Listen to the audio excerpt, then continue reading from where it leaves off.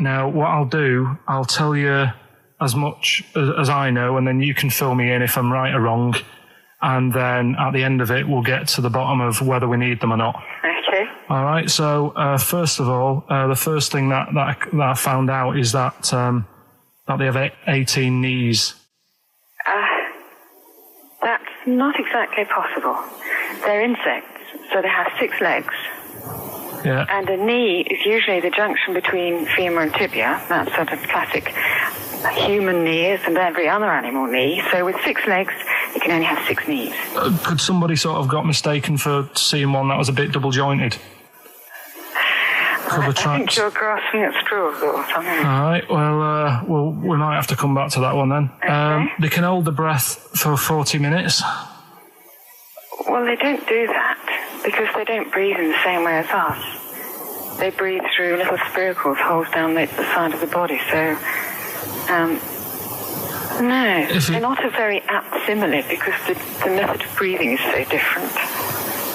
What do you mean? Because insects have a totally different system. They don't have lungs in the way that we do and just breathing through one part of the body. They're actually breathing through every segment of the body all of the time. So even though they've got their mouth shut, they might be able to slide. Nothing to do with breathing. So only just feeding. So you see, maybe that's where someone's gone wrong. Someone's got hold of one and sort of taped its mouth up or something and got bored after 40 minutes and said, well, we'll call it right. That's a pretty unkind thing to do to an insect, even to a cockroach. Yeah, but it's all... Can't do that. Yeah, but... No. Pretty unkind thing to do to anything, even a cockroach. Something else I found out. Yeah. They can live for a week without an head. Well, that's true if they don't bleed to death in the process. But the weird thing is, when I told you that they had 18 knees, you seemed a bit sort of like, don't talk ridiculous. But then we're talking about an animal that can live without an head. So there's a little bit of truth in that one, yeah? Yes. Why, when it was invented, has it got that facility? Say if someone said to humans, we could do that with humans, and, you know, if you lose your head in some accident, it gives you a bit of time to sort of go back to your family and maybe write them a note. You won't be able to have a chat, but write them a note saying it was my own fault and it was nice knowing you. Oh, well, that would be a useful facility, I agree. But cockroaches are great survivors. I mean, they've been around for over 300 million years. They're one of the most primitive insects. All right. Well, I've also... is it true that they do a lot of resting? Apparently they can sort of rest for 75% of the time. Rest? Yeah, they just sit about doing nothing. It's probably true of a vast proportion of the world's fauna. Well, I mean, maybe the 25% that they are working, they're really giving it some, so it might make up. They're probably searching out food and, they can slow down considerably. You can chill insects in the fridge and they'll become very, very quiet. You might think they're dead. Yeah, but I'm sure, you know, if we were sat in a fridge, you know, we'd go a bit quiet, wouldn't we, you know? Well, you might not know much about it, of course. Yeah, but... You're not quite reading the right sources. Well, I've been using the internet. I'm sure there are many useful sources that you could find there, but some of those seem to have been a little misleading to you. So you don't agree with a lot of what I've told you there? No. So cockroaches, can we get rid of them? No. So we're keeping them then? I would say so, yeah.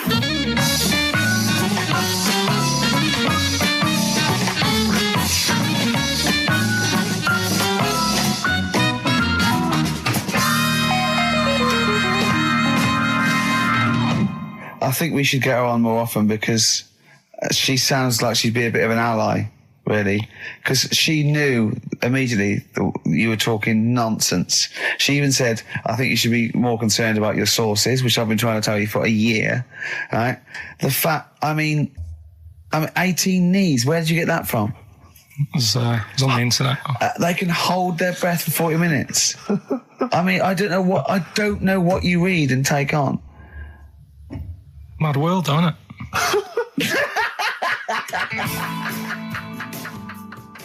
And there was also a fella in the week who said that women shouldn't be wearing trousers. Why? Because they don't look good in them. What do you think? What do you think about that? It's rubbish. Yeah.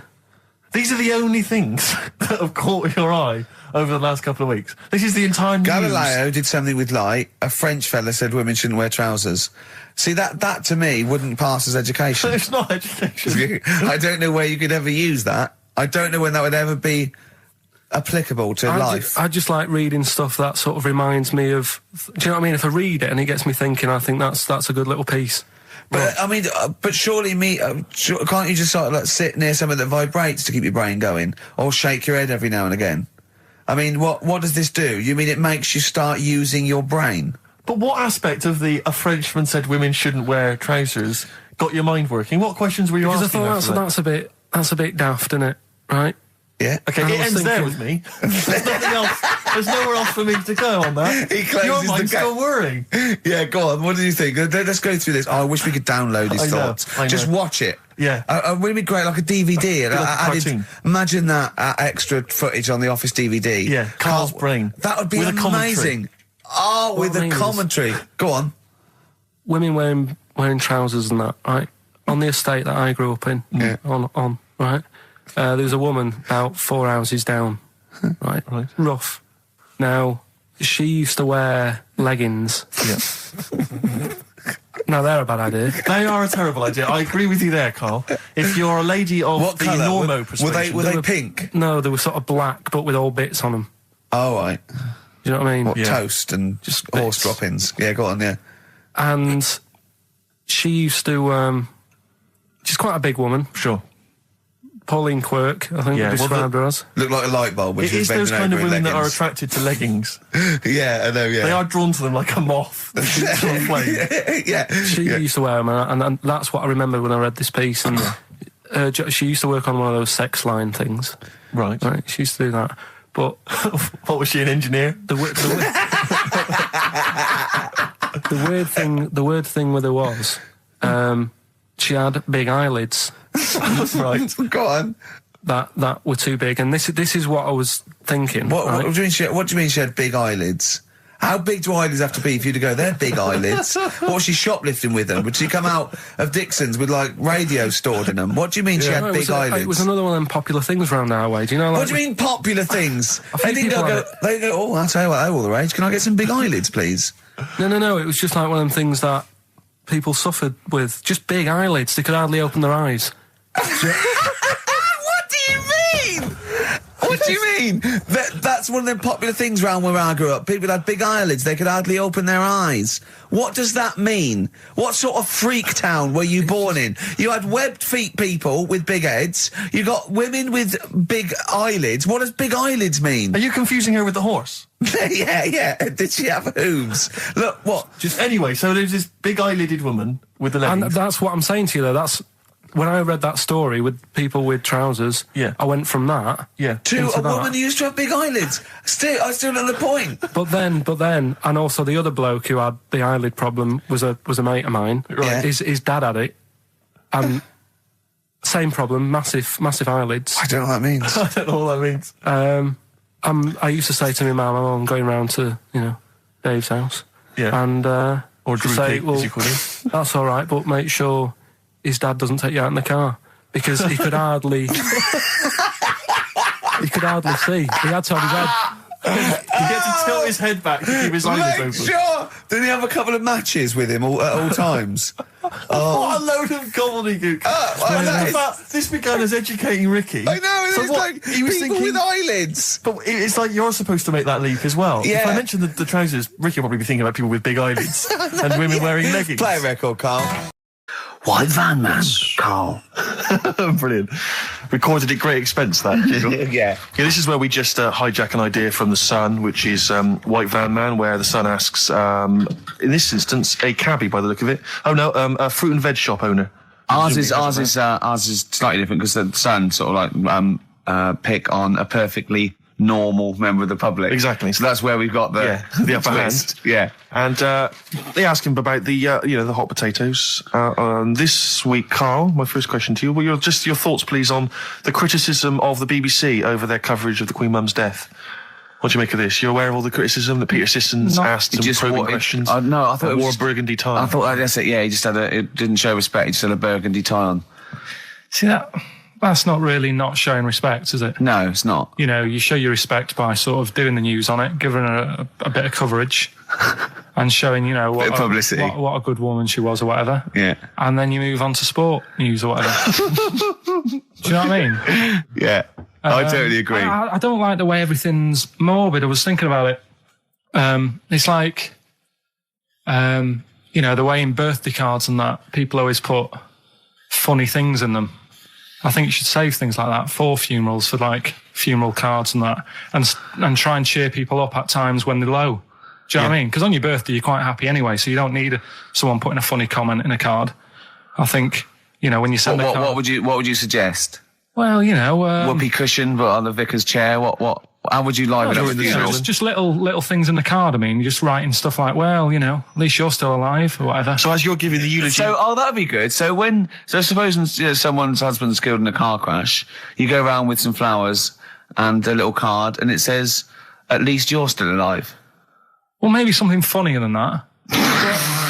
Well, maybe like if you got up to give the eulogy during a funeral, just wear a pair of comedy tits. Yeah, or those glasses that are eyes on sort of springs. But why has everyone got to be so sad about someone dying? No, what annoys me is that when you see the people on television, they sort of members of the public, and they're crying about the Queen Mother, who was sad when anyone dies, sad when anyone nan dies. She was 102, and it's sort of like I think they should cry. Well, there's a picture in the paper today. I don't understand it. There's a picture in the paper today of various people who were lining the funeral. Kind of route yesterday, and there's a picture of a very young child, maybe sort of 5 or 6, on the arms of her dad, and her head bowed, and it says a young girl there weeps for the Queen Mother. And I was looking at it, and you can tell she's just tired. Well, she's just tired and bored. It's so transparent that it's not crying. It's most just, people what are don't we cry doing when their here? nan dies. Exactly. You know, it's sort of like. But what is a 5-year-old girl going to be? Why is she going to be crying? The Queen Mum said, I can't believe it. Yeah. Teletubbies? No. The Queen Mum. Oh, not the tweenies. No, it's all in a minute. Yeah. It's like, oh dear. I mean, I know. I'm sure, I don't know much about her. I don't know if she was a great woman. And obviously, it's always sad when someone dies. But it's like, it's interesting that there was a lot of tourists in that long line of people that are now queuing for hours upon hours to see her dying in state. Because it's clearly just people who want to be a part of history. Must be gutting if you're over from Sweden and you find out that, the Queen Mum's died. Oh, you must be devastated. You probably don't want to carry on with your visit. Exactly. Really. Okay, listen, Carl. I think we've covered that. What do you make of the?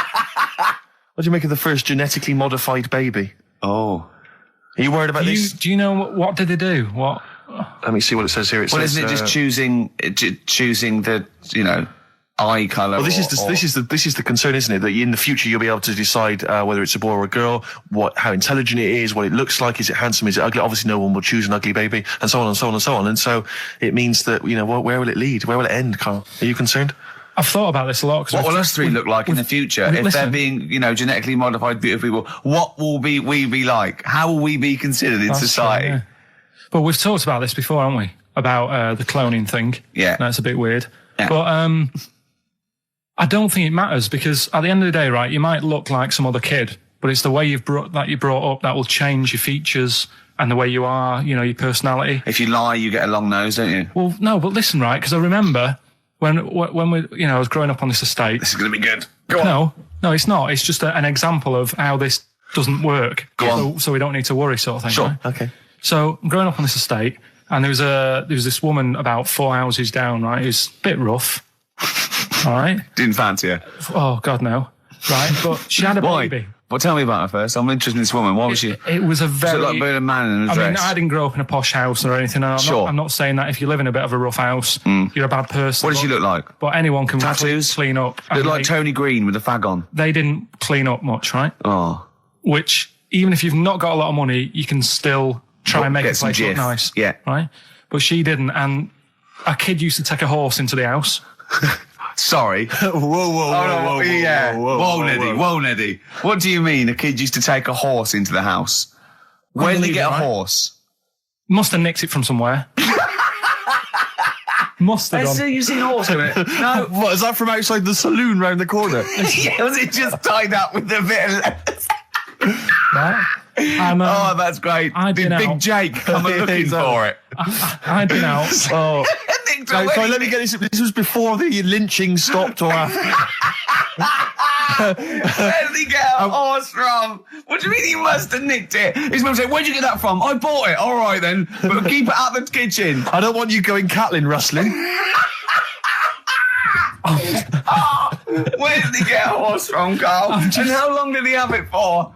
Was he leading it or riding it? Mum, open the door, I can't stop. I can't stop it. Open the patio door as well. Looks like we got us a runaway. What do you mean? I don't know, but the thing is they couldn't afford to buy one because they're not cheap. So I'm just guessing. Maybe that's wrong of me. But I think... He had a horse? Yeah, right. So that's why the family didn't have any money. They'd spend it on the horse. No, I don't think, that's what I'm saying. I don't think they would have bought it. So anyway... Yeah, it's wise to whisper, Carl, in case they're listening. Yeah. And they could be in the room next door. It's not buying it, it's keeping it as well. Oh, so I was like in the car with my dad coming into the avenue, and you used to have to drive down it to turn round and, and you know, sort of go back to our house. You had the traditional method of transport. Yeah. And the horse was in the lounge. Reading a paper. Just like walking around. What? And when I was doing, I tried to earn myself some money once by flogging little flowers in plastic cups. What? This is genius. It just keeps coming. What do you mean you're trying to flog little flowers? What do you mean? Wait. Let's play a record. Let's play a record and come back to this, because it's always going to just unravel and unravel. It's going to go on for hours. Let's play a track, Carl. It gets deeper and deeper. It's like an onion, isn't it? We've created a whole world here where there's a man living with a horse. Just walking around the lounge. I come from the West Country. I've never heard anything like that. I just think of a big sort of like orange carpet, and it's got a rediffusion telly, and this horse going, I'm fed up in here. Exactly. This is really... I am not taking the rubbish out again. Yeah. Right, play a record. Let's have Velvet Underground. We've got that lined up. Oh, yeah, the classic from the first album. I'm Waiting for the Man. Let's come back to the horse in a second. Little flowers in pots. What do you mean? Well, that bootleg's going under the name of Nothing, Miss Jackson, I think, by Meats and Poultry. So there you go. I do love these bootleg things because they're so pointless, but they're so enjoyable. Yeah, it's great. It's fun to do. Yeah, exactly. They're really good they're fun. Great. But not as much fun as White Van Carl. White Van Carl, absolutely. Do you want to explain the premise? Well, we take the Sun asks someone else and asks Carl. It's as simple as that. The Sun have just taken a normal person. We flipped it. We're going to ask Carl the same questions about the week's news. Yeah, just basically your opinions, Carl, as ever. What do you make of, well, obviously the big news, David Beckham's broken foot? Is this a big concern for you? No, I mean, he's sad.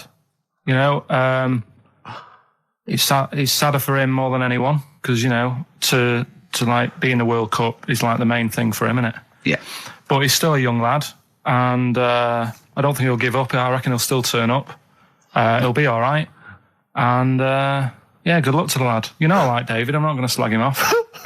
Wise words. Yeah. He says that like he knows him. Like he's popping round for drinks later. Yeah, like we tried to stitch you up. Go on. But obviously yesterday, was it yesterday? I think maybe Thursday. The Sun printed a big picture of David's foot and encouraged everyone to touch it at midday, because hoping that this would somehow, if we all thought and prayed together, somehow that would help his foot heal. Do you believe in that? No. Any belief in that? No, you're going down the old like Yoragella route, aren't you? Sure. I know it's stupid. Yeah. I'm sure. I mean, it's nice effort and everything. It sort of cheers everyone up. Hold on. You believe in ghosts and warlocks and licking toads. Why is that any more stupid than all those things? It's not going to work, is it? All right. Fine. It's rubbish. Okay. Okay, what about this then? There's apparently now available £1.5 million apartments available on an exclusive ship which sails around the world. Yeah, it's like... what do you make of that? It's a huge thing, and you live on it, and it's... I mean, in theory... How big is it? It's mental. Do you know it's like huge a town liner. centre. Do you know how like people said that the Titanic was the biggest ship? Was that only then? They've got bigger ones now, haven't they? Yeah. A lot bigger. Oil tankers are much bigger, and... Yeah. No, but actual liners are big. Yeah. It was the biggest then. Yeah. Because my mum told me that there was one that was that big that it had like rough areas on it.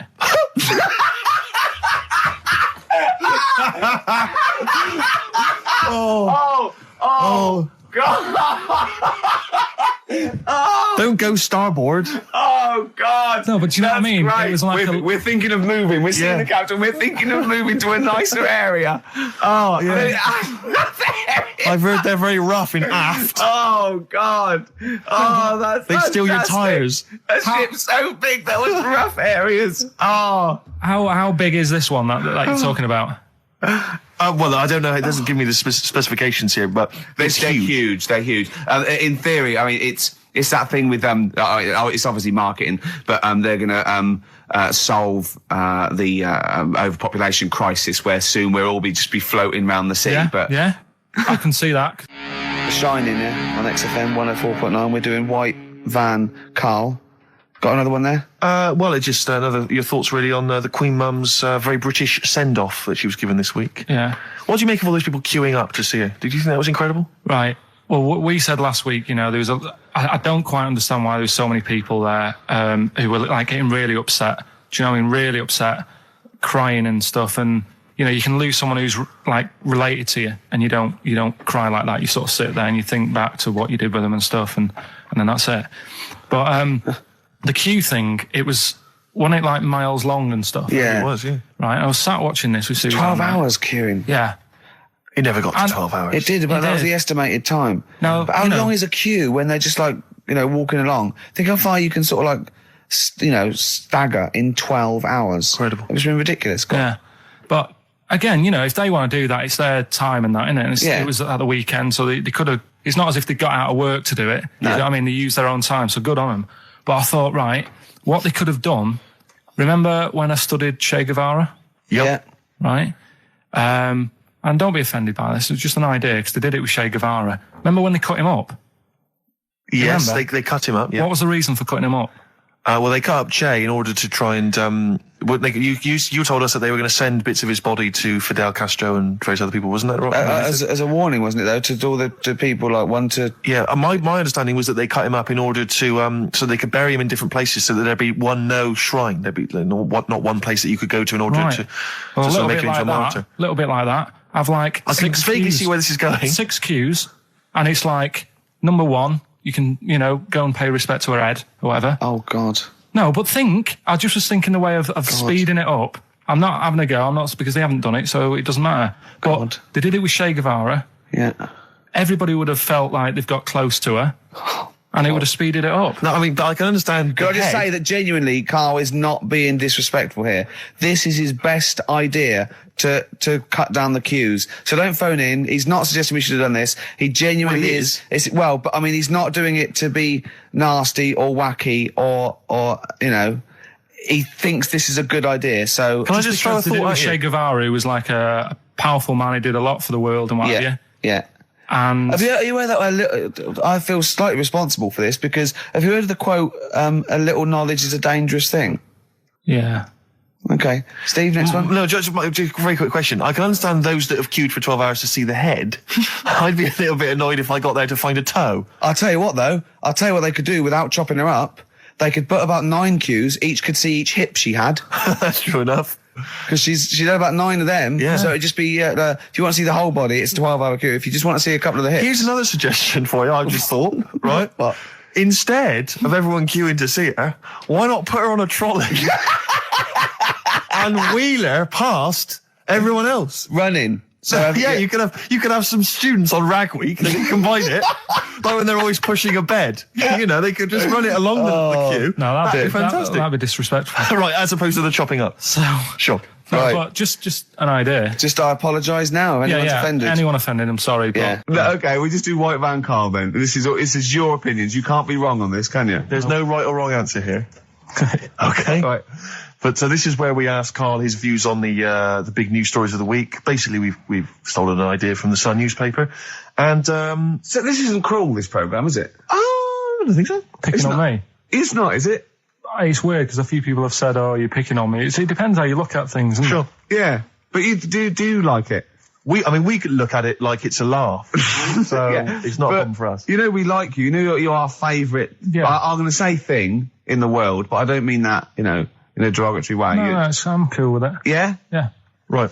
Okay. So your views, please, on the fact that attitudes are changing to the possible marriage of Charles and Camilla. Oh, what do you think of that? The roars at the moment, because the recent tragedies are apparently high in the polls, and people are coming around to the idea of Charles and Camilla getting hitched. What's your thought? Whatever, really. I mean, if they're happy with it. The thing that comes out of it most is it just goes to show, right, that there is someone for everyone. Just because, I mean, no disrespect to Camilla, I'm not a good-looking person either, but she isn't a stunner, and yet she's gone and picked up a royal.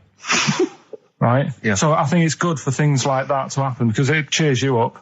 Do you know what I mean? Gives you a bit of hope. Thanks, Carl. So yeah, it's good. You know, if they're happy, if anyone's happy, it's a good story, isn't it? Yeah. You know what I mean? Yeah. You know, he's had a bit of bad luck, and now he's got someone else in his life. So.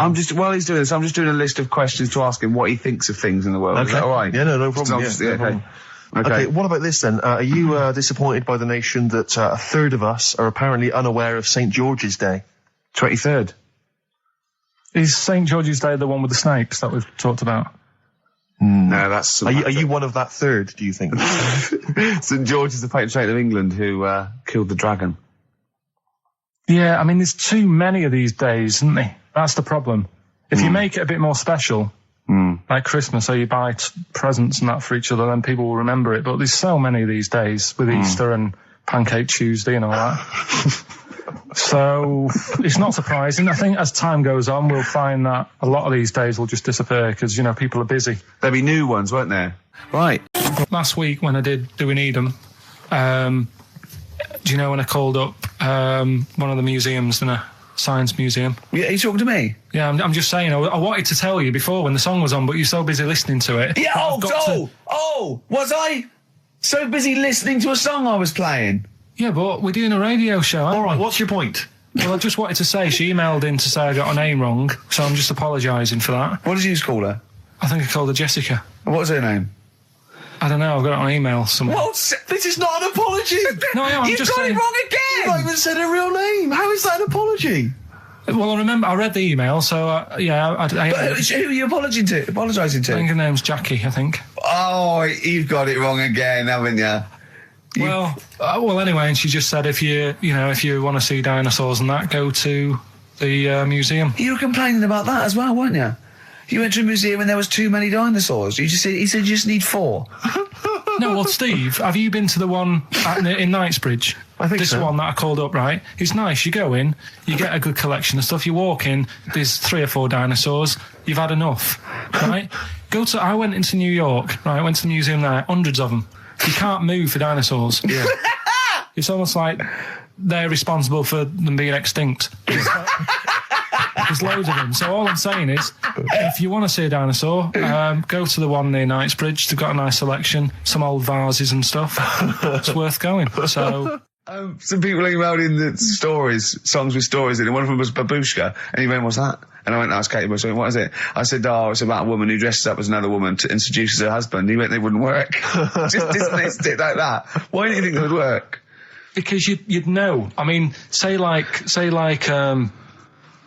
right, Suzanne, right, who I go out with, right? She can see me from, say, if I'm coming down the high street.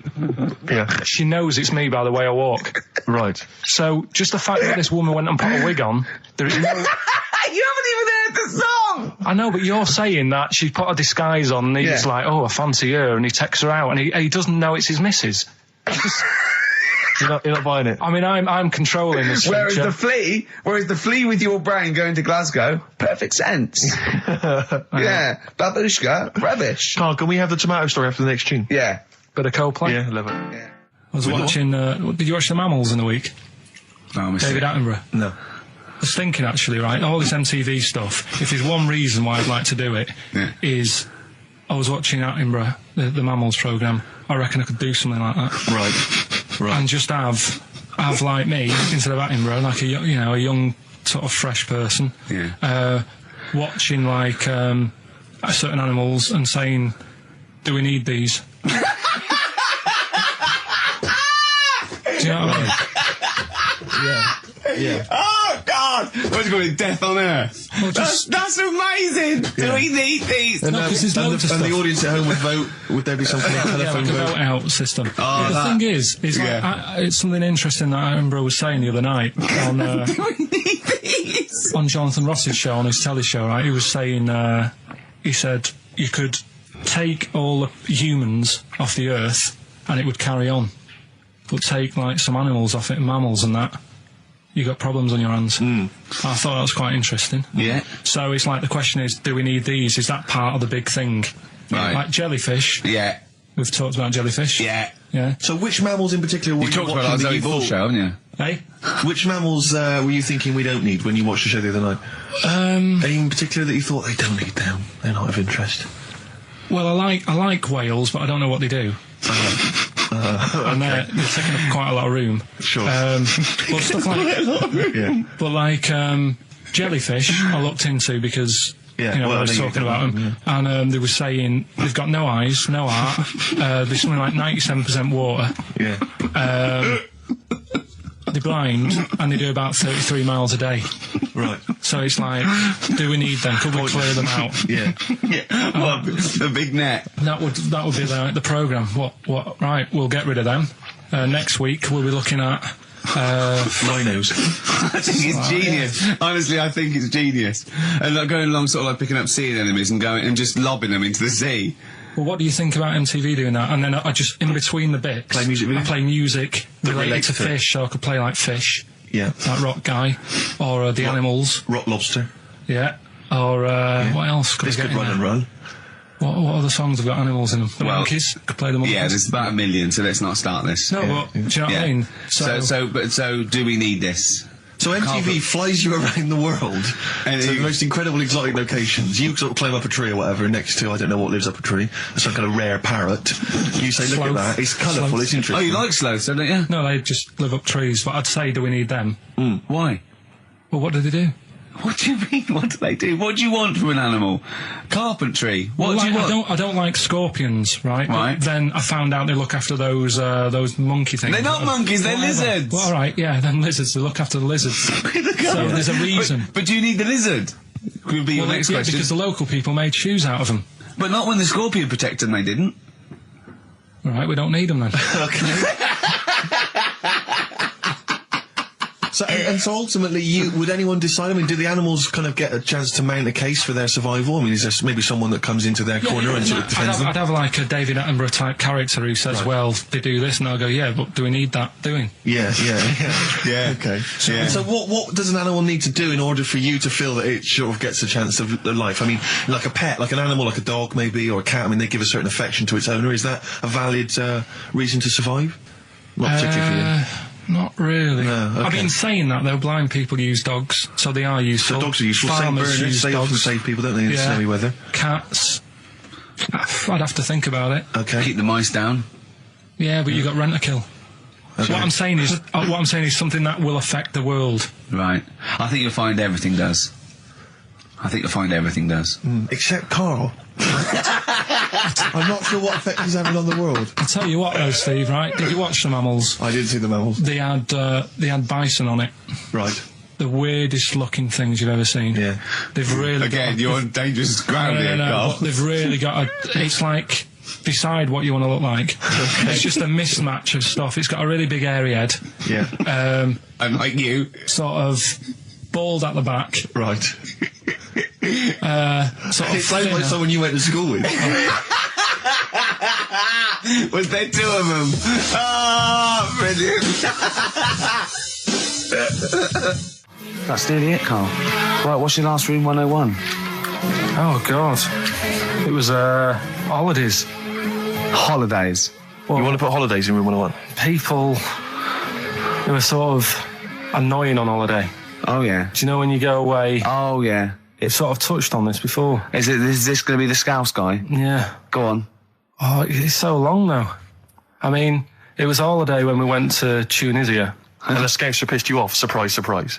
Yeah. Yeah. But the annoying thing was, you know, when you go on it was a cheap holiday, and like the lesson here is, you know, if you want a good holiday, you gotta like spend some money. Yeah. And we didn't on this one. We spent about, I don't know, 400 quid for two of us for like a month or something ridiculous. And we got there, and you know, you get to the hotel and you go, we have made a mistake. You know, it's a ropey hotel. You know, you can tell like the blinds and stuff as you walk in, they're all dirty and stuff. And you think, well, let's make the most of it. You know, let's not get. We'll play a record, and after that, I'm going to ask you about Rasputin, the Mad Monk. Go on, then. When things like that happen, right? You know, you've been told not to mention it. Yeah. And you're like a little kid. Yeah. And once things are in your head, Yeah. it's difficult not to mention it. I mean, when I was a kid, Yeah. Come on. right? My mum's sister Hazel was seeing another bloke. It's weird because she's a lesbian now. That's really weird. That must have been an interesting Christmas. But anyway, she was seeing this bloke, and he looked like Ken Dodd, apparently. He looked like Ken Dodd. Looked like Ken Dodd. So people said, don't mention it because it gets on his nerves when you like meet him and you go, oh god, you look like Ken Dodd. So I said, all right, his name's Will or whatever. And I was introduced to him. First thing I said, nice to meet you, Ken.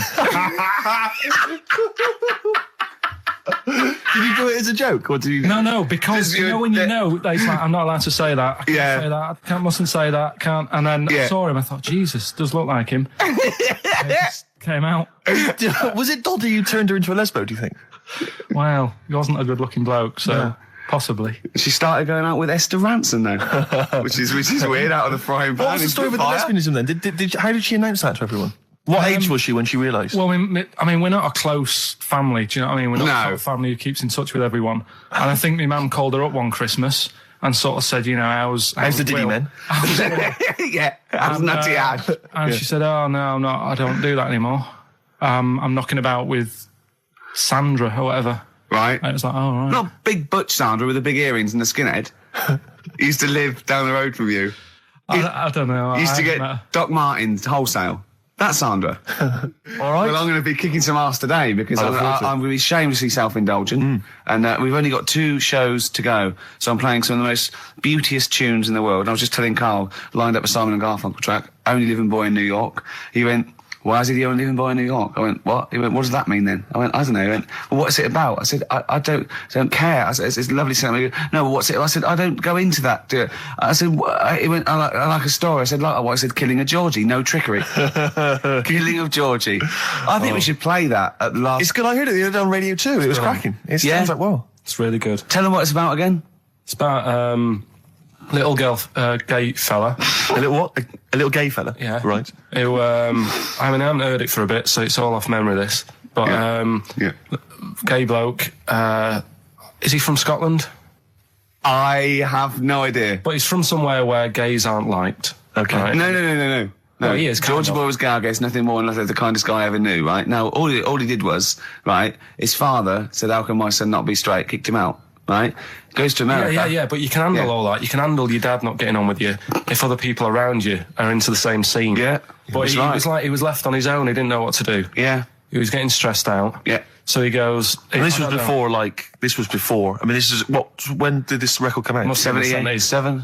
77, yeah, something like that. Right. And he's... During punk. Right. Oh, I see, yeah. So, the village people had come along and made gay cool. Yeah. That had already happened, but it wasn't respected.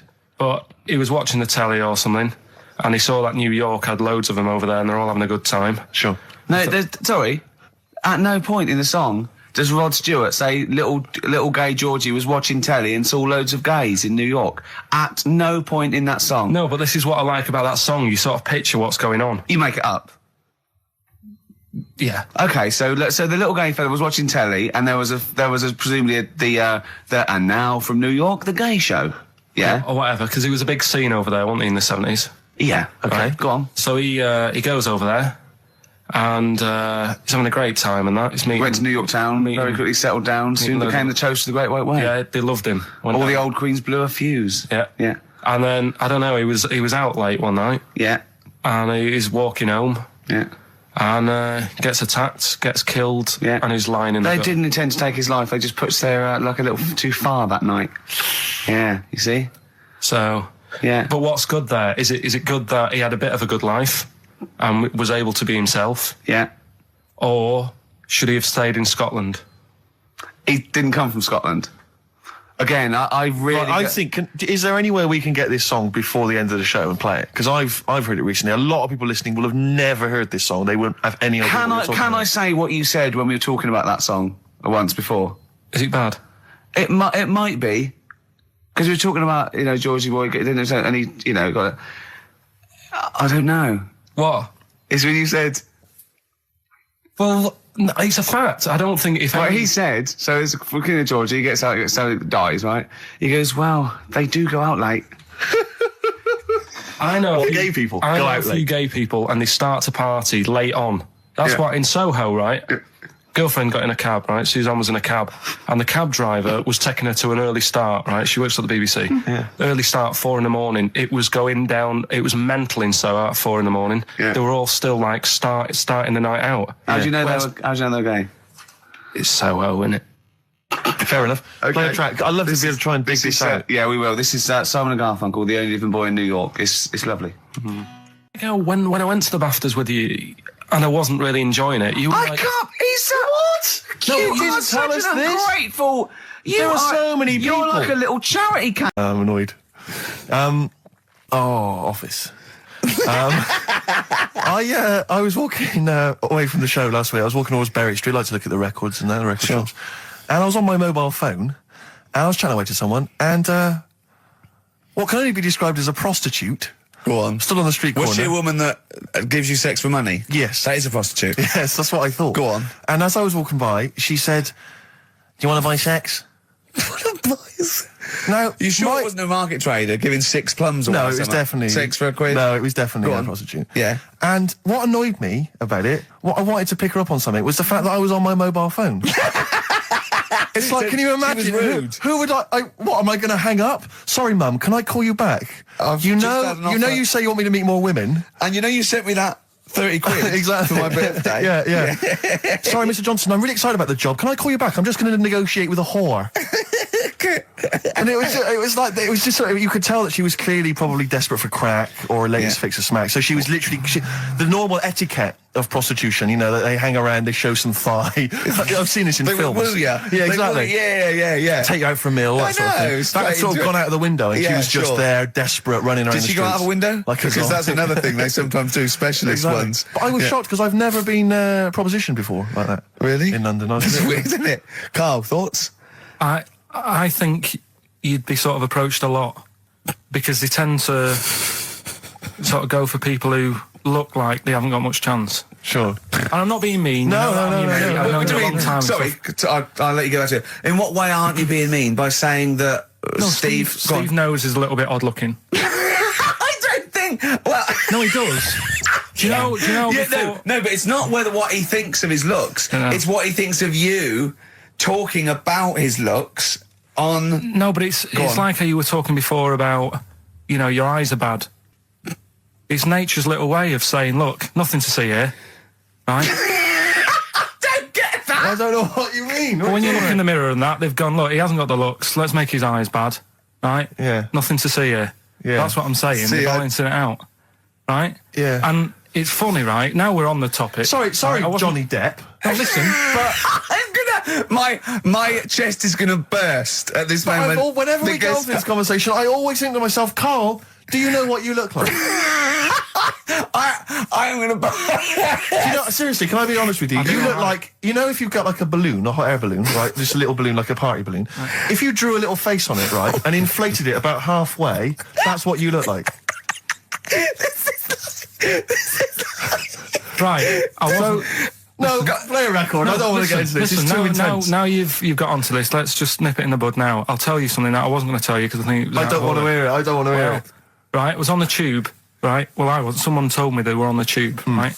And the tube pulled into a station, right? And one of the women saw the poster that's out at the moment with you and Rick on it, right? Yeah. So this woman apparently goes, oh look, there's it's Ricky. Ricky's on the radio, right? And the other woman goes, oh yeah, don't you listen to it? So she goes, oh, I didn't know he was on the radio. And she goes, oh, Sorry, Steve. look at. Because he didn't sound this bad.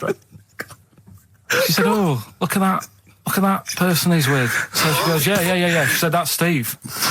She said, I was sort of aware that he looked odd because Carl mentions it on the radio. Yeah. So it wasn't as much of a blow to me, but I can see how it was a bit of a shock to you. Yeah. So that's weird, isn't it? Yeah. And that isn't me sort of telling this woman to say anything. That was all happened without anybody else sort of bringing it on. Yeah. Do you know what I mean? Yeah. So Was it Sorry, you seem to be relishing this. Was it because of the little balloon story that made you... I honestly, Steve, I wouldn't have told you, but if you're going to start, having a pop... Yeah. Do you know what I mean? I can't just sit here and take it and that. No. I mean... all mates. Yeah, it's just... Yeah. Well, I mean, I was Shame mistaken it's for Johnny Vegas. Steve's got a story about that, if you want to have a go at me. Well, someone just thought you were fat with a beard, which is true. Well, don't have a go at me, because he said you look... Well, you started it. No, I didn't. Yeah, I didn't. You were milking it. You were egging him on. I was laughing. You were egging him on. I sort of was. Yeah. But let's not, Oh, it's a good job you've got lots of good mates like Jonathan Ross you can go and hang out with. You don't need other friends, people who've helped you in your career. He's a good-looking bloke, isn't he, Jonathan Ross? He's a good-looking fella. And then the other thing is, the one that I was reading, the world record with the fellow who's pulling a train with his teeth. Does that make any difference that he's done it with his teeth? What do you mean? Well, what difference does it make? Well, isn't it? It's quite hard to pull a train with your teeth, I imagine. Well, it's pretty hard to pull a train. All I'm saying is it because he couldn't beat the fella who's pulling it with his hands? Well, so this is my point. I think there was one bloke with a record for the running backwards 100 metres was sort of like 11 and a half seconds. And I was thinking, turn around, you'd probably have a really good go at that. Do you know what I mean? Yeah. It's sort of like doing a marathon with a milk bottle on your head. Take the milk bottle off and see how fast you can go, you twat. But you can just tweak it, like the fella who has done the pegs on the face, right? Yeah. His name's Gary Stretch Turner, right? Right. So you're sort of cheating already if he's got a stretchy head, right? but You are, right, you are one of the most stupid humans I've ever met. Well, get me in the book. Yeah. Right? Well, listen. So Gary Stretch Turner, right? His record is 153 pegs. Yeah. He did it again, and he only got 150 on. So he hasn't broke his own record. Right. But what I'm saying is, if he tweaked it a bit more, would that make a new record? What?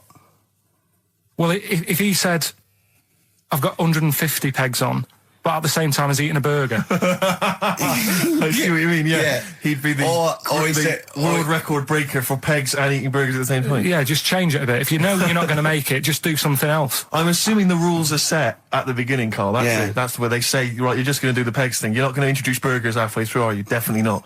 And then they have a go. I was on one leg, not interested. How many pegs? 150. Can I just ask very briefly, I was quite interested by the family had to move because they lived on Butthole Road. Yeah, I quite like that one. I don't know if I've told you before, Rick, where I used to live. I'm not going to tell you the name of the street that I used to live on, not on air, because my parents still live there and I don't want, But I'm going to write it for you now. This is the genuine name of the street I used to live on. Just imagine when you're at school. Yeah. And like in class, for instance, in French, you've got to say, you've got to answer where you live. Yeah. J'habite, wherever. Yeah. That's the name. This is actually the name of the street we lived on. No, it's I not. swear to God. That is... Absolute right. I could phone my father now and he could confirm that for you. I swear because he doesn't want to God. And I tell you that... But listen, do you know what worries me? It's the apostrophe S. I know. Because that's blatant. Yes.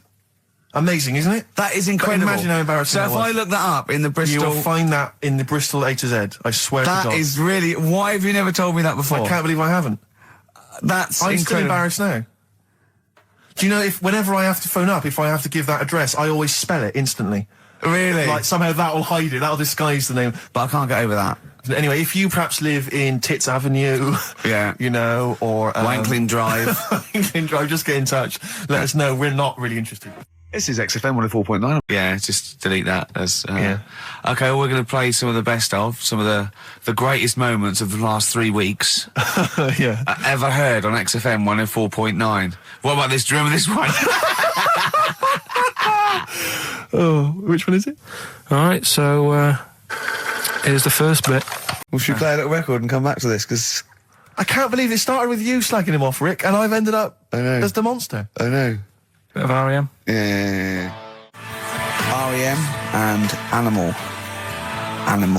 To sing like animals would be R.E.M. and their Animals. What are you talking about? Well, no, I'm just thinking. I wonder if there's done a video for Animals and the Animal what? on a DVD, an Animals DVD. Huh? What are you No, I'm talking just about? saying. I'm just it's REM there. It's just a good link. REM Animals on a DVD would be. I've got an Animals DVD out. My got an DVD, Animals yeah, my DVD DVD, my live stand-up's out. Buy it. HMV and don't Virgin. think you should- Well, no, I don't I'm just think you should saying. plug Animals. your- No, it's I don't funny. think you should 'cause plug no, your stand-up I'm on not the show. plugging it. It came up in the Animals from REM. Came I don't up. think you should plug your DVD. Well, buy it now. It's a really good stand-up DVD. It's If out you're going to for- buy anything, I think I ought to balance this out really. If you're going to buy a DVD, you should probably buy the Office series too, because I get money for That's that. been on telly. Animals. See, Animals hasn't been on telly. The Office has been on telly. It's bored with it. But I don't get any money for No, the I know, Animals but that's DVD. what I mean. I get wasn't everything involved. from Animals, whereas I've got to share The Office, where it was with you and some of the other actors, whereas I get the lion's share. Lion's an animal. The lion's share of Animals. It's all mine, you see. So, the truth of it is that it's not. I mean, it's your stand-up, and it's not great. It's a bit no, but weak. nor's my A acting. lot of the observations Nor's my are quite acting or poor. writing. No. You're a but great actor. I'm rubbish in The Office. One trick pony. Well, I I just agree with touch that, my tie and I look at the camera, bored with that. Yeah. Animals, whole new side. Yeah, but 15, frankly, you've been 15 quid. You've been doing so much publicity on TV that, you know, if people have seen it all, they'll have probably seen all the best clips. No, yeah, And, but I mean, The there's only a Office, couple of decent It's gags. only really the dance, and you can get that on a JPEG. So Some other great stuff Don't in buy there. The Office. There's some other great stuff in there. No. Phoenix Nights is better than The Office. So buy Phoenix Nights. Don't buy The Office. Okay. Well, right. Let's get on with it. That's that.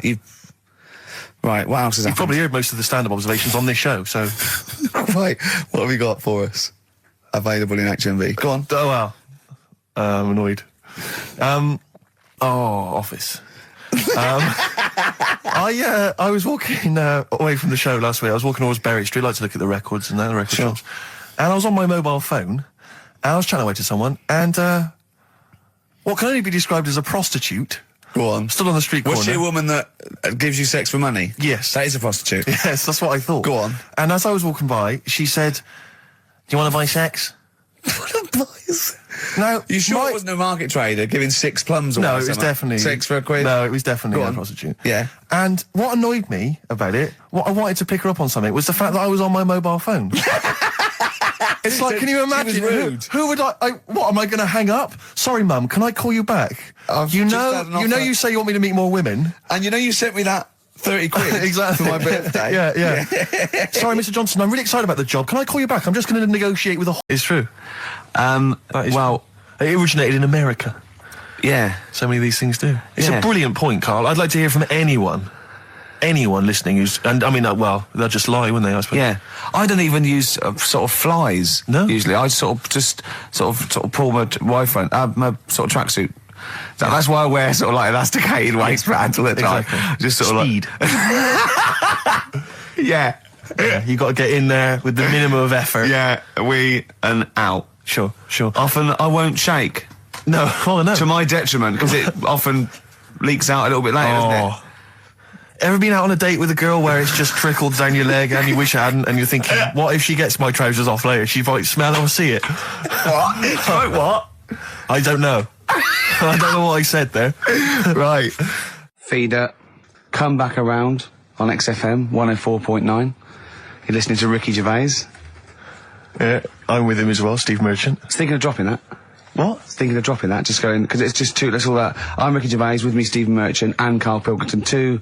I mean, get to the music, so it's, hi, I'm Ricky Gervais, this is XFM. Sure. Here's Radiohead. Yeah. Something like that, come out, that was Radio on XFM, I'm Ricky Gervais. Tony Blair, what's he all about? Yeah. That sort of, Snap, I went yeah. fast, because I quite, on a serious note, and you've always been saying it, I listened to an old show, because when Karl was compiling those things, I listened to an old show, and I listened to me, and I'm really concentrating now because I sounded like the most inarticulate, brain-damaged older drunk I have ever heard giving a show. Yeah. I mean, I was shocked. Not finishing sentences, leaving out words, slurring, just doing noises that you understand because you know me. Yeah. So I'm really going to make an effort for the listener. Yeah, it's not going to happen, is it? You're going to give up after about 3 But I thought records. you were joking. And I thought it was like, oh, he's taking the... There? Did it then, you see? Again, I don't quite know what that sentence meant. No, but... Well, of course, I've got also your body language and your facial gestures, but obviously the listeners have got nothing else. They've just got the voice. They've just got the voice for it. That's all they've got. That's all they can rely on. Yeah. And when Karl Pilkington is the man holding the show together, When he's the that's quite most damning. articulate. Exactly. Exactly. How did I come across? You came across as lovely. I mean, I did an interview yesterday, right? And I was trying to describe you to this journalist, and I was going, it's like a cat can talk. Because the things you say, I just want to know what your world is. You know when a cat comes in, you go, where have you been? And it looks as you're like, you know, it can nearly understand you. And you're like, I wonder, I'd love to know what that cat thinks. And with you, it's almost like we've got one. Yeah. Yeah. Did you like that? You can also lick your own testicles, I think, can't you? So, yeah. Did you play the doves? And Envy on XFM 104.9. I'm Ricky Gervais, with me Steve Merchant. Absolutely, yeah, hello. That clang you heard there isn't Karl. No. Karl's away. It's Sturgis. Claire Sturgis is here. Yeah. You'll know her from the Claire Sturgis show, but we know her from our early days on XFM, Yeah. and, you know, we're good friends. It's sort of like old times, isn't it? And Karl has had a little surprise birthday present. What's the story with this, Claire? Because I don't know about this. Do you know, I came in on Monday expecting to see his little smiley face, as usual, and it's always not here. Yeah. What do you mean? So, apparently his girlfriend had surprised him and dragged him off to the Caribbean for a week. Wow. No, Canaries, isn't it? Oh, I mean, I don't know. He likes the Caribbean, he likes the crabs. Yes. Yeah. I thought he was bored of the Caribbean. I thought he didn't enjoy it last time. No, he loved it, didn't he? No, I don't think he did enjoy No, the it's crabs. Tunisia he didn't like. Right. He's been travelling, hasn't he? I know, yeah. He gets He about. didn't like Tunisia because there's flies the size of matchboxes. Of course. And, and midgets in the kitchen. No, there's nothing wrong with that. Yeah. Midges or midgets? Midgets, he said. Right. In It the was kitchen. midgets. He wasn't saying anything bad, he said that there were lots of midgets in there. Lots of midgets in the kitchen. Now listen, I'll give this one. This is an easy one. Now just think, right? Think just what it means. They're not that hidden. They're not that cryptic. Just think what this means, okay? Okay. When the Hares addressed a public meeting and claimed that all should have fair shares, the Lions answered, "A good speech, hairy feet, but it lacks claws and teeth such as we have." How would you use that? No, what do you think that means? This is translated from the, I don't know, Greek or something. I don't know. It was Aesop. Where's he from? Greek. Yeah. So shall I do it in my own language? Okay. So what would happen if there's hares and they have a meeting in the jungle with like loads of lions and go, hey, hold on, wait a minute. I think we should all be equal and share everything. All right. And the lions go, well, yeah, it's easy for you to say. We've got claws and teeth. Yeah. What does that mean? It's saying like, of course the hares want that because it's better for them. The lions get nothing out of it because they're already king of the jungle. That's right. So it's negotiating from weakness. Anyone can negotiate from strength, but negotiating from weakness is it's be lovely. It's a lovely utopian look at the animal kingdom. But the way you said it is better than the way they worded it. Well, that's because Ricky's very much the modern Aesop. I mean, many people have thought that. You know, that's why he's getting a lot of awards with the TV show. For him, that's a fake. So look, hey, I'll take that home and read ones you like and tell me about the ones you like, ones that click. I don't care if you only come in with like one or two. Go, I'll tell you what, Rick, that's there's one thing that I've learned from that. You know, because sometimes you can know all these phrases and until something happens, you don't think, you know, everyone's heard, you know, to, I don't know, to err is human, to forgive divine. And then something, you know, might happen. Do you go, oh, that's what that means. That's amazing. So, you know. Do you know any, Steve, offhand? Wait, what's that? A fable. Well, I would imagine that the most famous one I've always remembered is the lion with the thing in its hoof. Do you remember that? Paw. The lion, yeah, with the spike in its paw, and a smaller animal gets out for it, but it still attacks it anyway. Well, that's life, isn't it? Well, I read one the other day, actually, which was very interesting. It was one that the famous film director Orson Welles said. Oh, yeah. Which he said, apparently there was a bear going across a lake, wading through the lake, and a scorpion said, well, let me go on your back, will you? Come on, just let me go on your back, we'll go across, it'll be brilliant. He goes, well, no, you'll just sting me. You go, don't be stupid, if I sting you, you'll die, and we'll both drown. And he goes, oh, fair enough. Who was doing the stinging? The scorpion. Right, okay. And the bear's wading through the water. Yeah. So the scorpion jumps on the back, and they wade through the water, and halfway across, the scorpion stings the bear. And the bear goes, well, we're both going to die now. He goes, yeah, it's my nature. I thought he was going to say, I can swim. Oh, you're the best. What's the one about... Does that mean anything to you? It's my nature, i.e., you know, that's in my nature. That's the way it is. That's what I do. Yeah, I'm a scorpion. Yeah, one of my favourite ones. These don't mean anything to you, do they? I mean, what I'm saying is you're not impressed by them. They're all right. What about this? What about this one? Don't trust bears. Here's one of my favourites. What? He said, well, why not just say, don't trust bears? The bear's the one that was too trustworthy. Don't trust scorpions. Yeah. Right. Here's one of my favourite ones of all time, okay? A lion is dying. It's an old lion. He's in the front of his cave, and all the animals come around, like the foxes and the hyenas and the rabbits, and they're all taking the piss out of him, and they're laughing at him, and they're laughing and going, "You can't fight us now." And just before he dies, he goes, "Fine, but I was a lion once." What does that mean? Don't know. Well, he's saying it's better to have lived and had what I had, because I was great, if only for a short time, and you lot are still alive, but you're nothing. You're rabbits and hares. I was a lion once, so I'm Are they happy. always using animals for these stories? Well, yeah, I could change it to refrigerators and household appliances if it would make it help, but animals, I remember the one about being ill a lot, and you say something about go on. If you keep doing that, if you keep having time off, well, I won't believe you. That's the boy who cried wolf. Is Yeah. that right? Yeah. Do you know that one? Have you heard the famous one? This is probably the most powerful one. When you're pulling a face, and they say, well, if you Wind keep doing sticks. that, the wind changes. I've You heard gotta stay that. like that. Because you know that's scientifically proven. That is. That can happen. That can happen. Should we have hip hop hooray? Yeah. Are you queued up for that? No, but go on. You. Carl, sort it out, mate. I was gonna. No, come on. This is what I asked you to play, mate. If you've not, you're getting too big for your boots now with your showbiz lifestyle. You're not paying attention, are you? You're not playing the record if we want you to play it. Heat magazine's favourite. Yeah. Okay, so you dropped that. You've CD now. embarrassed That's yourself. clumsy. Oh. You're, with the big. I name can't DJs, believe you're Dr. not. Foster. Oh, fables are great. He's not impressed, is he? Rick? No, I am. I mean, once I take this book home tonight and have a read, I might change my mind on them next week. You're coming all stressed. I'm not impressed with the ones you've been talking about, I must admit. Okay. Carl's getting very excited, as we all are, about his new. Should we let him do a little taster for us? Well, I'm very excited about it. I mean, so the gist of it, what is it? What is it exactly? Right. Is it a game show or is it a competition? It's just, I just thought it's something that, you can play, and also people at home can take part in it. now, would they phone in about this, or they can just play at home while they're listening? They can just play at home. Okay. You mean we haven't got any prizes? No, there isn't. No, I think we could get him to phone in, maybe. Well, I don't know. Let's hear the game idea first. Yeah. Right, it's music related. Okay. Good. And what I do is I sort of tell a little story, Okay. and that story makes up a song title. All right. Well, it sounds ambitious. So, Is it a cryptic clue? could be. Say like this, right? Oh, dearie me. Oh, dearie me. Say like this. Right. This woman, right, she's pregnant. You know the answer to this one, so don't be saying anything. This Okay. is just aimed at Steve. Okay. Right. This woman has a baby. Yeah. She's pregnant, has a baby, and the doctor's there in the hospital, going, "Oh yeah, you've got a lovely little baby Oh, here. you told me that this is. Oh, this guy. Got a lovely little baby. It's just coming out now. You'll be able to see it in a minute, and it's like covered in gunk and stuff. Yeah.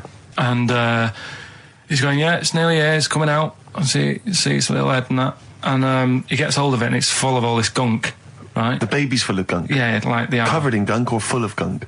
covered in it. Right. And he goes, "Here you go. Get hold of your baby," and he drops it. Right. What song's that? There's so much irrelevance there, Steve. I can't tell you. It's not a cryptic clue. It's not a cryptic clue because only. The gist of it is relevant. That isn't the best one. That's just Right. I mean, there's things there that you were dwelling on and thinking of pun. Don't just go for gut instinct. What was it? What was that? Right, How I was- just need to try and get the basics of this. There's a woman, she's pregnant, she has a baby. Yeah. The baby's covered in gunk. Yeah. Right. And because of the gunk, the doctor drops the baby. Yeah. And that's all I need to know. Yeah. That is all you need to know. Yeah. The pregnancy is largely irrelevant. Okay, what are the key elements? It's the birth and the doctor dropping it that are the irrelevant. The The relevant birth thing. and the dropping of the baby. I've absolutely no idea. I can't even begin to guess. think about what's happened here. Oh, Carl, She's had a isn't- baby. The doctor's trying to deliver it. He's saying it's a nice little baby you've got here. This is all irrelevant. This is all irrelevant. Right, let me tell you this. So just to be fair to Steve, so he can get into your mind right? This is not a traditional cryptic clue, logical problem. This is Carl, what song am I thinking of, right? That is Underworld, Born Slippy. I have to say, actually, that makes textbook sense. Yeah. No, that does actually. No, I'm sorry. Do you like all the story about it's all right, you can see it in a minute. Oh, it's just covered in gunk. Yeah. No, I agree there is some extraneous detail, but I have to say... Yeah. That Born was good, because it was... That's the look of it. Was Born was good, yeah. And Born Slippy, no, I was quite impressed by that, Carl. I have to say, no, to be fair to you, I'm not just patronising you. Oh, well, wow. I actually think that was really good, and I disrespect Ricky Gervais for slagging that off, because I actually think that was quite good. Well, let's go ahead with it then. I feel we could maybe open this up to email correspondence or okay, or the let's phone go lines. for it then. Okay, this is Karl Pilkington's new game show idea. It's just what's the song? Karl Pilkington presents What's the Song? Ladies and gentlemen, please welcome to the stage Mr. Karl Pilkington. There's a fella who was in a coma for 20 years. Just they kept like taking him through like the normal day. They take him to Alton Towers and stuff. Doesn't know anything about it. Just kept going through the motions. Don't know if they kept charging him. Kept putting him through all that. He eventually came out of it. 20 years. And went, stop taking me to Alton Towers, it's shit. I just thought, imagine how much post he had. Eh? How much post?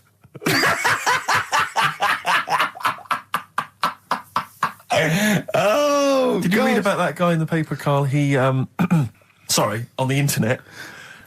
He in about, I think it was about 1984, 85, he had a terrible car accident. But this must be it. He went into a coma. This must be what he's talking about. Well, they didn't take him to Alton Towers. Of course they didn't. But you've got to try and decipher the truth from the conjecture, from the thing that I mean, don't forget, Carl realises that he's had a dream. He talks to Suzanne and goes, that was good, wasn't it, last night we were in the plane? She goes, no, that's a dream. He goes, oh yeah, where's my cornflakes? You got to, you know what I mean? I can now decipher what he's actually seen, what he's read. Well, go on, what did you... Well, I'm assuming it's the same guy. It is the same guy. It was a guy in some small American town, and he'd had a car crash and he'd gone into a coma, and his wife had left him. She'd gone on with her life because he'd been in a coma since then. And he had just woken up recently. Marriage wasn't working. Marriage wasn't working. He just wasn't paying enough attention. She was pregnant at the time, and so now his daughter is basically the same age as he was when he went into the coma. And he's just started coming around, he's just started making jokes. They said, how do you feel? He said horny, which I thought was quite witty for a man who'd been in a coma for however many years. But anyway, so he's slowly trying to rebuild what life he can. That's what do you make of that though? Because the thing is that he's missed. Imagine what he's missed, Carl. Imagine the music that he's missed. The Live TV Aid. programs, Missed the Live news. Aid. Live Aid. He missed Phil Collins playing in 2 continents in one day. Frankly, I'd be devastated if I discovered that. Missed Bros. Yeah. Yeah, so he doesn't. So he put on ripped jeans and they go passe. They just have to send him a series of those I Love 1986 Exactly. programs with Kate Thornton filling him in on what he's missed. Exactly. Peter Kay reminding him of space operas. Yeah, he remembers Richard Blackman those. talking rubbish. Yeah. So extraordinary though, isn't it, Carl, to think? No, obviously. So, not. had he aged much? Because he hadn't had any problems or anything, no worries. well, he probably wouldn't have, physiologically, he probably wouldn't have the wear and tear of a 43-year-old man. Was that a good Because kid? he wouldn't have had sun, he wouldn't have had sort of nicotine, beer. Unless they were just feeding that to him. Anyway, To try and still. bring him round. Yeah. Yeah. So You'd feel groggy though, wouldn't you? yeah, you might feel a bit groggy, yeah. Yeah. Well, he's not fully back to normal. I mean, there's No, some it's- kind of residual brain damage. Yeah. But nevertheless, he can form sentences. He's got no real memory, so he can't remember a lot of things. It was just when I saw Carl, that. have you been in an accident? I used to sell mackerel. Did you? Yeah, I had a pet magpie Did you? called Maggie. Oh, Inventive. pet magpie. You mean you captured it and didn't let it go away? Yeah. Can't have a pet magpie. But then it got really vicious. I mean, Well, it was quite right, nasty. let me go. What do you keep it in a rabbit hutch? No, it flew around, but it used to just like come to me all the time. But then it started pecking my head and stuff. That's not a pet magpie. That's a bird in the garden. No, but I could actually, I could hold it and stuff. It wasn't scared of me, and it knew it was me. It used to come down from like the top. It hated you. That's why it wanted to peck you. Is that? And the other thing, I always remember being younger and like walking through the woods to school with my mum, and like, I was chasing a butterfly, and she said, "Oh, don't do that, Carl." And I said, "Why?" She said, "Because they only live a day." I said, "Oh, all right, I'll get a dead one in the morning." That's genius. That's great. That's quick thinking, isn't it? Oh, that's sweet. Let's play a song. What sort? No. The Pope. Yeah. What semi-precious... Sorry, Mrs. Robinson, we're going to have to let you go. Yeah. Go on. You are the weakest link, Carl. Goodbye. Yeah, go on. The Pope. Yeah, the Pope. Yeah, we've got the Pope. Yeah, that's not strictly a question. He wears a... He wears a dustman's hat. He wears gold-blimey trousers. Does he live in a council flat? Yeah, he lives in a council flat. He wears a semi-precious stone. What's the stone? The Pope wears a semi-precious stone. What is the stone? You mean, what is it called? Yeah. What is it called? What, has it got like a kind of papal name? I think it's like, is it a 18 carat one? So we got to try and get the carrot yeah. of the Pope's big diamond. He calls it Dennis. He calls it Dennis the Stone. Do they want the type of gem it is? Like, or is there some kind of papal name for it? Or do they want it like the Rosetta Stone? Or I don't know. I can't actually. Play a record. Play 2 record. Let's not. Where's your head at? Basement Jacks. Right, okay, let's get this right. Have we knocked this on the head then? Is this not happening? Oh, here he is. Look. Here he is. Come in. How have you... Oh, God. I don't believe that. Oh, that's pathetic. I do not believe that. That's absolutely pathetic. Now, they won't believe this, will they? No. Right, No. if I say that Jonathan Ross just got his massive member out, and he is a big lad, come and sit down. I've got your tickets, Mr. Gervais. Thank you. What's going on here then? I mean, why are you dropping off tickets? Well, because, in the spirit of the Comedy Awards, we like to have the rising young stars of the British Comedy Awards. That's right, and that's me. Well, we couldn't find any this year, so we've asked Ricky whether he would sit in the rising young star seat, and I wanted to deliver the tickets personally, so there's no excuses if he doesn't turn up later. Yeah. I always suspected that you were sort of pretty well endowed. Yeah. And now we've seen, it's on webcam. That was just one of my cocks. That's the one you're wearing today. Don't say that. No, This is meant to be the happening young station. What's going on? No, you can't say stuff like that. You can't. Just careful what you say. Look after Julian Clary. Take you to the wilderness and he comes back in the person line. Send you to the What happened wilderness? to you? That's Jesus you're thinking of, isn't it? Just because you're on everything at the moment. I walked in here and I came in here and I thought this is the young happening place, and what do I see in here? 3 old men sitting What are you talking about? I'm only 28, 27. You're wrecked. You all look wrecked. Well, that's because we're always partying. I was looking for some youngsters. Where's the youngsters? I wanted to see some tight leather pants. I wanted to see some foxy chicks hanging on you every word. What is it? It's a bunch of old blokes on a block up there washing up in a sink. But look at him. He even dresses for radio. Look This at is him. ludicrous. It's amazing. Looks like you're I love the fact you were on the phone to Gervais last night, weren't you? Asking his advice. Yeah. On clothes. Look at him. He's going for the man down the DSS. I like that look. That's a nice look. Have you got a single pair of trousers that aren't elasticated at the waist? They're maternity jeans, aren't they? They've got a whole frank panel that pushes The forward. thing is, what I do at the end of the week, I can pop these in the pan and I can make a nice soup with all the food that's encrusted in As them. his years as a homeless come to the fore there. Look at you, But one why- step away from Lawrence Llewellyn Bowen. I'd like to be that bit closer. But why are you dropping off tickets? Are you a little bit... Because I thought you were married and stuff. Why do you suddenly got this obsession with Gervais? Because I'm a bit rough, aren't I? yeah, it's like when you see Dale Winton out with those rough boys. I'd like to get one of my own.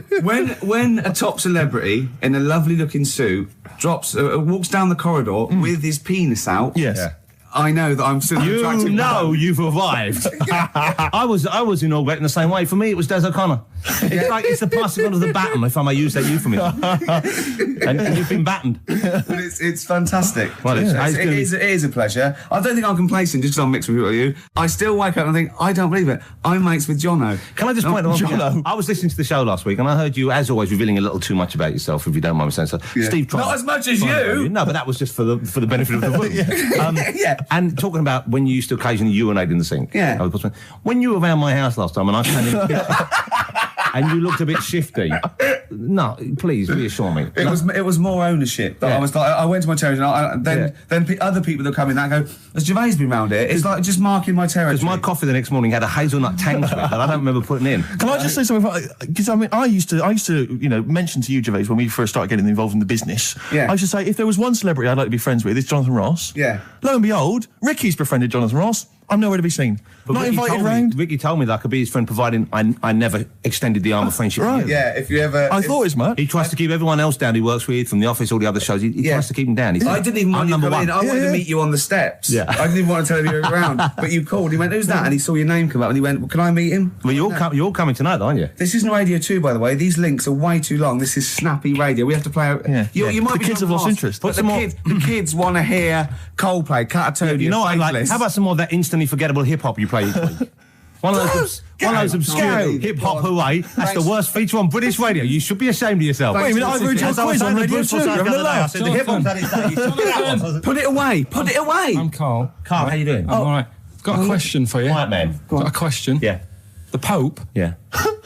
What semi-precious stone does the Pope wear? That is easy. Go on. Topaz. Is that the right answer? I don't know. I might have wrote it down. I'm really sorry, Jonathan. It's not what he publicly admits to, but I have to know because I was hanging out with him at the Groucho one night, and he was saying, "Oh, look at this, look at this, look at that topaz. Go and buy that. Look at that. Vatican City." Look at that. We can make a nice ring out of that, he said. Didn't go anywhere, but thanks for asking. I better go. I've got to go. I've got to go and buy some winkle pickers. Thank you very much. Okay. Enjoy Nice to meet it. you, Stephen. Yes. Carl, I wish I could say it'd been a pleasure, but actually it was quite creepy. I'm saying let people enjoy the life they've got left. No, you're not. You're saying don't put him in hospital, leave him at home to die. No, I'm not. Give him a Rubik's Cube and let him die. I'll tell That's you what he's something- saying. Yeah, I'll tell you something now, right? Steve, I'll tell you something. I didn't want to do it because it brings the show down, but she did die. Who, the blue-handed lady? Yeah. How do you know? Because I said to my dad, how's the woman next door? That's She said, right. oh, she went last night. They've got an old fella in there now. God. So, there you go. So, wouldn't it have been better to leave her at home where her friends and family can call and speak to her, even nip that round if they want, you know, with a cat, I imagine. No, it's definitely a cat now. What was that cat's called that you imagine? Probably, I'm seeing like a big ginger one, so I don't know, something like, I don't know, maybe ginger or whatever. Maybe I had a budgie. But that's what I'm saying, just let him enjoy his life, because dying in hospital, I wouldn't like to do it. If I went to the doctors and they said, you haven't got long life left, I'd say, well, I'll stay at home. Yeah. And that's the point I'm getting at. Yeah. Right? If you can't do anything for them, let them enjoy their life. Yeah, a Rubik's Cube. Right. Well, I remember, I think all kids go through a phase of shoplifting. Well. And when I was going through it, I used to just little things, just like magic markers and magazines, Mars bars, that sort of thing. Yeah. And one day, right, my mate, Anthony, his mum called up my mum and said, I've got to meet up with you. I've got to have a word with you. And she said, what about? She said, I don't want to talk about it over the phone. So she goes, oh, right. Well, yeah, come round tonight then. So anyway, my mum sees me. She don't want to be in an awkward position and, like, be a bit embarrassed and what have you. So she sees me and she goes, right, Anthony's mum's coming round. What have you been doing? Yeah. So I go, oh, God. I said, I've been nicking stuff. So she goes, like, what? So, not big stuff. I've had a few calculators and Mars bars and stuff. how many? I'll just work it out. Hold on. Works out at 7.2 per day. So, how many calculators do you need? So it was when that phase. You failed maths, didn't you? Everyone wanted a calculator. It was like a trendy thing, wasn't it? Right. Oh yeah. In Manchester a couple of years ago. Yeah. So anyway, so I told her all this and I confessed to like. Computers will make it there one day. I confessed to There's magic in the back of battery. Go on. confessed to nicking all this stuff. She comes round. She only wanted to borrow some money. Brilliant.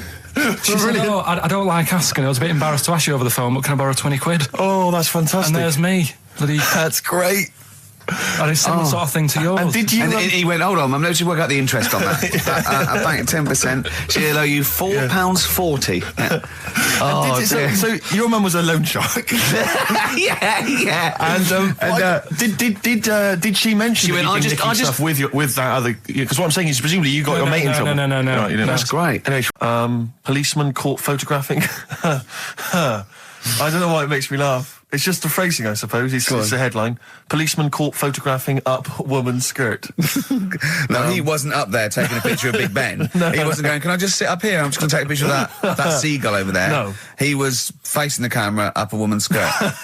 He was indeed. Right. A policeman in Japan is facing disciplinary measures after he was caught photographing up a woman's skirt with a hidden camera while on duty.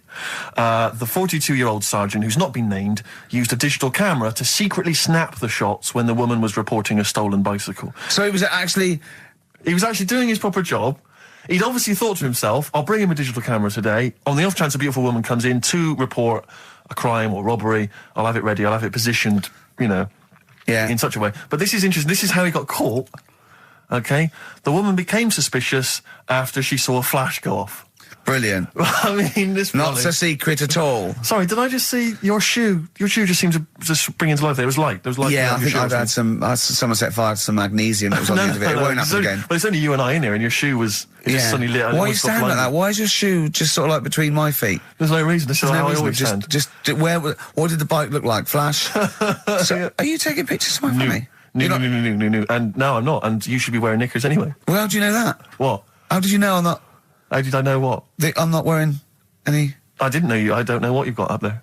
Well, I don't know what it looks like, and there's no way I could. Of course, it would be roughly that conversation in Japanese. I know, yeah. Can I just ask Karl how he got on over Christmas?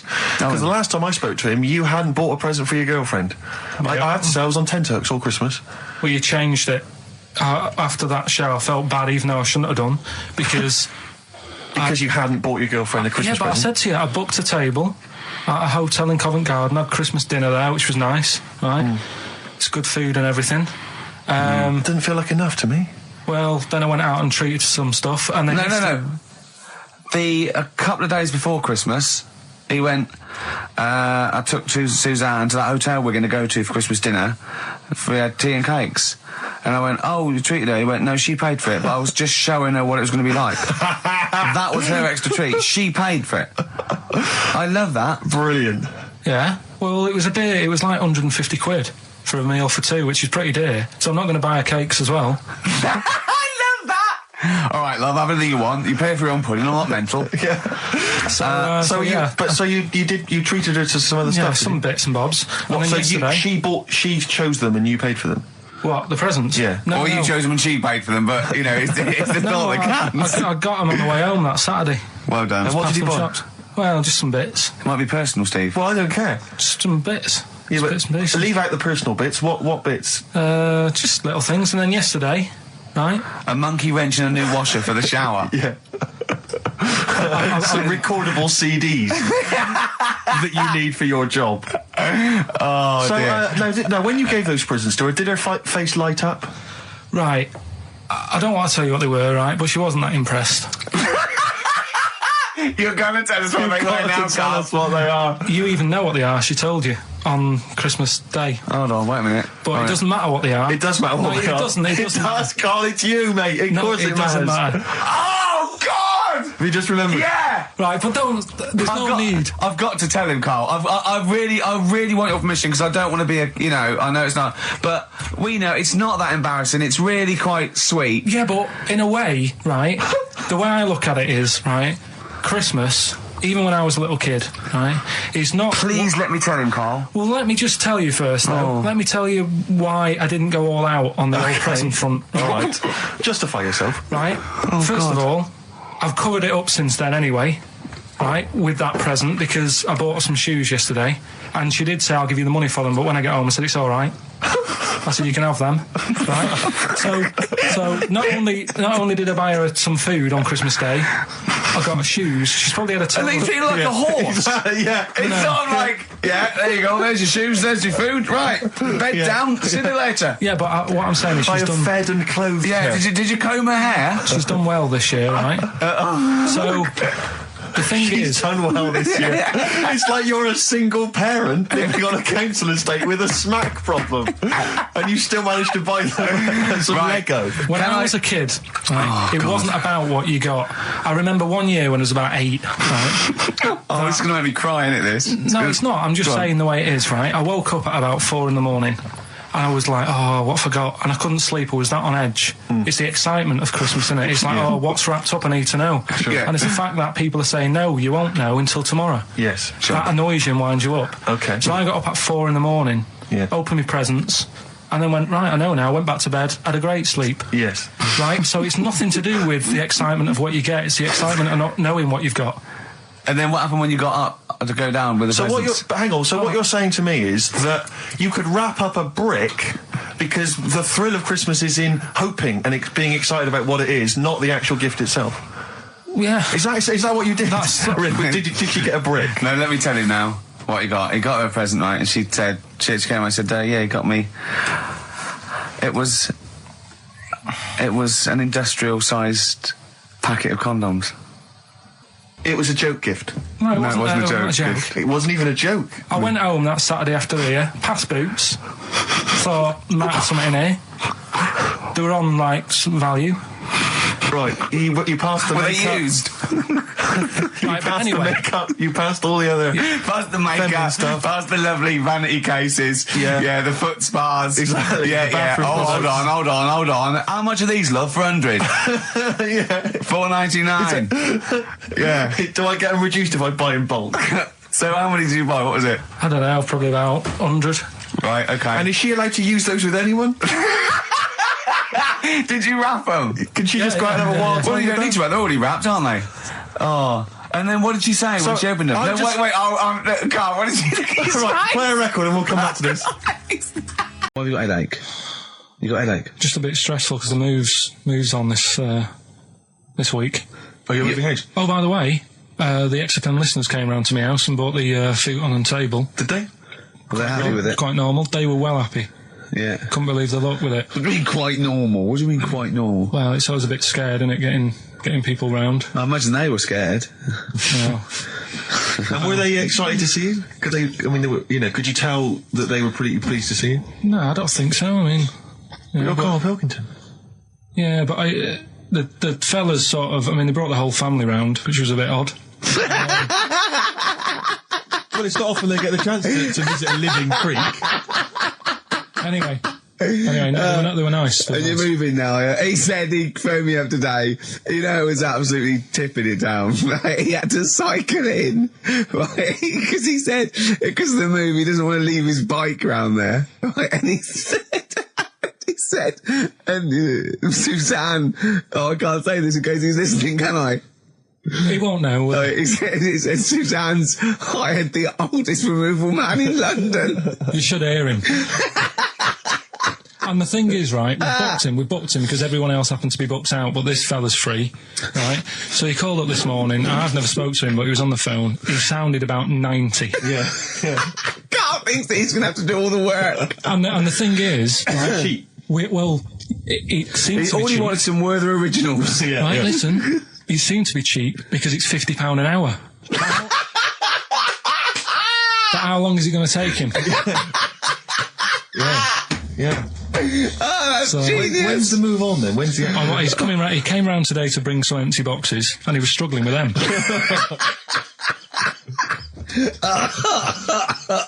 So it actually happens on Wednesday. Oh, God.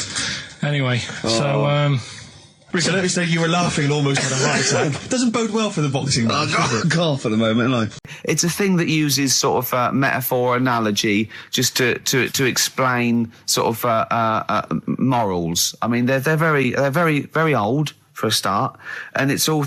I'll give you an example of one. A quick one. Oh, the one about the dog with two bones. He goes to a dog's got a bone. He sees a reflection in the lake, and he thinks, "Oh, that dog's got a nice bone. I'll have that." And as he goes to get that one in the reflection, he drops the one he's got, and that's one about I think I was told one when I was younger. Go on. I think it was one. This young lad, he's got a dog, right, and he sort of is about 8 years old, and this dog, he's had it since he was about 4, and it's a bit tired now, and he chucks sticks for it, and it doesn't go for it, and he's saying to his mum, "Oh, I want a new dog because this one's useless. It doesn't do what it doesn't have any fun with me." So they say, "Oh no, but Rover's a good little dog. You should look after it." And he's like, "Oh, I don't like it. I want a new one." So they buy him a new puppy, and it's running around, yapping about, and he's loving it, and he's playing around with it in the grass. And then one day he goes to the park and he's messing about and rolling about with it, and he falls into the lake, right? And the little puppy's like yapping at him, and he's going, "Help me, help me!" The little dog's yapping, and then the old dog comes and gets his collar, and it pulls him out of the lake, and he goes, "Oh God, why did I forget about you? You're the better dog." and he loved that one again rather than the puppy. I got a feeling that was Lassie. Well, yeah, that was an episode of Lassie. What's the moral? What's the moral there, Carl? What's that telling? What's that explaining through analogy? Sort of, don't forget the old. Look after old people. Yeah, but I've got some planning here. Go on then. Quizzes. What I did was, when I was on holiday, yeah, you said, come up with a new idea, right? So the best way of coming up with ideas is sort of thinking, sort of nicking a TV show name and then twisting it a bit. Yeah. So, or just rip off Simon Mayo's idea completely. That's good advice for anyone out there. I didn't. Yeah. If you're interested in ideas. Carl is presently running a course writing for TV, and that's the lesson one, isn't it? Just rip something else off. Just do it and change the title slightly. Yeah. Well, go on. This one I haven't really got. I don't know what to do on the game, but I'm thinking Strike It Ricky. That's all you've got? That's what you've come up with. How long did that take? What is that? I just thought it sounded a bit like Lucky. Forget that one then.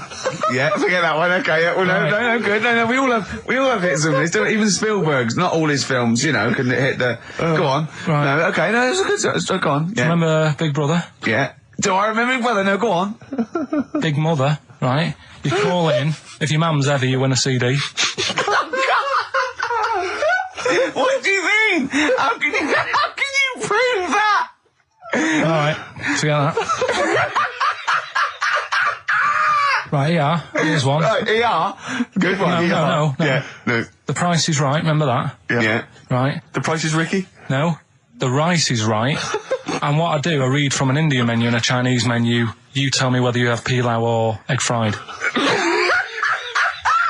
He's a genius, isn't he? He really is a modern. That one. Go on then. Let's go into this one. Let's not cross this off right away. Go on then. What you read from what? Well, I'll get a couple of menus from like an Indian and a Chinese takeaway. Yeah. And I'll go like, chicken korma.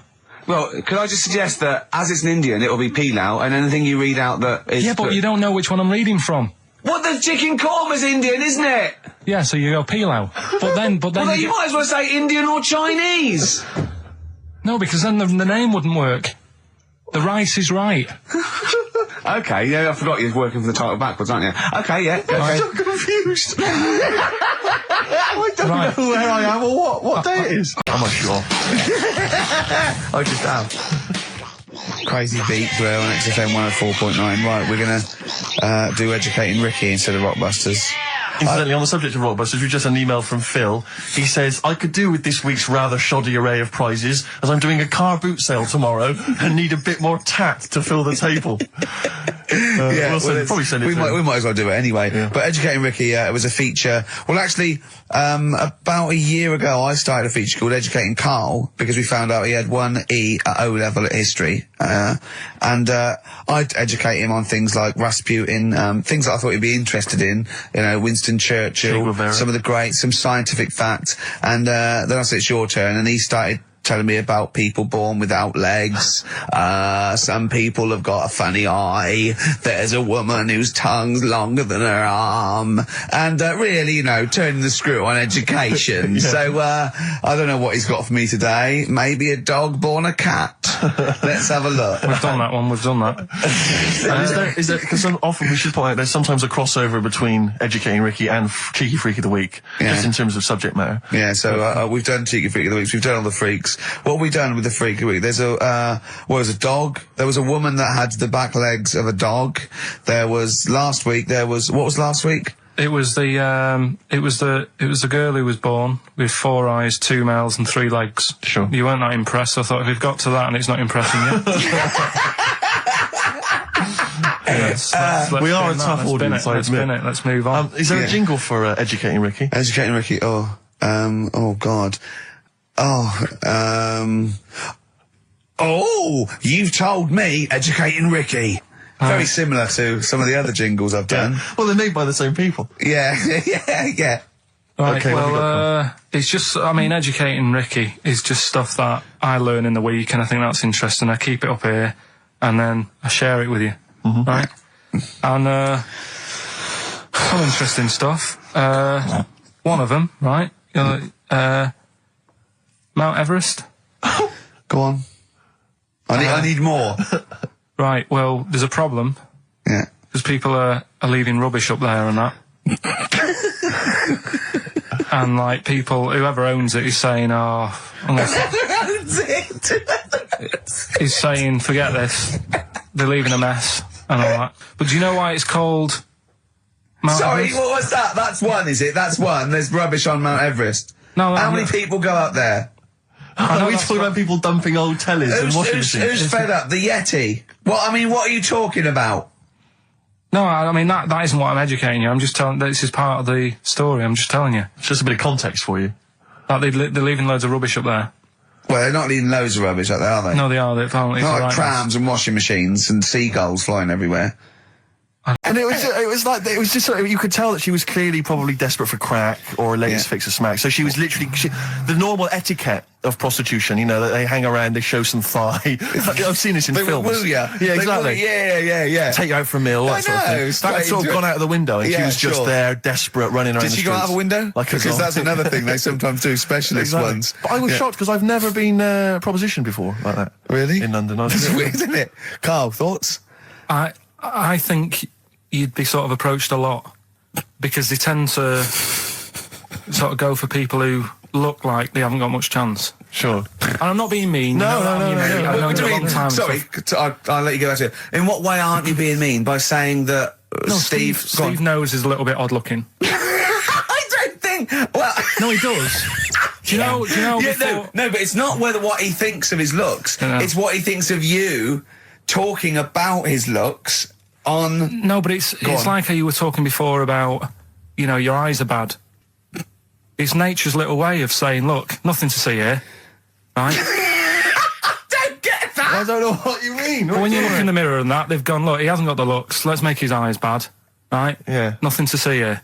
Yeah. That's what I'm saying. They're balancing it out, right? Yeah. And it's funny, right? Now we're on the topic. Sorry, right, Johnny Depp. Now listen, but my chest is gonna burst at this moment. Whenever we go into this conversation, I always think to myself, Carl, do you know what you look like? I'm gonna burst. You know, seriously, can I be honest with you? You look like, you know, if you've got like a balloon, a hot air balloon, right? Just a little balloon, like a party balloon. If you drew a little face on it, right, and inflated it about halfway, that's what you look like. right. No, play a record. I don't want to get into this. It's too intense. Now you've got onto this. Let's just nip it in the bud now. I'll tell you something that I wasn't going to tell you because I think it was I don't want to hear it. I don't want to hear it. Right, it was on the tube. Right. Well, I was. Someone told me they were on the tube. Right, and the tube pulled into a station. Right, and one of the women saw the poster that's out at the moment with you and Rick on it. Right. Yeah. So this woman apparently goes, "Oh look, there's Ricky. Ricky's on the radio." Right. And the other woman goes, "Oh yeah, don't you listen to it?" So she goes, "Oh, I didn't know he was on the radio." And she goes, "Oh, I'm sorry, Steve. look, because he didn't sound this bad."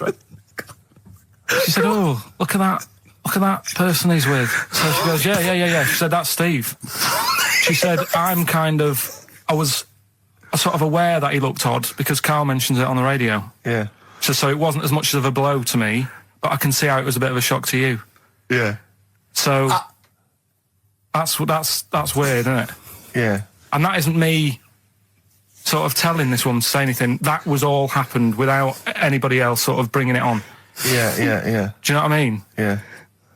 So was it? Sorry, you seem to be relishing this. Was it because of the little balloon story that made you? I honestly, Steve, I wouldn't have told you, but if you're going to start, having a pop. Yeah. Do you know what I mean? I can't just sit here and take it and that. No. I mean, all mates. Yeah, it's just... yeah. Well, I mean, I was mistaken for Johnny Vegas. Steve's got a story about that, if you want to have a go at me. Well, someone just thought you were fat with a beard, which is true. Well, don't have a go at me because he said you look... Well, you started it. No, I didn't. Yeah, I didn't. You were milking it. I was laughing. You were egging him on. I sort of was. Yeah. But let's not, Oh, it's a good job you've got lots of good mates like Jonathan Ross you can go and hang out with. You don't need other friends, people who've helped you in your career. He's good looking his work on Blue Peter, like sending sort of, you know, I remember they made a chest of drawers out of 3 matchboxes. Yeah. For Barbie doll or something, or Action Man. Roll Over DJ by Jet on XFM 104.9. I'm Ricky Gervais, with me Steve Merchant and Karl Pilkington. All right, Karl? Yeah. Bit miserable today, Karl. Let me explain why. Go on. Steve, and to you, the listeners. Well, we came in to a big bunch of stuff. Dropped off by, was it Becky from Marks and Spencer? Just like lovely stuff. Food, presents for the cat, books, just, you know, to Ricky and Steve who do the show, right? Ricky Gervais and Steve Merchant. GQ presenters of the year. Creators of The Office, right? Award winning. Carl's looking over. I go, well, maybe, it's not for you, no. And then he told me why he's grumpy anyway. Go on. Do you know what XFM are giving everyone? How long have you been here? About 6 years. What are you getting for Christmas from XFM? 2 CDs. Is that of your choice, or do they choose them? There's a list of about 30. Right. Tell him what you About chose. 30 CDs. I've gone for Kings of Leon album. Yeah. And the Best of Bob Marley. Haven't we, like, given them away in the past or something? Or you could have burnt them off, couldn't you? You could have done copies. Illegal, but you could have done that anytime you wanted. I don't think Bob Marley minds if you bootleg his CDs. It's out of order, though, isn't it? It is bad. Although Is that always the case? Has it always been the truth of all the time you've been here? No, it has been better than this. Yeah, although you do get paid quite well and you do have an easier time. Yeah, but don't give me the CDs then. If it was a milkman, you don't go, I have 2 bottles of semi-skimmed. Happy Christmas. Yeah. That is a valid point. Do you know what I mean? Have you complained? Who is it who made this decision? There's no point. No point, is there? Why? Just no point. I don't like moaning anyway, just... Has it come from up top? Is it like from the capital people? Just everyone. That's what everyone gets. Yeah. Yeah, but will Christian get 2 CDs for getting up at 4:30 every day for about 5 years? And keeping this station afloat. Probably. Yeah. So that's why I'm a bit fed up. What do you listen to first, Marley or Leon? Well, you have a bit of Marley. I'll tell you what Marley's good for as well. You'll go have a little beach holiday, aren't you, over Christmas, going to Lanzarote? Listening to that on the beach, you'll realise how wise XFM are in the long run. You know, you go, well, look, they could have given me 400 quid, right? Well, I'd have spent that. But this is, you know, the legend lives the gift on. that keeps on giving. So you're probably, you know what I mean? Think how much what you got to think of is how much all his great songs took, not only from the depth of his soul and, you know, all his sort of angst and knowledge and love, and then all the studio time, the marketing, and they're just giving you one that. They go, don't worry about that, Carl, just have it. And you go, what? All the time we spent with Bob Marley and everything is there. You know, have it, Carl, have it, Carl. And Practice. Yeah, have that. Thanks, well done. Carry on. We're still going to pay you for the work. Yeah. That's just something on top. Here's a little piece of Bob, free. Yeah, so don't moan, it's extra. So, I didn't have to give you it at all. Play a record, you ungrateful little swine. Some people, like the homeless, aren't getting anything this Christmas. This is my favourite Elvis Costello track of all time. It's Alison. This wasn't on the list. Right. Elvis Costello, Alison on XFM 104.9. So, that's it. Maybe, I'll tell you what, a good idea, Carl, just beg. Just ask for other things. What do you want? What do you want for Christmas? You must have a big fan base out there willing to make you things. Maybe like a little, I don't know, gloves, pair of gloves. Little woolly hat. If you want to send a necklace in for Suzanne, that'd be handy. Oh, yeah. That's what she wants. Is Suzanne listening today? No, she's out. Right, okay, this is the dilemma. Me and Steve, yesterday, were trying to convince Carl that it would be a good idea to buy Suzanne a Christmas present. Okay? Now, why aren't you going to buy her a Christmas present? Explain, Carl, why you don't think you should buy her a Christmas present. No, well, I've told her I'll get her one, but in the new year. We're going away on holiday and that, so there's no point taking stuff away. Yeah. Going to Lanzarote next week. Just get something in the sales after Christmas for the, yeah. Yeah. Right. And me and Steve were trying to explain to Carl that she would love it if you bought her something on Christmas Day. Yeah, but she knows now. But Knows what? I've told her. So No, she's well, I'm getting going out. to tell you, do you know, right, this, dear listener, this was Carl's worry.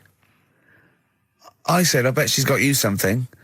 and Carl was worried in case he got her something and she hadn't got him something. Yeah, he'd be livid. He didn't want to be down. He didn't want to be a present down. Yeah. Look at his face. So buy her a nice necklace. Don't spend, just spend £100, you know, just a little token. We're going away. We're taking her away on holiday. You're not taking her away, are you? What, you're paying for it, are you? Yeah. Are you really? Well, half and half and that. Right. So you're paying for you to go on holiday? That's good of you. So the gift is your company, really? She's done all right. She's done all right. Why do you talk like you're 60 years old? And you've been working down the mine. I don't know, she's done all right. Do you go over to her and say, Suzanne, you're bloody lucky? I mean, you've fallen on your feet. Look who you've got. What? I'm not sure she has done all right. I don't want to be critical, but... Oh, dear. So what are you going to get in the sales? What are you going to get her? Yeah, it depends. I'm thinking, I mean, I'll give her the choice. She can have Kingsley and old Bob Marley. Right, I'll let her decide there. Oh, dear. I can't wait to see you. Where are you going, Lanzarote? Yeah. Where's that? Don't know, Suzanne sorted it out. I said, Lanzarote, I said, is that Africa or is it Spain or Portugal? Just thought you don't know. I went, what do you mean don't know? I goes, well, what's the currency? I went, don't know. I said, Suzanne booked this one, did she? Yeah. I thought, where is it? Is Lanzarote African or foreign? Somewhere foreign. I was looking last night, and doesn't look that good. There was like one of the highlights of the things it says you've got to do is go and have. Apparently, they've got restaurants in caves, and that's like one of the things they say you must do. So, if that's a highlight, do you know what I mean? So I'll do that. Go and see what that's like. Yeah. When you're on the beach, Carl, do you wear the very, very tight Speedos? No. Do you walk around with them? Sort of longish shorts, t-shirt on, probably with a sort of a light shirt on top of that. Right, sure. So quite wrapped up then. Covered up. Do you wear a hat? Because obviously the bald head there's risk of sunburn. No, I just put a bit of lotion on it. Lotion on there. Yeah. Just have a bit of a wander down the beach, have a look. Yeah. See if there's any old blokes with their tackle out and a backpack. A lot to look forward to. So yeah, there you go. Yeah. Well, we're looking forward to finding out how you get on. Yeah. And interested to know what she gives you on Christmas Day. More scintillating chat after this next song. All right, bit of Placebo. Yeah, love it. Special needs. Placebo, Special Needs on XFM 104.9. Email in where Lanzarote is. I don't know if it's Italy or Spain or Europe or maybe Africa. You know, these are the sort of things, these are the reasons I come into it, to at least learn something. So he did all this stuff. I don't even know why I'm telling you about tattoos. No, nor do I, Carl. Hey, to be honest. Donald Blitzen from the About a Boy soundtrack by Badly Drawn Boy. Christmas theme there. You spotted the Christmas theme? Yeah. Carl's not really in festive mood, but I can't imagine Christmas is your time of year, is it, Carl? Well, I'm not sure any time of the year is, really. I liked it when I was about... I think when I was about 7, I enjoyed it. Was that the one? Was that the year, the big year for you? You get loads of stuff, you don't have to worry about anyone else, but once you've, got a job... What did you get when were you doing your paper round? How old were you then? I was about 13, 14. Well, that was then you were a man, weren't you? I had to buy stuff. Oh. But you're still not having a good time. You're quite selfish, man, aren't you? I didn't realise this. No, it's just that Christmas... And that's coming from him, Carl. My dad always said... Oh, right, steady on. Dad said Christmas morning was for, for me, so he used to stay in bed. So he never... That's brilliant. That's a great thing to say, isn't it? Yeah. Christmas morning's for you. Run wild. Do what you want. Just don't bother me. I'm going to Honolulu for 2 weeks. That's great. Dad, it's Christmas. Do I have to do anything? No. So my mum used to get up, because she used to like to see my face light up, when I opened the presents. And then... to keep fireworks. And then... then I'd have to go to my bedroom from about 6 o'clock onwards, because my mum and dad were into having big Christmas parties, and I wasn't old enough to go. Right. So they'd say, right, you've had your fun there, you go up to your bedroom, stay in there. Really? Yeah, I remember one year, right, I got a train set, that's what I wanted. Yeah. Right? It's brilliant. Playing with it all day. I thought, I don't mind about the party, I'm happy staying up here, playing with this. Brother comes in, he's had a few, right, he's going, yeah, give us a go on your train. How old is he? He's a bit older than me, so he might have been let's see. Well, let him be 18. Yeah, probably about 18, 19, and how old something were you? like that. I had a train set, so, I don't know, about... 14. Something like that, yeah. Right? So I'm playing on that, loving it and stuff, and then he comes in and goes, oh, give us a go. He turns the transformer up to like 14. He went really fast for about 5 seconds, broke it, and then he went back downstairs. Wow. So Christmas, I hadn't even got to Sounds Christmas like Day. the Conservative government with British Rail. Satire, that is. Satiric, I just thought that there's satire. If there's any satirical shows listening or it doesn't work in any way, because there's the analogy falls down apart from there being a train. Think it through though, British Rail was trains. Yeah. And the government broke the trains in many ways. They didn't break them, like, not officially breaking them, but they kind of... It does work, it's perfect. Oh, I'm very pleased with that. And I can't, and no one's asked him to be on Have I Got News For You. It's weird, isn't it? Because it's strange that, when you've got a satirical mind that's as quick as that. Yeah.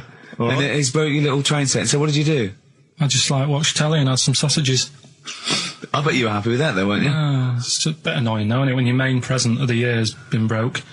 And did it ever get it fixed? No, that was it. Put away. I'm intrigued why your parents wouldn't let you come and join in the festive fun. Was it like really debauched down there? Was it like eggnog everywhere? Well, no, but I mean, that's fair enough. 6 is a little bit early, but I just think, you know, if you're your kid, you know, he had his fun, put him to bed at 8 maybe. And you think so on Christmas Day? I thought that was a day for family. Well, not if there's a party going on. Well, don't have the party on Christmas Day. Well, that's another option. Yeah. Your parents are weird, aren't they? A strange breed. Well, I think that was the year, right? You're talking about buying presents and stuff. I think I did treat my mum to... I didn't buy my dad anything. I think that was like when I got a bit older, he used to get me dad something because he wasn't that bothered anyway. No. So, got me mum, there was a cheap shop, right? Of course. Thank God for that. Called Snips. Right? So I went in there and I thought, let's see what I can get her. And remember Victoria Plum? I don't think so. Well, it's like a fairy character. Right. Right?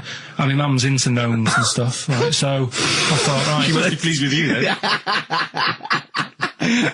Victoria Plum. I was thinking, is that one of the neighbours? Is it like a brandy liqueur? Do you remember Victoria Plum? Victoria Plum. Victoria Plum, yeah, it's like a little fictional sort of character, right? Okay. So I saw it, I thought, yeah, she'll love that, right? So I did my paper round, saved up for 2 weeks, right? Aww. Got that sorted, went to Snips, bought the Victoria Plum. Next day, I'm in town with her, right? So I think, I know what I'll do. I said, come in here a minute, right? So we go in and we're looking around and I tested her, right? I went, look at that there, that's alright, isn't it? And she goes, oh, it's bloody awful. Oh, Carl. Oh, Carl, oh, God. So then Christmas Day comes, I said, don't bother opening it. She said, no, why? I said, oh, no, why did you still give it to her? So, well, it's too late, I'd already bought it. Oh, Carl. So she opened it and I was like, and she said, oh, that's nice. I said, why are you saying that? I said, the other day you said it's bloody awful. She said, oh no, I thought you were pointing at something else. Oh, no. So that's why I don't get anyone anything anymore. Oh, God. Play record. Oh, God. Oh. That's good, isn't it? Not bad. Gold Rush. Let you down. I'm actually quite affected by Carl's Victoria Plum scenario. Just the fact that, like, that eagerness, he wants to make sure it's a great present. He's saved up his paper round. He thinks it's like a gnome, but modern. I'm worried that you're using it as an excuse now, and that's why you're not buying anyone any gifts, because you've had your fingers burned once. I mean, you were 6, 7 years old. To be fair...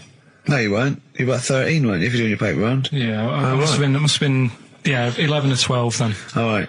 Yeah, so I'd saved up. Oh no, I'm not using it as a thing. It's just that... What did you get your mum this year? I've sent them some money so they can get a passport. So they can get a passport? Where are they? Immigrants? Are they trapped somewhere? Well, they're in a holding bay somewhere in Dover. Yeah, I got a friend who's a truck driver who's going to sneak them across. What do you mean? So they can buy a passport. What do they do? Sell it when they're a bit down in their luck? No, they haven't got that much money, right? They've never been abroad, and the mate said they might take them next year, and they said, oh, we haven't got a passport, so I thought... You've got to buy a passport, have you? Isn't that your God-given right as an Englishman? No, you've got to pay for them. They're 30 quid each, so you better add to, otherwise they're conning me. Right. So you send them 60 You don't quid? get born with a passport, of course you send them 60 quid in an envelope, have you? Well, check. Right. I love that. He'll be watching telly and France will come on and he'll go, oh, what do you think of that? She goes, it looks bloody awful. I go, don't open it. No. Don't open it. Don't open it. So you've not paid for a holiday for them. You've No, I've just sorted out. Well, it's the better prize, isn't it? Because they can't go anywhere without it. Well, the passport keeps on giving. Yeah. So 10 years. That is, yeah. So, but no, I never used to. I mean, I can't think of other things. I used to get my dad once I started getting him stuff. It used to be a dressing gown, and then. But as an extra surprise, I used to put like a cigar in the pocket, so he'd think that was it. Yeah. Then he'd put it on and put his hand in the pocket. Right. And then he'd just hit you because he thought you'd nicked it. Oh dear. So you bought him a jacket with a cigar? That's quite thoughtful. Did you sneak a cigar once on Christmas? Yeah. Well, that's when they used to have like the big do's, like I say. You know, they were known for it. Like the whole estate used to know that. You know, we were having a party. Yeah. So they'd all come round. So they'd all come round and just have food and drink and that. I can't imagine. I cannot imagine how unpleasant that must have been. Awful. And you locked in your bedroom with a broken train set. Yeah. And looking at Victoria Plum, whatever that was. In the bin. Oh, in the bin, yeah. And hear a mum saying, and he got me this. Isn't this piece shit? Of rubbish. You could hear him just throwing it against the wall and laughing. And all the neighbours laughing. Yeah. And you'd come down and just be in pieces with loads of spit on it. Just loads of gob on it. Eyes. And all the Polaroids of them just like laughing at it and pointing. Stamping on it. Yeah. All right. Well, it's all flooding back. But no, I used to get up in the morning and then like they'd still sort of all be there asleep on the floor and on the sofa. Oh, that's awful. Oh, that's terrible. Christmas is surely the one day a year which is a family thing. It's for the kids. They're the ones that was Boxing Day. Well, I know. Oh, that's all right. It's over. Yeah. Back on the bike. All right. Who's going to pay for this? What, me? Yes, Carl. You're doing 2 rounds today. Yeah, what's your paper round supporting the entire family? Yeah. No, so I used to get up and like go downstairs and they'd be asleep, so I'd be mooching about trying to find like another present that's still working. It's the gift that keeps on giving. Yes, it is. Yeah. Throughout your adult life. It gives and it takes. Exactly. So it's fair. Yeah. I don't hand them to children, I hand them to the parents. Right. They chose to do them. They can distribute them as they wanted. Sure. So what are you going to do this year, Ricky? But how are you going to top that? Yeah. 300 quid worth of scratch cards. That's got a bit of money now, a bit more. It's the most thoughtless, And the office on pikey DVD. gift I've ever heard I of. think they might be getting the office on DVD. Signed. So that's already sent it up in value. Oh dear. I know, that's pretty bad. So have you seriously considered it this year? I'm going to go shopping. I'm going to go shopping properly. Yeah. If you want any help, I am the Didn't queen you take of a small shopping. roulette wheel down there, weren't you? Genuinely, didn't you buy like a roulette wheel? No, I had it. That's down there from when I got it when I was about 10. Oh, right. And sometimes I'm the banker. I always win. Yeah, of course. But they've got to learn a lesson. The banker always wins. I bet it's a valuable lesson when they lose money to me. You should just go down this year and just say, basically, I went to a casino. I put £10 chip on for everyone. Exactly, yeah. Here's the winnings. You lost. You won. Yours came in. Yours was a donkey, love. Yeah. But Steve, what about you then? Because I mean, you don't like shopping, Well, do it's you? not that I don't like shopping, it's that I've got no ideas. You know, I'm running on empty with my parents. They don't appear, as far as I can make out, they don't appear to have any hobbies. No. I mean, I said to you before, my You grandparents... don't like wasting money. I'm not being funny, but you don't like wasting money either, do you? Well, I don't like wasting money, no. But I like to buy something practical for people. I like something which is going to last, something that's value for money. I don't like novelty gifts. Yeah. No, I mean, I think novelty gifts are wrong. I've mentioned to you that my grandparents spend all their time in bed. So there's only so many kind of, sort of bed socks you can buy, and ointment for, bed blisters and so on before, you run out of ideas. What about some of those novelty teeth? Because that would be, a nice jokey present, and they could probably come in useful for chewing the broccoli. Yeah, exactly. Oh, do you know what would be nice? One of those... No, I'll tell you when... No, go on. those sort of travel pillows. So, when you're travelling and your head sort of falls down like... No, but they travel from vertical to almost horizontal. They're sitting up in their bed. Get on one of them beds that come up. You're not made of money. What am I talking about? Like Thora Heard's bed. Thora Heard's bed. Does her feet ever touch the ground now? Do you know what I mean, though? No, it's literally... She goes shopping in one of those little trolleys. She goes straight into her room. She's up the stair lift. She gets lowered into the bath. Yeah. It's ludicrous. I'm just lazy. I mean, I tell you that, but I mean... Well, there's a whole idea. But if you're earning the kind of money that, that Heard is on, with her songs of praise and whatever under the else. sofa, Exactly. money for She old was at the rope. Comedy Awards last year, wasn't she? Well, I'll give her an award. She's up the stairs like a greyhound. She can move then. Yeah. But so I've got no ideas. Absolutely no ideas. Okay. But any suggestions are welcome, Claire. What are you going to get your family? You've already thought this through? Well, I know I obviously can't tell you because they will be listening. Right. But they're all outside at the moment because my family are coming to meet me after the show, and we're going to swap presents then because. Okay. Outside. Are there any Office in Leicester DVDs? Square? No, I haven't. Books? No. Because I should point out that the Office DVD is currently available. I actually did go and buy. I actually went and bought it myself. You can also buy it and I am online. enjoying the scripts, by the way. Excellent. That's in. I love Do you the know fact what that I we're love? authors in the top 10. Yeah, we're in the top 10 bestseller list. No. But to be fair, we're at number 7 in the paperback non-fiction. Now I don't understand how that can be non-fiction. Yeah. Because it's the transcript from a made-up television it's not a real show. documentary. Exactly, yeah. But we're beating these poor people. But we're officially best-selling authors. I think that's fantastic. Which is excellent.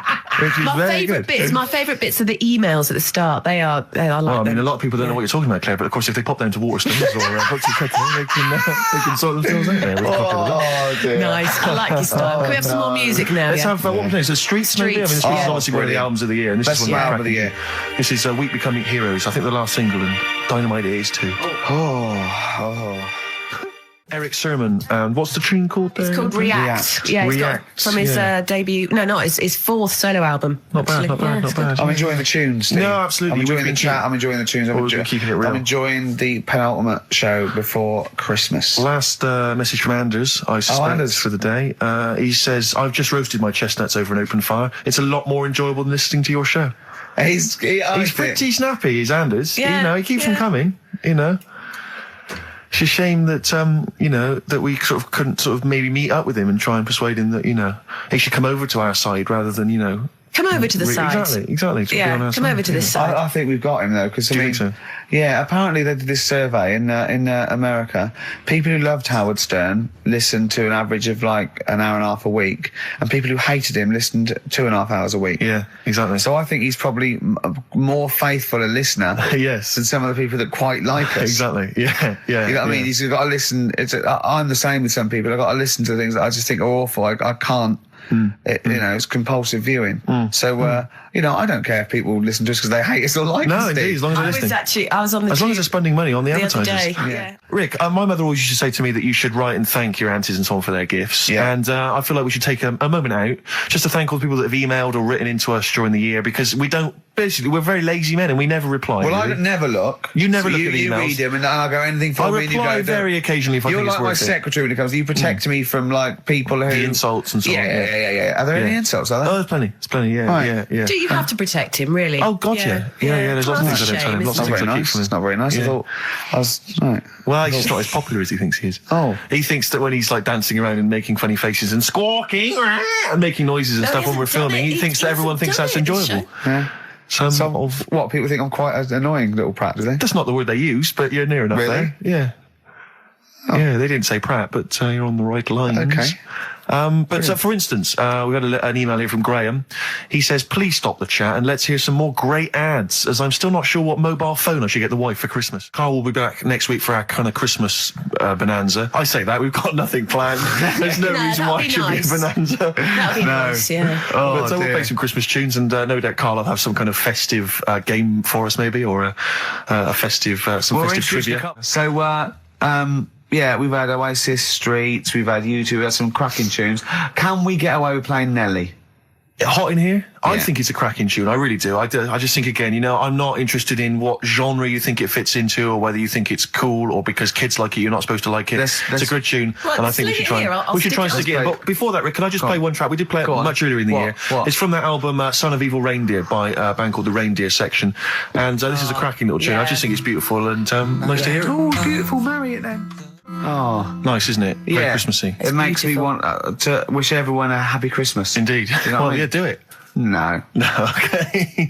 That's called Grand Parade from the album Son of Evil Reindeer by the Reindeer Section. It's a nice tune. It's one of my Thanks favourites for of the the year. tea, by the way, Not Steve. at all, It's no. very It's, nice. that's my pleasure.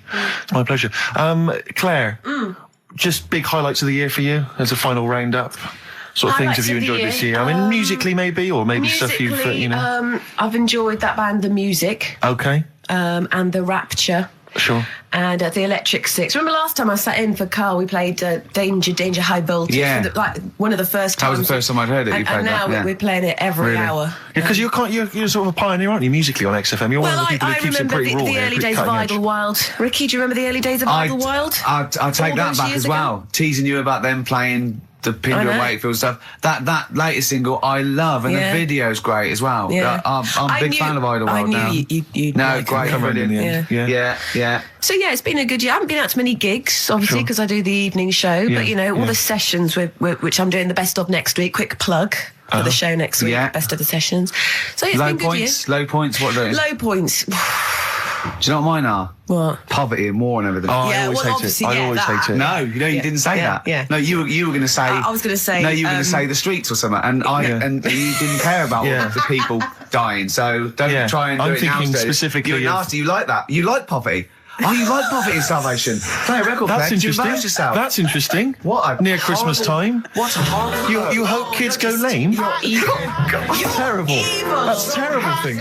Nelly, cheeky little bit of Nelly there on XFM 104.9. We don't care. Springsteen and Nelly, you don't get that on XFM, do you? No. Usually? No, indeed. We don't live by the rules, Steve. Absolutely. As I was listening to you then talk, you got bored? No. It reminded me of an email that someone sent in saying that they listen online, but because of however slow their computer is or whatever, it kind of stutters all the way through. You've got to point out that is the way I talk. No, but they said it only happens when you talk. And I think they've correctly identified that it's not the computer at fault. Well, that's why I wasn't worried about doing someone. This boxing match, because I've definitely lost my looks and I already slur. Yes. So there was really no danger of any damage. No, exactly. Yeah, you do sound punch drunk constantly. Exactly. That's just part of your charm. Well, listen, that's been a lovely 2 hours for me. I've enjoyed it. I hope the listeners have enjoyed it. I hope you've enjoyed it. I hope Sturgis has enjoyed it. I've enjoyed it, yeah. Well, I didn't really care if you enjoyed it. Don't butt in when I'm talking to Steve. You know, you You're here to press the buttons, Sturgis.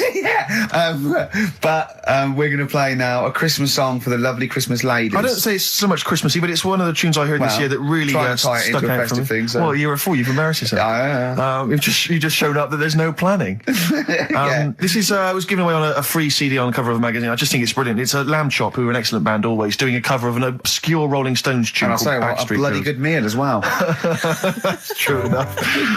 So we'll leave them with this. It's Backstreet Girl, Lamb Chop, appalling. And the only thing that would redeem the show is if you kiss the nipples. Because the nipple phone in if you want to speak to Carl. If you don't remember, call in and try and persuade Carl while this record is on. Well, answer the phone. XFM 104.9, Matthew Sweet, and a song called In My Time, Ricky Gervais, Steve Merchant, Karl Pilkington. That was great, that. Yeah, just asking Karl some of these Q&A questions. This might be my idea of perfect happiness, being in a room with Karl Pilkington. Yeah. I just watch him look around. When you're talking, he looks at you, and it's like, you know when the owners say, it's like the cat can understand what I'm saying. Yeah. It's like he's on the edge of that. He's on the edge of that. You think he can. And I know he understands the words, but I don't think he understands the full impact. Whenever you say something to him, it might be some, a revelation or something. He always picks up on the wrong side. You go, well, that's not the important bit. Do you know what I mean? He always goes... It's a bit like having a 14-year-old French exchange student. Their English is not amazing. They roughly understand you, but they're trying to piece together what you're saying. Exactly. But it's great. You see, the thing about Karl is, and don't take this the wrong way, I like him because he's stupid, in a way. No, I'm not being funny, but do you know what I mean? But even though I think he is considered stupid, some of the things he says, I think borders on I don't know what the PC term is, the retarded. Do you know what I mean, Karl? Anything in particular you're thinking of, though, Rick, when you think of... Well, he was talking to me the other day because I'm trying to write a show called Science, and he's sort of going to help me out with some of the research, and I want him to do something on the DVD for it, right? And he was talking about it, and he was talking about he says that in the future they reckon we'll be able to soon. He said they'll be able to take us into space, and it's going to cost us £150,000. He said, what's the point? There's nothing up there. He said when they went up there, right? He said when Louis Armstrong went. In 1966, right? He said it was nothing there. So there was him, a fella called Buzz. There was one third bloke that didn't even get out of the spaceship. He said he went all that way. He didn't get out to stretch his legs. How good can it be? Forget it. That's him summing up space exploration. Don't you agree with that? What's the point in going up there? Because are we talking about the finger in the arse again here, or? space. Oh, what is the point in going Because you're expanding, human endeavour, aren't you? And the human understanding of the world and the universe. It's like, what else are we going to do as a civilization, as a people, if we're not constantly searching and reaching out into the far distance? But there's nothing there. I know some people you grew up with that haven't left their street, but that's not everyone. But what is it? What do you mean there's nothing there? What has got to be there for it to be a worthwhile? Like, just something. What, I mean, like, to be honest, what would you be happy with finding up on the moon? A video? Just something. I don't think they looked hard enough anyway when they got there, because they seemed to get out, have a bit of a dance about, and then they came straight back. And I sort of think, did they look properly? It's not a day trip, is it? But what I mean they is... took that car out there, didn't they, and drove around a bit? Yeah, but only a little bit. What I mean is, say if an alien landed in Africa, there's not much there, so they'd go... What do you mean there's not much there? Well, it's a bit barren, isn't it? What, Africa? Just in general? Well, so anywhere like that, desert or whatever. What I'm saying is, have a good look round. Probably where all life came from, and probably 500,000 species of animals live there. Buildings and that and stuff. Oh, buildings. Well, just stuff. Yeah. I mean, did they look properly? Or did they just land, get out, go, a bit dusty, whatever? Right, let's go back. I just think it's a bit pointless. Especially when we haven't done everything there is to do here. Well, I don't know, but I'm sure there is stuff that needs sorting out. Well, I know the place that there's no medical man has been in this room. Yeah. There's definitely an unexplored cavern sitting right in front. All right, Steve. Would you go to the moon if someone said there's a space? He doesn't march at a concert because he's scared his glasses to fall off. Of course he wouldn't go to the moon. They'd spin him round in training, his glasses would come off, and that'll be it. He'd feel sick. My worry is I'm not sure would I be able to wear him under the helmet? Imagine him! Like I went paintballing once, and I had to wear the glasses underneath the mask, and of course it was a bit hot weather, it was awful, it was steamed up in there. It's terrible, I couldn't see anything, I got shot straight away, I was out of the game, it was pointless. It cost me like £8. Yeah. You don't have to be that fit anyway, do you? You're only sort of sat there. Well, not... well, yeah, but what are you talking about? Think of G-force alone and weightlessness. Of course you've got to be... What? Yeah. I think when you said think of G-force, he thought of G4. Follow-up with... But there's always something... I mean, when we were out the other night, Steve, right, there's a programme on about a spider that's a foot long and eats chicken. No one's talking about it. I don't know where to start! What do you mean? What do you mean? No, well, I'm sorry. I had to stand up because I thought I was going to explode. What do you mean there's a spider that's a foot long and eats chicken? There was a programme on about it, how there's this spider in the jungle or something. But I missed it because I was out, but no one's talking about that in the papers. And to me, that's a worry. Why? In case it nicks your Sunday roast. What do you mean? No, but if it likes chicken now, Rick, in like 2 years' time, who knows what it might I know, it move up the evolutionary ladder, it start liking Carl, then humans. No, I'm not worried about the chicken bit, because I eat chicken, that isn't that shocking, but the fact it's a foot long, and no one's, it's just on a Thursday night, no one's talking about it. What do you expect, though? What do you expect from this? It's got its own PR. What do you want? What do you want this spider bee to be famous? Where is it? Where is it? In the jungle. It's not worrying anyone then, is it? It's not going to move. Well, why, it's not going to... though. What do you mean? What do you mean it's not going to move? Well, how's it going to get here? Is it going to get on a bus? There's ways and that, they come in bananas and all that. So, don't worry about it. So, I'm not, if you're going to be like that. Anyway, listen, we better line up Babushka, we better play that surely, because I know you need to analyse those lyrics. That's very important to you, I know. We've still got that cork hitting. Cork on their head's going to be great. We're going to put his little head down and really give it a firing. Sponsored by Lindauer Sparkling Wine, refreshing. First of the game to die, Morrissey, XFM 104.9. I'm Ricky Gervais with me, Steve Merchant and Karl Pilkington. Well, Karl, you failed miserably. The scientists stuck away. Right, one more chance. What's happened in the last couple of weeks? Just one more chance to... What have you seen in the last couple of weeks? Well, like I say, I don't really watch the news and that, so right. I can't tell them about that. But in a way, I think they're better off not knowing. I think that's the only good thing about being out there, isn't it? Not knowing about the bad stuff going on. Yeah. So I can't help them there. They don't need to look at the weather, do they? No, don't enough. No. But tell you about the Pope and that. Yeah, it's pretty extensive. What about the EU Constitution and the no votes? What do you make of that? What are your views? What's the problem there? Oh, this isn't broadcasting, though, is it? This is nothing. Come up with something. Well, the fat baby, then. The fat baby that they found. That was on the telly. Right. Well, what was that? It's just a little fat baby. That, I don't know what. It's just a little fat kid and that. What? Tell what? It was on the telly. And but what was on the telly? You just said fat baby, fat baby, fat baby, fat baby on telly, fat baby on telly. You're meant to be telling them what's happened in the world. Tell me about the fat baby on telly. It's just they've found some. There's this illness called Momo, right? And they've just got this woman had a kid. It's really sad. It was on Channel 4 and that, right? And kid's born. You sure it wasn't Jimmy Carr? Kid's born and that, right? Momo? It's called Momo. Isn't that a Black Music Award? No, right, little fat baby and that. And there's only 3 of them in the world. These little fat babies. Right. And so one of them... They're in danger. How fat? Are you not telling what do you mean? How fat are they? 6 stone it was only 2. And there's 3 of them in the world, and there was this one, and there was one in Brazil. Are they, like, endangered? Is that the problem? Because there's only 3 of them in the world. I'll be worried. Is it like a conservation campaign? They're hunted for their flesh. No, it's sad. I know, it's easy to joke on that, but if you've seen it, you'd go, it's a bit sad than that. Well, I haven't seen it, and I know nothing about it. Well, I've told you, there's 3 of them in the world. Okay, what else was on telly? Something I watched the other night, that was just good.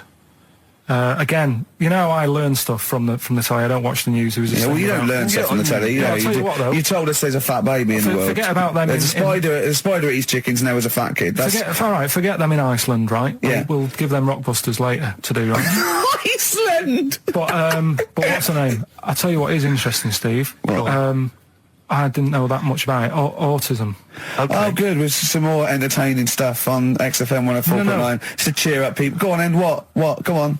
No, right. Have you heard about it, Steve? What autism? It scares me to death when he comes up, when he touches on a serious subject. We've been talking about wheeling a dead pope round, the Chinese don't age well, and ginger people are hated. And now we're going to touch on a really... I mean, my heart's in my throat. Go on, Carl, then. Tell me your insights to autism. Right, well, there was this... Again, Channel 4 coming up with some good stuff at the moment, right? It might have been Channel 5. Go on, then. Do a film review, quickly. Right, well, today on Film Review, we're doing classic films, and today we're looking at Elephant Man, John Merrick, one of his better pieces of work.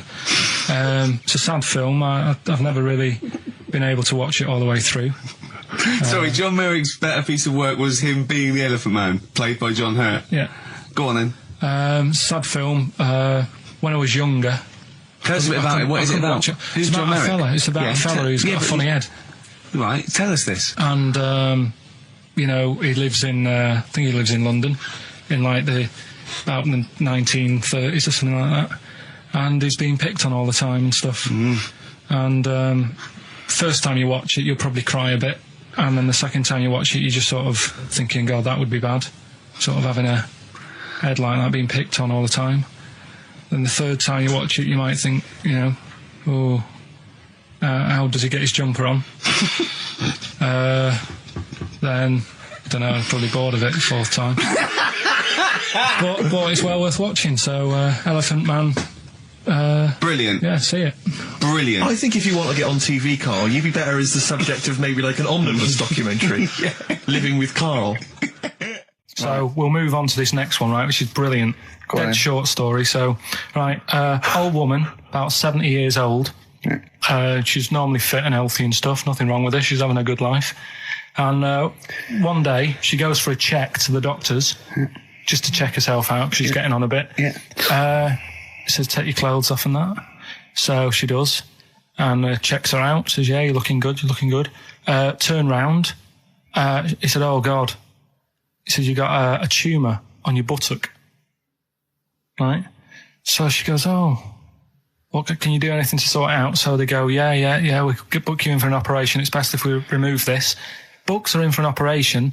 Operation day comes, strip her down and that. They're all stood round, the doctors. Start to operate. It only turns out it's a pork chop that she sat on 5 years earlier and it had stuck to her buttock. Right, Carl. I can forward you. Serious. Right, okay, Carl, I'm telling you now, I'm leaving. I'm never doing this show again. No, I'm serious. Honestly. You're talking, I've never had such... What do you mean? You couldn't believe it? No, when I read it, I said, I've got to tell Ricky that. This woman had a pork chop stuck to her arse for 5 years, you mental case. Of course she didn't. I had some exciting news this week, Carl. You'll be pleased to find out. I'm worried that you might get a little bit jealous because it's obviously going to impact on your world quite strongly. Because I know you think you'd like things to be quite samey. You like the status quo to be maintained. You like the fact that in the past, we've had some crosswords. Because I remember. What did you think of me when I first walked in? When I first came in on the first day of XFM? I don't know why you're making a big deal. Do you want to bring it? I'm just being honest, though. I'm just being honest about a lot of people who see you for the first time sort of go, well, he's a bit weird. I know that, Steve, that you brought it up, and then you're again. But I'm sure that wasn't what he said before. No, did he say before? Well, he's a bit weird. Yeah, well, he looked at you, and I knew. I could see by the look on his face. You know when you know your kid, and your kid's sort of scared of something, and they go, "Why's your kid?" He goes, "Oh, he doesn't like pigeons or spiders." Right. It was like that when I saw Carl, and I brought you in, and I went, "What do you think of that, Carl?" I could see the look on his face that he was disturbed. Sure. And then, as he said, you get used to it, don't you? Yeah, you get used to it. And you have changed a little bit. Your hair's a bit smarter now, and you got some nicer glasses and that, I think. Or I might have just got used to it. Whoa, don't bring it up, Steve. Don't look at me like that. So you say that you think some other people in the office thought the same? Do you know that for sure? Carl. Did you discuss it? Carl. Yeah, I think they do, yeah. Okay, leave it there then. But not just in the office, as you walk through the building. Oh, it's worse than you ever thought. Well, no, it's not worse than I ever thought, because as you well know, Ricky Gervais, what did I do on Thursday morning? Oh, is this the thing... For those that perhaps are not of the female persuasion listening, there's a magazine. Apparently it sells quite well. It's one of the sort of female, kind of issues magazines. I think it's called Company Magazine. It's like your sort of, I guess it's a bit like your Moore or your Vanity Fair or whatever. Anyway, they run every year the 50 most eligible bachelors in Great Britain section. Ding dong, hello. Who's in there this year? In the 50, in the top 50 of the entire country. And then they vote, and they put them in order and see who's the most eligible bachelor. But that's 50 people, right? It always annoys me slightly because bachelor, it kind of seems like a more sophisticated word for loser. Yeah, doesn't it? Which always sort of unnerves me slightly. And also they try and do a different 50 every year, so they're getting pretty desperate to get different ones. No, because also a lot of people who are sort of like successful, are married, so there's very little to... No. There's a huge... I don't know if this is international. It could even be international. I'm not sure, actually. So I could be up there with the likes of Justin Timberlake, etc. So Fred Durst... Yeah, that sort of person, So anyway, this is what's exciting, right? Although I'm slightly frustrated because they were telling me that last year... All right, because what happens is the readers of the magazine, they vote for who they think is number one most eligible bachelor, right? Last year, the prize was a 2-week trip in the Bahamas. Okay, this year I'm rather annoyed because all I'm going to win is a moped. That's the prize this year. That's the prize this year, a moped. Whoa, backtrack. What? Sorry. Last year was a 2-week trip to Bahamas, and this year just a moped. All I'm going to get is a moped. All you're going to win is a moped. Yeah, you got no chance. You've got no chance. Who else is in it? Well, I mean, I don't know lots of people you'd never heard of. I know Duncan from Blue. Ding. So you're second to him at least already. I imagine you're going to come behind the other 49. Because there'll be people voting for me. They get to vote for me. Yeah, Steve. They'll see my photo and then they can vote for me. Yeah, according to Heat, I was 22nd most sexy man in the world. I better take that helmet back. I would. It's that thing, though, you see. This happened years ago to me, right? When, you get pally with someone and then you wind each other up and then there comes a time when you just go over the line. Yeah. Right? What happened? Well, it was this lad called Anthony, right? He was my mate. Yeah. And we used to sort of always have a little fight in the toilet and that. Sure. Right? Punch each other. No, I want to wipe it. And the punches, used to get harder. Yeah. And stuff. And then, so he hit me harder. Turned out into a proper fight. Yeah. I chipped his tooth on the sink. Right? Right. This happened at school, and it was time for assembly, and I thought, and he's in the toilet crying. I thought, go to assembly. There's police in there. in the assembly that day telling people about unnecessary violence. And you thought they were there for you? So I'm like, oh no, Anthony's going to come in a minute, like crying with all blood coming from his mouth. I'm going to get arrested. Yeah. Did you go and sleep? And that was an example of... Yeah. I mean, it kind of happened because I went out with a girl who he fancied. How old are we now? About 8 or 9. I think that's out of order, going out with a mate's girl. Yeah, but she didn't like him. He had like big ears and that. He had no chance. You're so why such a should I? dick. No, but do you know what I mean? All right, I haven't got the looks like I used to. Sure, when you were 8. But that's before the stress of, having head squoes and that sort of thing. I have aged a lot. Having your head squeezed. I love your own grammar. I know, That's the past tense, is it? Squeeze or to have squeezed. Oh, he did squoze his head. Yeah. Oh, brilliant. So, what about a bit of Bowie? Let's, be my wife. Carl, I'm asking you. I think we can squeeze that in. Be my wife, Carl, come on. This is a bit easier, but I still think it's a good one. So this is, we should explain what this is if you've just tuned in. It's one of those stupid lateral thinking problems. That Carl himself has created. Yeah, that was his homework. Right, this one. It's a fella. He has a normal day doing stuff. Nothing wrong with him. Right? And it's the twist in the tale. It's just like Tales of the Unexpected. Yeah. Just a normal day, nothing wrong with him. Hold on, though, he's got the legs of a fish. Go on. So that's why he's been hiding his legs. So Go on. He does his the legs of a fish. So he can't carry on. He has his working day and that, and then he gets a bit tired. Goes to bed. He puts the light on, leaves it on, goes to bed. Oh, that's crazy. That's mental. I can't think what's happened. Anyway, here's Radiohead. Right, okay. What? The question is, why does he put the light on when he's going to bed? He's had a normal day. He's come home from work. Is that right? He's come home from work, or he's not been working? Yeah, he's just been out? No, he's been working and stuff, I think. You think?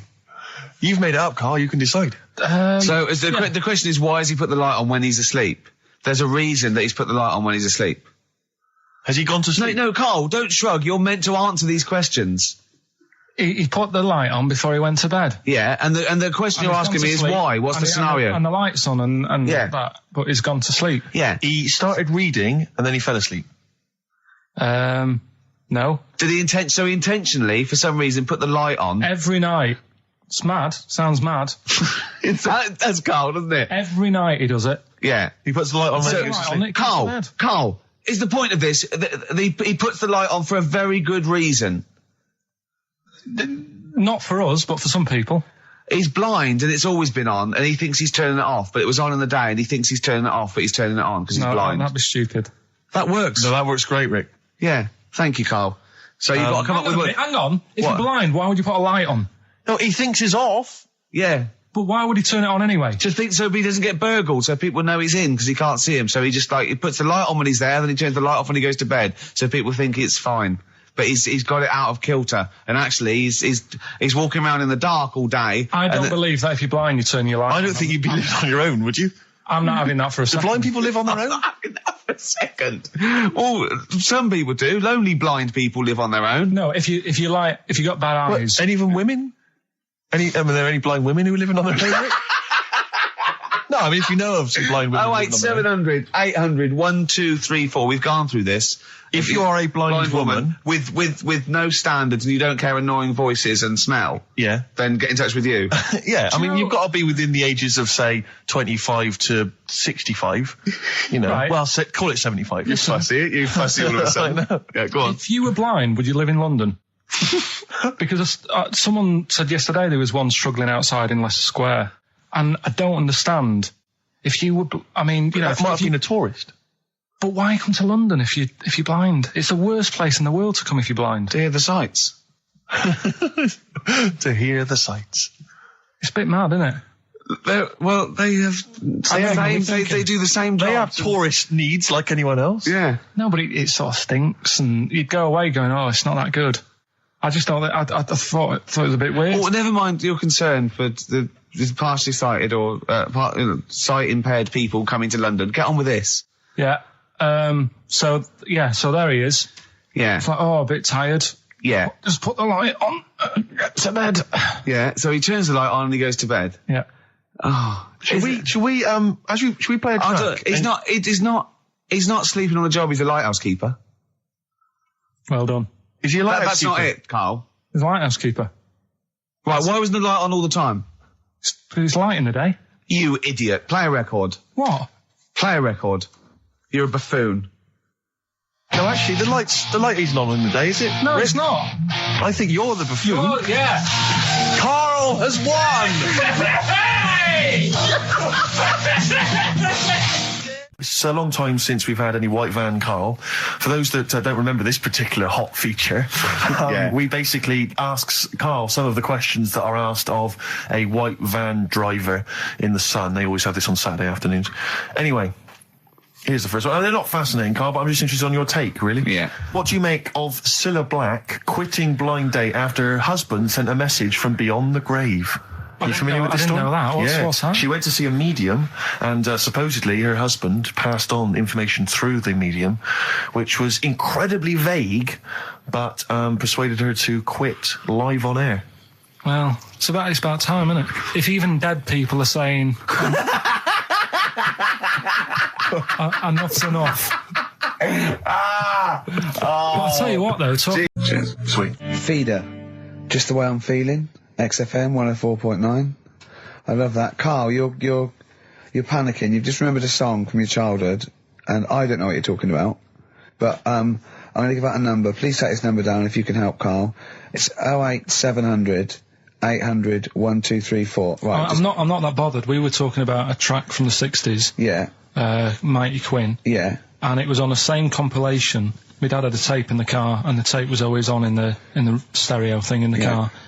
And I used to sort of sit through all this stuff I didn't like, but knowing that coming up soon was a song about a monster with purple eyes. It wasn't Puff the Magic Dragon. It wasn't that. A monster. There must be something else about it that give people. Do you remember a chorus or a few lines? It says something like it was a one-eyed, it had big eyes, purple, and it eats people or something. The big-eyed purple eater. Wasn't there a song called something like that? The big-eyed purple. And it was a hit. I'm sure there was a song which is something like the intergalactic purple eater or something like that. It's a novelty song. Rubbish. What, by the Bonzo Dog? Yeah, it's that sort of thing. Yeah, I'm sure. Well, if you know what, Carl, look, the telephones have gone mad. Yeah, well, we'll find out in a bit. I mean, I'm not that bothered. I'm not going to buy it. It's just that we were talking about songs and that. It'll be good to know who it was. But yeah. Right, Rockbusters. Okay, now how long? Where did you get the phone? What do you want to just answer? Well, answer the phone. So just answer the phone. See what it is. Just see someone's. Hello, mate. All right. Yeah, that song. I don't know. It's by, or is that what you want? That's the bit I wanted. Really. What's the name of the song? Well, you know how it goes. It's like one night on and dawn at a bit. Yeah. Oh yeah. Sorry, I don't think you've helped much though. You can't remember what it's called or who it's by. Well, no, I mean I know the tune.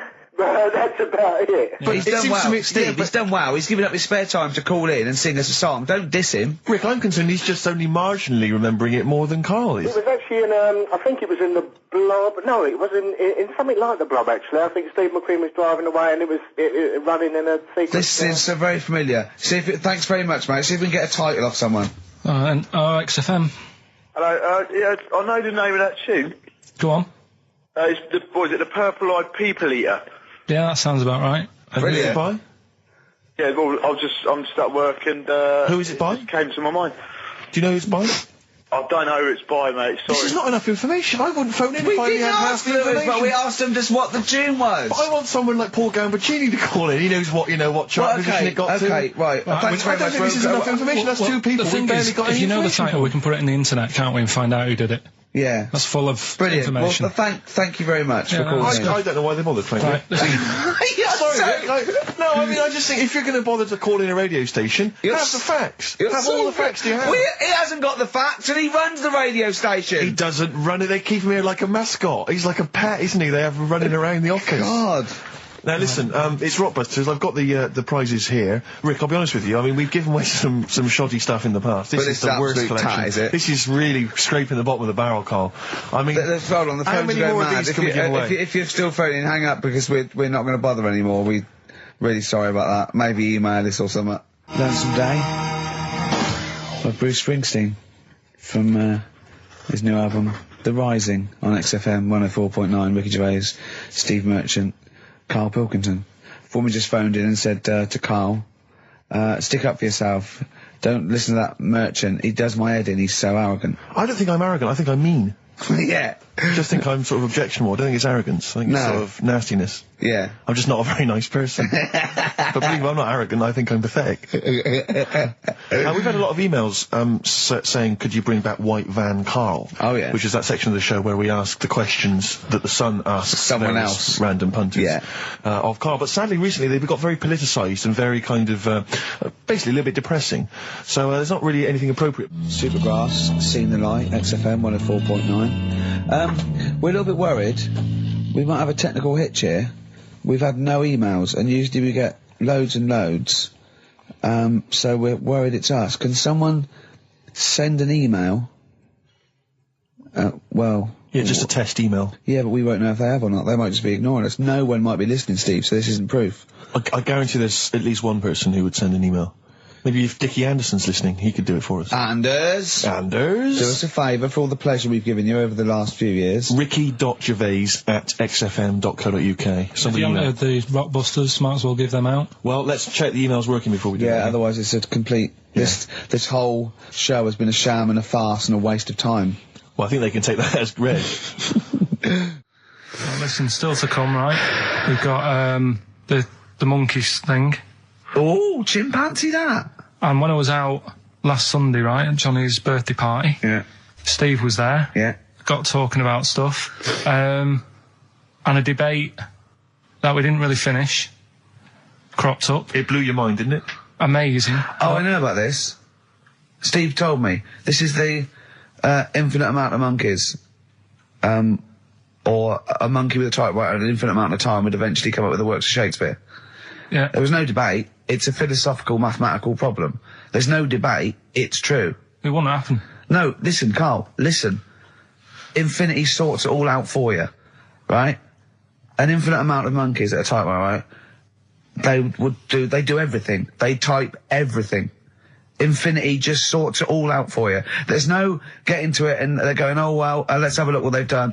This one's come close. Did Romeo and Juliet. It would do it all. It would type everything ever possible, conceivable. Yeah, but... It's a mathematical... Well, we've heard your side of the argument, Rick. And I'll be honest with you, it's a persuasive one.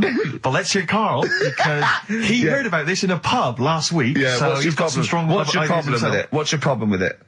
Well, first of all, right, you're saying it's a load of monkeys. It's not just one. Again, most of my knowledge of the sort of Tsarist Russia comes from Rasputin by Boney M. Well, listen. Yeah, he was the lover of the Russian queen. They put some poison into his wine. Yeah, yeah. They shot him till he was dead. Yeah, which is, you know, go on. Right, well, this. Oh, those Russians. Loch Ness, the monster. Yep, sure. Probably doesn't exist. Okay. What it is. Interesting. Hold on, interesting. Oh, interesting. What they thought the Loch Ness probably didn't exist. Curious viewpoint. Hold on. What proof have they got for that, Karl? How can they go around saying stupid things like that? It's methane. Right. Again, in Loch Ness. And people have seen, what's the lake it's in? Loch Ness. Yeah. It being the Loch Ness Monster. Yeah. That's where it lives. That's how it finds its way home. That's certainly the clue. Yeah, if we get again, Karl, that's the clue. Yeah, if it goes, and it's, if it's out wandering, it goes, excuse me, what do you know where, I'm being the Loch Ness Monster? Where would I be gone? Oh, you'd be going to the Loch Ness if that's your home. It's way over there, you big monster, you. So the bubbles from the methane bubble up out of the water. Yeah. People think, oh, God, it's a monster's head. But it's not, it's just water sort of shooting up because of the bubbles. Well, that's two of the great mysteries of the universe solved by Karl P on a Saturday afternoon. That is fantastic. Yeah. So, that makes me think a lot of things. So, you know, when mediums are sort of like going, oh, I've got something coming through. Do you think they are exhaling a lot of methane gas? And thus making them not think straight? Do you think everything's down to methane gas? Do you think that all the mysteries of the universe are down to methane gas, Karl? What did it say in the documentary you saw? About what? What was the budgie happy? We know that budgie was sad. Was it in a room? Because they used to take canaries down the mines, didn't they? They used to take canaries down the mines, they'd smell the methane, and then the budgie would be happy. I'm not going to teach you anymore. Play a record. Oh, should we introduce this, shouldn't I? Go on, then. Oh, it's Beatles, Long and Winding Road. Smooth. Are we getting paid for this? Our Freaks Electric, Richard X and the Sugar Babes on XFM 104.9. Well, nearly through. We've had a few laughs again, a few tears. Absolutely, as always. Excuse me, and don't be alarmed. I look quite frightening, but I'm merely a nice monster. I seem to have lost my way home. Could you direct me in the right direction? Nice to meet you. Yeah, Karl Pilkington. Hi. What's your name? Why do you need to know my name? Well, it might help me to find out where you come from. Oh, my name's the Loch Ness Monster. Okay, all right. Give me a second. What was your name again? Loch Ness Monster. See, this is what I mean. I just run this one past you just on the off chance. Yeah. Because maybe that you change your opinion slightly. Yeah. Feng Shui teaches you to use your environment wisely. Sure. If your land and the surrounding area is undulating, it's said to house auspicious dragons. When land is flat and featureless, the dragon is missing and the land is said to be less auspicious. Excuse me, they call me the Brixton Dragon. Sure. I seem to have lost my way. I know it's South London somewhere, but could you help me find my home? What's your name? Well, they call me the Brixton Dragon. Right, where are you from? I see what you mean. I see what you mean, aye. Oh, okay, man. So does that make you query it at all, the dragon? I'm not into it that much. Right, I'm sure. just saying that if you have your head at one end of the bed rather than the other, it might make a difference to your night's sleep. Listen, we were talking earlier about the fact that Bruce Lee, and it's a well-known fact, yeah, he faked his own death so he could continue his undercover police work, as opposed to being because no one would. Anyway, I didn't get around to getting drinks. Can't believe it. Can't believe it. Round to getting the drinks. Right, so I said, right, I'll pay for the cab. Right. Oh, what a lovely Christmas gift that is. Yeah, £2.50. I paid, no, it was like £3 there, £3 back. So £6 you spent on him? Well, no, I spent more. See, that's what he said. He said, get the Bolton and back, can't he you, for that? He said, oh, you spent on me £6 for my birthday. I said, no, I haven't, because I gave the taxi driver a tip. I'm a little bit worried about his attitude as well. Because even if, I mean, that is a stingy present, but you don't say... Well, let's be honest, that's the worst Christmas gift ever, because, I mean, you're pretty bad, like we discussed in the past, but at least you spend a bit of money. Yeah. It's just thoughtless. Yeah. This is nothing. I know. You haven't given him any time. I mean, I would... And I knew my demographic. They loved it, my family. They couldn't believe their luck. You know. Well, a tenner. You spent a tenner on him? Well, the cab fare was £6. But the thing is, I don't think he's saying that. I think it's the fact that this is like, you know, frittering away in it's kind of thoughtless, he would have loved to, I'm sure he would have been appreciative of a lovely £10 gift that you cared about and bought. A book he probably likes Fly Fishing, doesn't he, by J.R. Hartley. If you'd have bought that, he'd have gone, that's what I was looking for. Well. Or what I was looking for, Carl. Bloody hell, Carl, you little bald twat. That's just what I wanted. So... All right, so just calm down. So what have you got planned for Christmas? Is this what I mean? Are you doing the same approach with Carl, Suzanne? excellent. You've paid me milk bill for this week. That were nice. I'm spent this year. So have you planned anything for Suzanne, or are you just? Yeah, I'm taking her out Christmas Day for something to eat. So do we need them? Do we need them? Shall I give you a little taster? We were having a pizza. In a pizza establishment. When was it? Wednesday or Thursday? Yeah. And he was going, I'm a good organiser, I'm a good problem solver. Give me any scenario, right? Obviously he didn't say scenario. And I went, okay then, so you're the manager of this place, and there's a couple there, elderly couple, they're about 60. They've had a lovely meal. He went, yeah, right. I went, but the gentleman, he's got a little bit of a heart condition. He takes a pill after his meal, as he should, after meals. He's only taken Viagra. Oh. And now he's stuck in. Wedged in. We've all been there. It's gone, and it's stopping him getting out from the table. Yeah. So what would you do? He went, what? He's stuck in because of his dick. I went, yeah. He went, right. He said, I'd use the situation. I'd make cash. I said, you're not going anywhere. Do you want a pudding? Entrepreneurial. I like it, Carl. And he went, so that's that sorted. I've got the job on that. Next, I went, okay. You won't believe it. Next day, there's a little problem in the toilets. Two gay men were having sex and they got stuck. In each other? Yeah. He went, right. I'd say, is it the same fella as yesterday with the Viagra? If so, why was he let in again? He was on the door. Yeah. I went, it's not. It's too different. He goes, right. Does his wife know he's cheating on him? Yeah. He went, right, I'd go down. I'd go, and then he went, I'd say this isn't a restaurant problem. Call an ambulance. Strictly speaking, not a restaurant problem, no. But am I right? Huh? Am I right? Well, I don't know.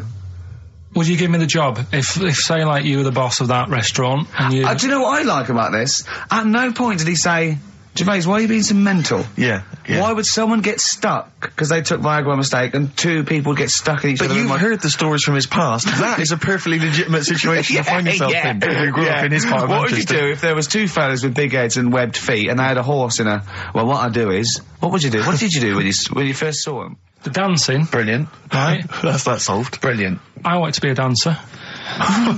After I did the boxing, right, I joined a dancing thing just near Man United's ground, right, called Twiggy's. Went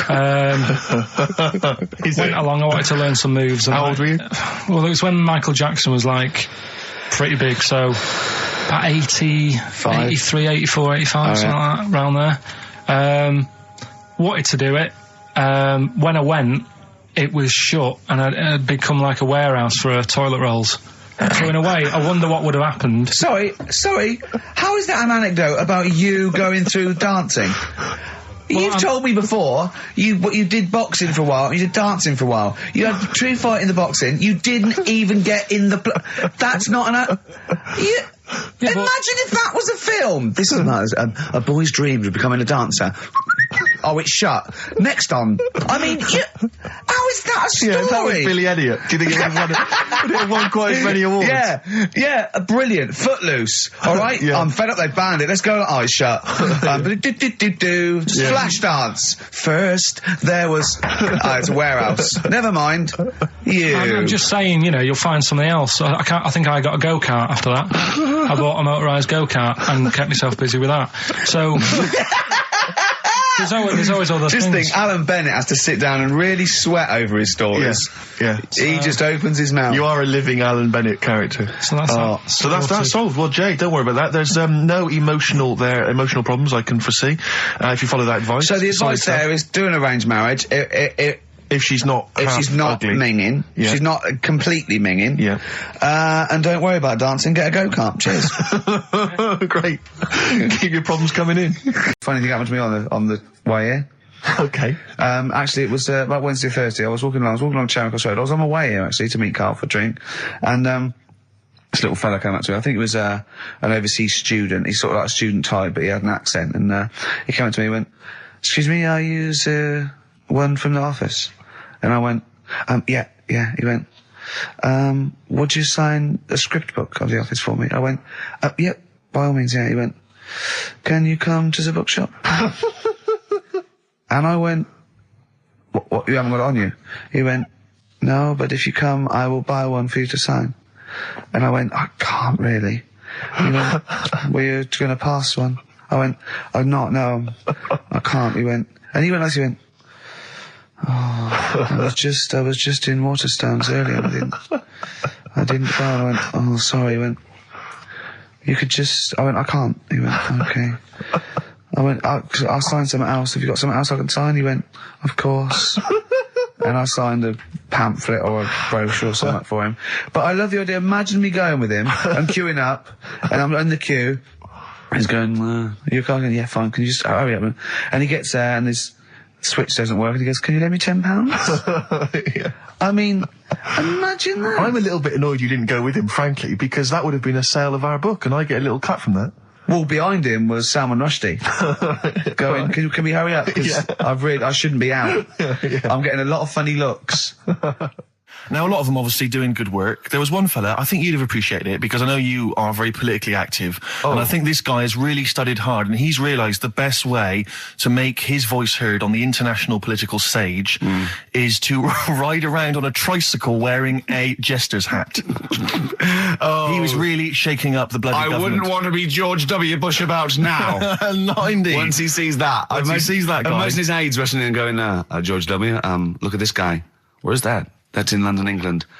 Okay, call off the forces. Is that a large tricycle? Yeah. Is he wearing a nappy?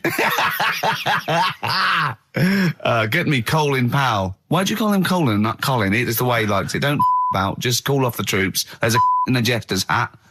Call the troops off. Just bleep some of those bits. This Thursday at the Grosvenor House Hotel. Yeah. Everyone in Radio's Anyone has entered their show in different categories saying, they get it down to You know, winners this year included the brilliant Dominic Mohan, former showbiz editor of The Sun. Lots of people won. Lots of people won. Lots of people won gold. Lots of people won silver. Lots of people won bronze. We didn't get a sausage. Nothing. This show was deemed not worthy of anything. I mean, not a look-in. The panel looked at it and said, well, no, definitely not radio. Didn't get a vote. See, that annoys me on so many levels. Let me tell you, one, right? I've never complained about losing an award, okay, ever. Yeah, mainly in TV. I know we've won a lot, but we've been beaten by Peter Kay. Good luck to him. He's brilliant. Beaten by Phoenix Nights, the sitcom. A lot of people like that more than the Oscars, vice versa, right? No qualms. But the shoddy shite that I heard that night beating us, I was furious. I don't understand. There's people, regional, it sounds like hospital radio, right? I mean, I shouldn't even be on XFM. I thought, you know, it's beneath me. Yeah. And I thought, well, give them a hand, right? Let's show them. And I want to know who the panel was as well. I do not believe it. How can they I was looking back over some of the shows, right, before I go to Carl, and I've just done a little excerpt of, you know, a trailer of what we do, what we're about, and I don't know how the panel could overlook this. Play a bit, Carl, please. Shaking her muff, minge and tits around does not make her a hoe, then what does? These kids at school with big heads. Carl, what are you talking about? Shut. Oh, my name is Holy Fuck. Right, Yeah. It's this monkey that was on a train station. Right. What if you mean cock to mean penis? It was my Down syndrome son. Oh, chimpanzee, that monkey news. So we've still got monkey news coming up. You're an idiot! You know what I mean? That's, to me, quality broadcasting. I don't know how they can say that isn't worthy. That's what we sent in to the Sony people. They listened to that. How they didn't think that was dynamite stuff. It doesn't make sense. Actually, I've been thinking about this since Thursday because I've been a little bit down in the dumps. Yeah. What I think it is that with the TV show, the TV stuff we've done, Rick, we put a lot of work into that. Yeah. We get the script, we got the script, we spend a lot of time on it. What this show is about, it's very much about spontaneity, it's about our personalities, and I don't think we're ever going to win an award for our personalities. I think that's where we're going wrong. Do you know what I think? I think that when we're together, we're the auteurs of The Office, and, you know, and we're strong on it, and we're just two. We write it, we direct it, you know, we cast it. We even worry about the font and stuff on the. You know, we do everything. There's a weak link in our midst, I think. On the radio show? Yeah. Right, well, I'm just trying to think what the common factor is, because on the award-winning TV show, Spliss You and I... Yeah, I don't know. Well, I'll tell you what, can we play a record and let me think about this, because there must be something... There's got to be a factor. ...that isn't in The Office that's in this, that means that The Office is award-winning, and this is a pile of shite. It's interesting. I mean, I don't think our number one fan, Dickie Anderson, Richard Anders, was on the panel, although he here has emailed in. He's got a couple of thoughts as to maybe why we... What is Dickers doing, man? Dickers says, commiserations on not winning a Sony. I can't believe you didn't win, naturally. I mean, apart from your show's obvious lack of quality and effort, having a monkey for a producer, offering the biggest load of tat as competition prizes, saying hairy Chinese kid 48 times every show, Rockbusters, not bothering to turn up for weeks on end, only having 3 listeners, introducing the comedy characters Camp David, Harry Fook, which I think he spelt wrong there, Stephen Merchant. I'm not a character. Apart from insulting every race, religion and sexual orientation, bickering like schoolgirls... We haven't done everyone yet. We have not insulted everyone yet. There's loads to go. Despite the fact you generally bring misery into the lives of anyone who listens, I thought you were surefire winners. Better luck next year. Well... I mean, a couple of constructive, you know, criticisms there, but generally, I still can't nail it. Was he on the panel? Well, I don't think so. Well, he's a fan, so... Yeah. Well, no, he's clearly a fan. I mean, he obviously loves the show. Because he has hit the nail on the head. Oh. Which...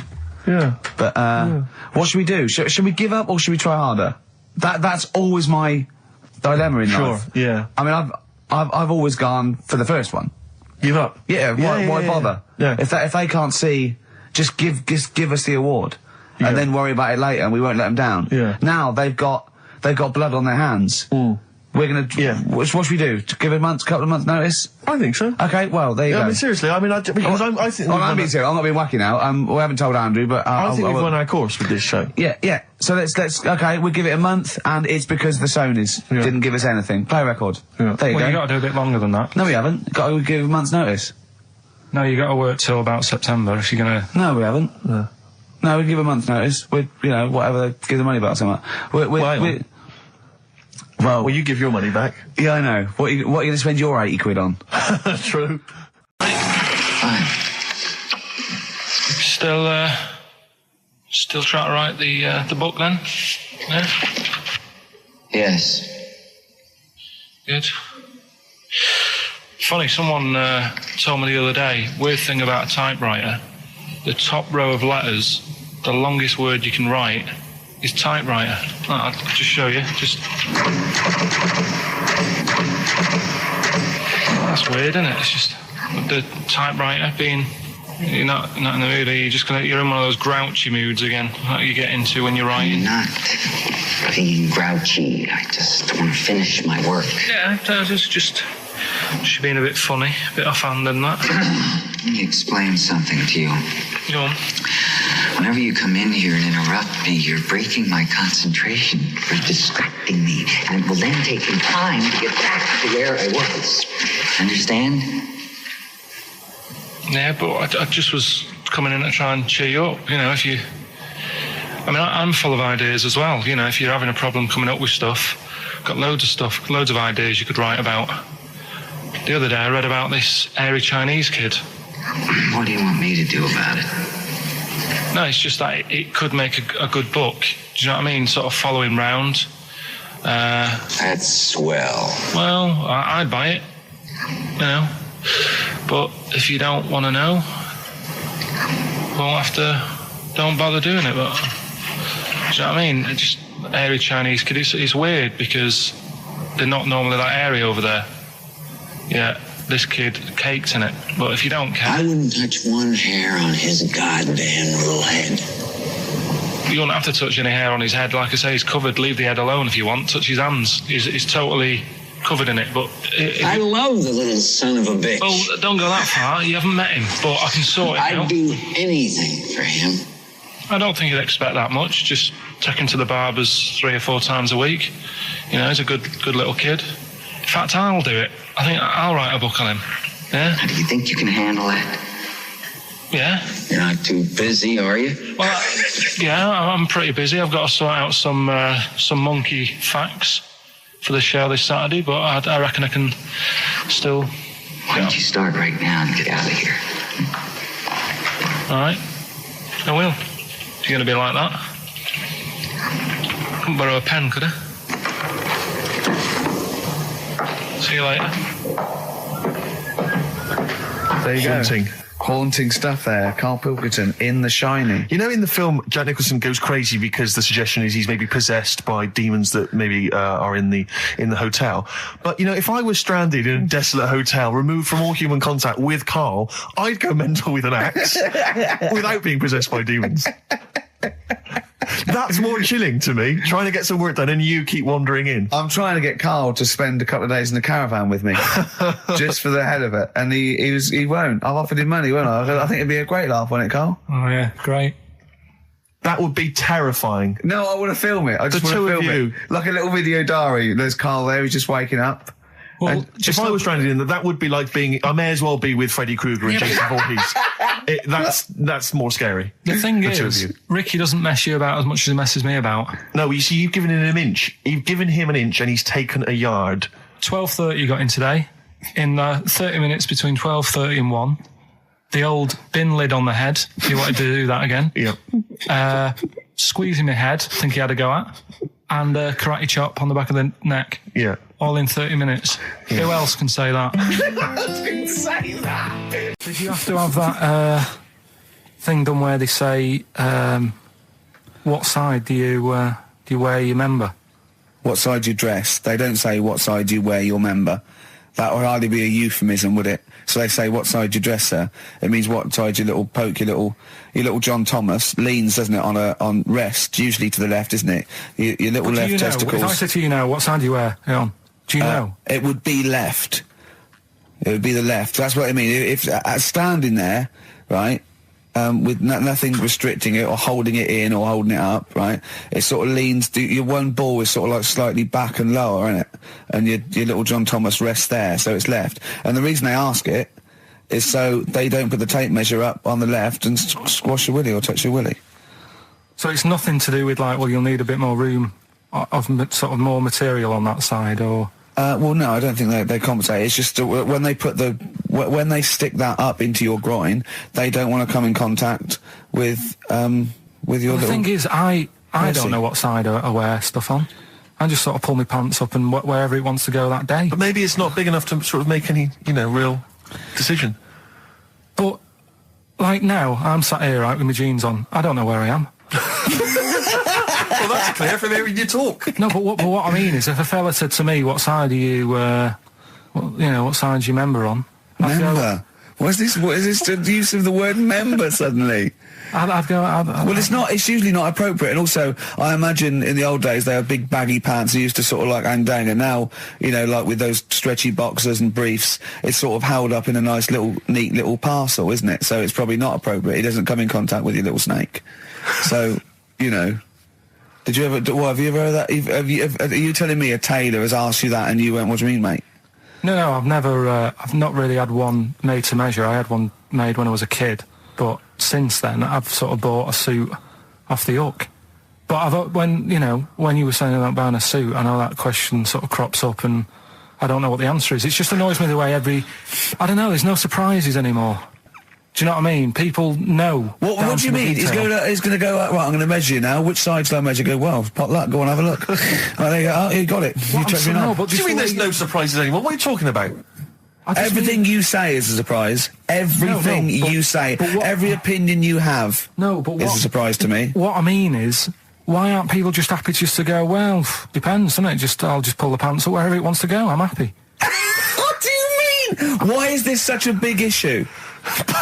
But Carl, when they ask you this question, they're not making a note of it somewhere. It's not statistical research to find out what the kind of common leaning is. It's a question so he doesn't touch it when he's using his tape measure. Just be careful.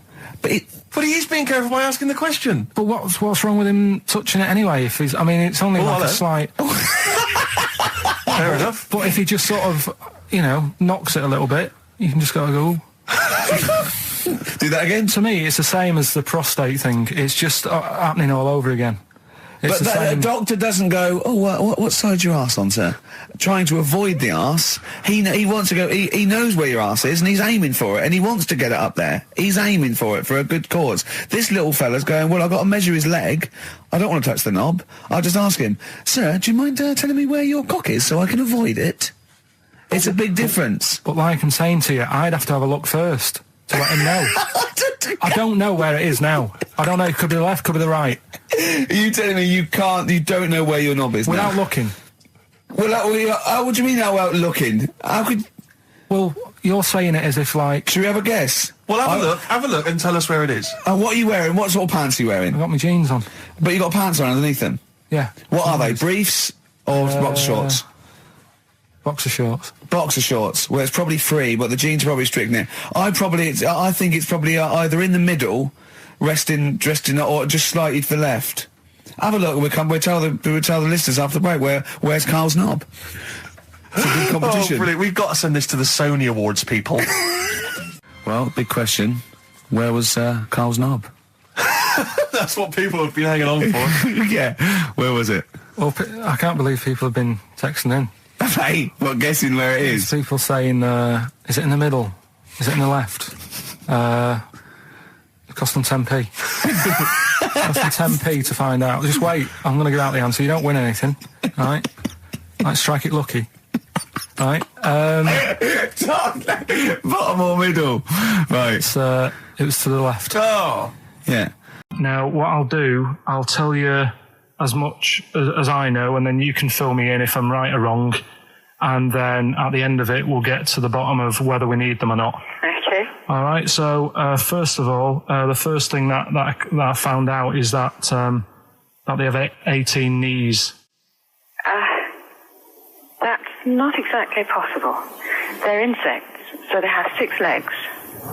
Yeah. And a knee is usually the junction between femur and tibia. That's sort of classic human knees and every other animal knee. So with 6 legs, you can only have 6 knees. Could somebody sort of got mistaken for seeing one that was a bit double jointed? I think you're grasping at straws or something. All right. Well, we might have to come back to that one then. Okay. They can hold the breath for 40 minutes. Well, they don't do that because they don't breathe in the same way as us. They breathe through little spiracles, holes down the side of the body. So, no, they're not a very apt simile because the method of breathing is so different. What do you mean? Because insects have a totally different system. They don't have lungs in the way that we do, just breathing through one part of the body. They're actually breathing through every segment of the body all of the time. So even though they've got their mouth shut, they might be able to slide. Nothing to do with breathing. So only just feeding.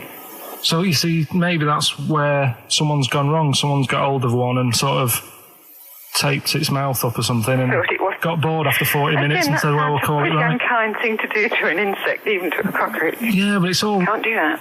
Yeah, but... No. Pretty unkind thing to do to anything, even a cockroach. Something else I found out. Yeah. They can live for a week without an head. Well, that's true if they don't bleed to death in the process. But the weird thing is, when I told you that they had 18 knees, you seemed a bit sort of like, don't talk ridiculous. But then we're talking about an animal that can live without an head. So there's a little bit of truth in that one, yeah? Yes. Why, when it was invented, has it got that facility? Say if someone said to humans, we could do that with humans, and, you know, if you lose your head in some accident, it gives you a bit of time to sort of go back to your family and maybe write them a note. You won't be able to have a chat, but write them a note saying it was my own fault and it was nice knowing you. Oh, well, that would be a useful facility, I agree. But cockroaches are great survivors. I mean, they've been around for over 300 million years. They're one of the most primitive insects. All right. Well, I've also... is it true that they do a lot of resting? Apparently they can sort of rest for 75% of the time. Rest? Yeah, they just sit about doing nothing. It's probably true of a vast proportion of the world's fauna. I mean, maybe the 25% that they are working, they're really giving it some, so it might make up. They're probably searching out food and, they can slow down considerably. You can chill insects in the fridge and they'll become very, very quiet. You might think they're dead. Yeah, but I'm sure, you know, if we were sat in a fridge, you know, we'd go a bit quiet, wouldn't we, you know? Well, you might not know much about it, of course. Yeah, but... You're not quite reading the right sources. Well, I've been using the internet. I'm sure there are many useful sources that you could find there, but some of those seem to have been a little misleading to you. So you don't agree with a lot of what I've told you there? No. So cockroaches, can we get rid of them? No. So we're keeping them then? I would say so, yeah.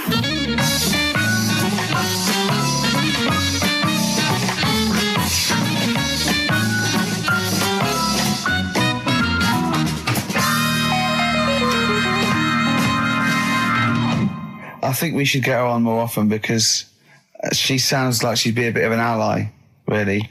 Because she knew immediately that you were talking nonsense. She even said, I think you should be more concerned about your sources, which I've been trying to tell you for a year, right?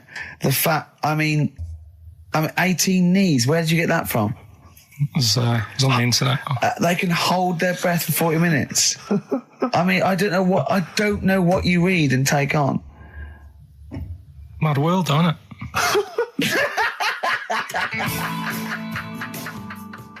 And there was also a fella in the week who said that women shouldn't be wearing trousers. Why? Because they don't look good in them. What do you think? What do you think about that? It's rubbish. Yeah.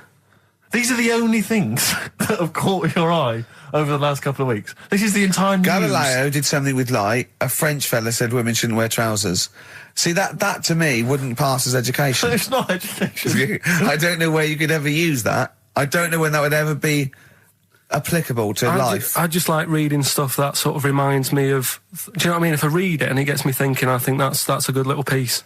But, I mean, but surely can't you just sort of like sit near something that vibrates to keep your brain going? Or shake your head every now and again? I mean, what does this do? You mean it makes you start using your brain? But what aspect of a Frenchman said women shouldn't wear trousers got your mind working? What questions were you asking? Because I thought that's a bit daft, isn't it? Right? Yeah. Okay, it ends there with me. There's nothing else. There's nowhere else for me to go on that. He claims your he's mind's still whirring.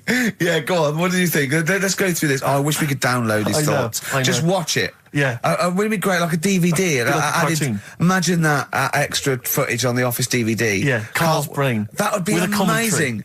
Oh, with the commentary. Go on. Women wearing trousers and that, right?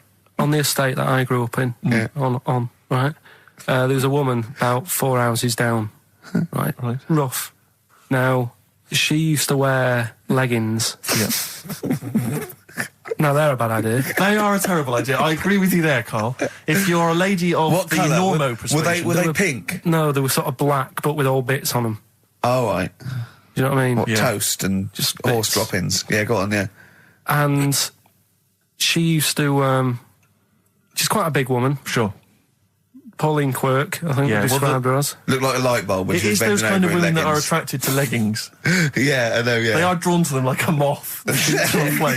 Yeah. She used to wear them, and that's what I remember when I read this piece. And she used to work on one of those sex line things. Right. She used to do that. But what was she, an engineer? The weird thing with her was, she had big eyelids. Right. Go on. That were too big, and this is what I was thinking. What do you mean she had big eyelids? How big do eyelids have to be for you to go, they're big eyelids? What was she shoplifting with them? Would she come out of Dixon's with, like, radio stored in them? What do you mean she had big eyelids? It was another one of them popular things around our way. Do you know? Like, what do you mean popular things? They didn't go, oh, I'll tell you what, they're all the rage. Can I get some big eyelids, please? No. It was just like one of them things that people suffered with. Just big eyelids. They could hardly open their eyes. What do you mean? What do you mean? That's one of them popular things around where I grew up. People had big eyelids. They could hardly open their eyes. What does that mean? What sort of freak town were you born in? You had webbed feet people with big heads. You got women with big eyelids. What does big eyelids mean? Are you confusing her with the horse? Yeah. Did she have hooves? Look, what? Anyway, so there's this big eyelidded woman with the leggings. And that's what I'm saying to you, though. That's... When I read that story with people with trousers, I went from that to a woman who used to have big eyelids. I still don't know the point. But then, and also the other bloke who had the eyelid problem was a mate of mine. Right. His dad had it, and same problem, massive eyelids. I don't know what that means. I don't know what that means. I used to say to my mum, I'm going round to Dave's house, and or Drew say, Kate, well, as you call him. That's all right, but make sure his dad doesn't take you out in the car, because he could hardly see. He had to have his head. He had to tilt his head back to keep his eyelids open. Sure. Did he have a couple of matches with him at all times? What a load of gobbledygook. This began as educating Ricky. I know, So it's what, like he was people thinking, with eyelids. But it's like you're supposed to make that leap as well. Yeah. If I mentioned the trousers, Ricky will probably be thinking about people with big eyelids and women wearing leggings. Play a record, Carl. White Van Man, Carl. Brilliant. Recorded at great expense, that. Yeah. This is where we just hijack an idea from The Sun, which is White Van Man, where The Sun asks, in this instance, a cabbie by the look of it. Oh no, a fruit and veg shop owner. Ours is slightly different because The Sun sort of like pick on a perfectly normal member of the public. Exactly. So that's where we've got the upper twist. hand. Yeah. And they ask him about the the hot potatoes. This week, Karl, my first question to you, well, your thoughts, please, on the criticism of the BBC over their coverage of the Queen Mum's death. What do you make of this? You're aware of all the criticism that Peter Sissons asked some probing questions? No, I thought it wore was a burgundy tie. I thought that's it. Yeah, he just it didn't show respect. He just had a burgundy tie on. See, that's not really not showing respect, is it? No, it's not. You show your respect by sort of doing the news on it, giving her a bit of coverage, and showing, what publicity. What a good woman she was or whatever. Yeah. And then you move on to sport news or whatever. Do you know what I mean? Yeah. I totally agree. I don't like the way everything's morbid. I was thinking about it. It's like, the way in birthday cards and that, people always put funny things in them. I think you should save things like that for funerals, for like funeral cards and that, and try and cheer people up at times when they're low. Do you know what I mean? Because on your birthday, you're quite happy anyway, so you don't need someone putting a funny comment in a card. I think, when you send a card... What would you suggest? Well, whoopee cushion, but on the vicar's chair, what? How would you liven up the funeral? Just little things in the card. I mean, you're just writing stuff like, well, you know, at least you're still alive or whatever. So as you're giving the eulogy... So, that'd be good. So supposing someone's husband's killed in a car crash, you go around with some flowers and a little card and it says, at least you're still alive. Well, maybe something funnier than that. Well, maybe like if you got up to give the eulogy during a funeral, just wear a pair of comedy tits. Yeah, or those glasses that are eyes on sort of springs. But why has everyone got to be so sad about someone dying? No, what annoys me is that when you see the people on television, they sort of members of the public, and they're crying about the Queen Mother, who was sad when anyone dies, sad when anyone nan dies. She was 102, and it's sort of like I think they should cry. Well, there's a picture in the paper today. I don't understand it. There's a picture in the paper today of various people who were lining the funeral. Kind of route yesterday, and there's a picture of a very young child, maybe sort of 5 or 6, on the arms of her dad, and her head bowed, and it says a young girl there weeps for the Queen Mother. And I was looking at it, and you can tell she's just tired.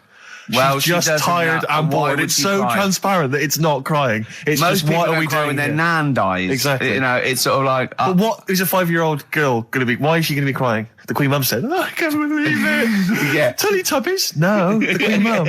Oh, not the tweenies. No, it's all in a minute. Yeah. It's like, oh dear. I mean, I know. I'm sure, I don't know much about her. I don't know if she was a great woman. And obviously, it's always sad when someone dies. But it's interesting that there was a lot of tourists in that long line of people that are now queuing for hours upon hours to see her dying in state. Because it's clearly just people who want to be a part of history. Must be gutting if you're over from Sweden and you find out that, the Queen Mum's died. Oh, you must be devastated. You probably don't want to carry on with your visit. Exactly. Really. Okay, listen, Carl. I think we've covered that. What do you make of the?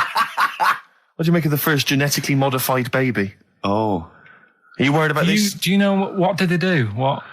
Let me see what it says here. Isn't it just choosing the eye colour? Well, this is the concern, isn't it? That in the future you'll be able to decide whether it's a boy or a girl, how intelligent it is, what it looks like, is it handsome, is it ugly? Obviously, no one will choose an ugly baby, and so on and so on and so on. And so it means that where will it lead? Where will it end, Carl? Are you concerned?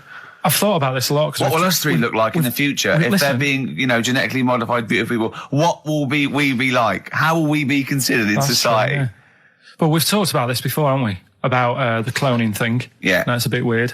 Yeah. But I don't think it matters, because at the end of the day, right, you might look like some other kid, but it's the way you're brought up that will change your features and the way you are, your personality. If you lie, you get a long nose, don't you? Well, no, but listen, right, because I remember when we, I was growing up on this estate. This is going to be good. Go on. No, it's not. It's just an example of how this doesn't work. Go on. So we don't need to worry, sort of thing. Sure. Right? Okay. So I'm growing up on this estate, and there was this woman about 4 houses down, right, who's a bit rough. All right. Didn't fancy her. Oh God, no. Right, but she had a baby. Well, tell me about her first. I'm interested in this woman. Why was she? It was a very. Was it like being a man in a dress? I mean, I didn't grow up in a posh house or anything. I'm not saying that if you live in a bit of a rough house, you're a bad person. What does she look like? But anyone can tattoos, clean up. Look like Tony Green with a fag on. They didn't clean up much, right? Oh. Which, even if you've not got a lot of money, you can still try and make the place look nice. Yeah. Right. But she didn't, and a kid used to take a horse into the house. Sorry. Whoa, Neddy. What do you mean a kid used to take a horse into the house? Where did they get a horse? Must have nicked it from somewhere. Must have done. You've seen a horse in it? No. What, is that from outside the saloon round the corner? Yeah, was it just tied up with a bit of leather? Right. Oh, that's great. Did Big Jake come looking for it? I'd been out. Oh. Sorry, let me get this. This was before the lynching stopped or after. Where did he get a horse from? What do you mean he must have nicked it? His mum said, where'd you get that from? I bought it. All right then, but keep it out the kitchen. I don't want you going Catlin rustling. Where did he get a horse from, Carl? And how long did he have it for? Was he leading it or riding it? Mum, open the door, I can't stop. I can't stop it. Open the patio door as well. Looks like we got us a runaway. What do you mean? I don't know, but the thing is they couldn't afford to buy one because they're not cheap. So I'm just guessing. Maybe that's wrong of me.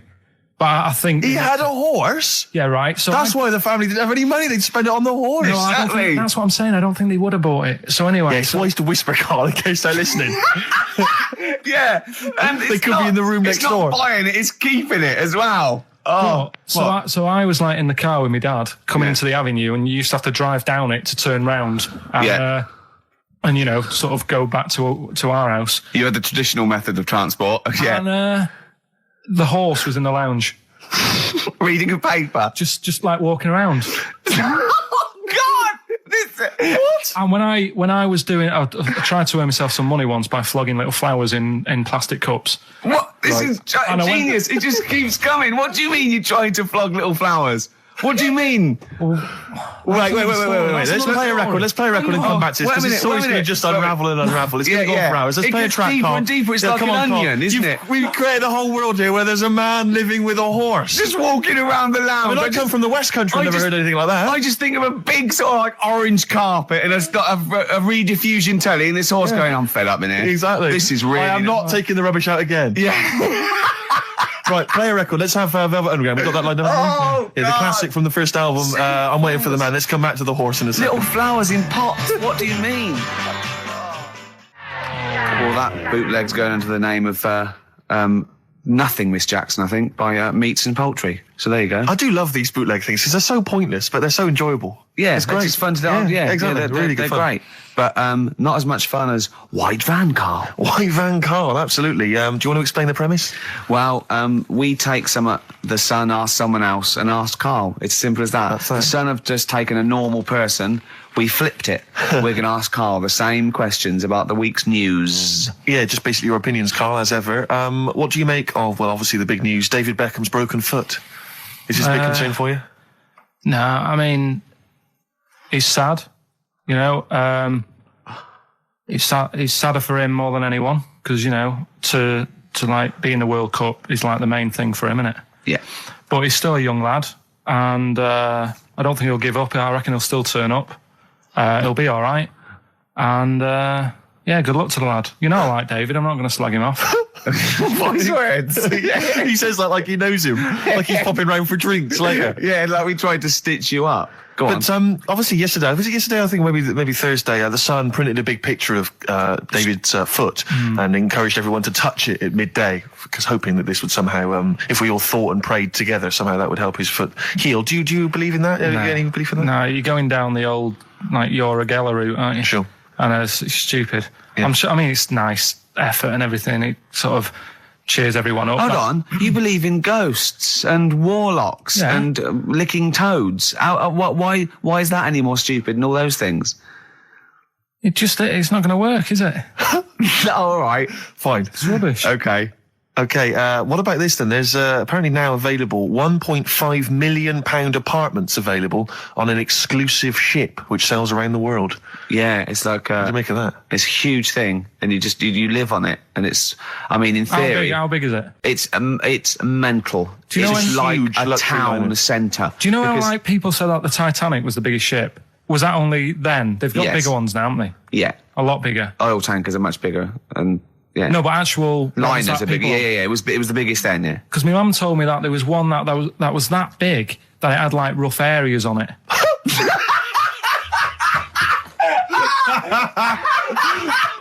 Oh God! Don't go starboard. Oh God! No, but do you know what I mean? Right. It was like we're thinking of moving. We're seeing the captain. We're thinking of moving to a nicer area. Oh yeah. I've heard they're very rough in aft. Oh God! Oh, that's they steal your tyres. A ship's so big there was rough areas. Oh, how big is this one that you're talking about? Well, I don't know. It doesn't give me the specifications here, but they're huge. They're huge.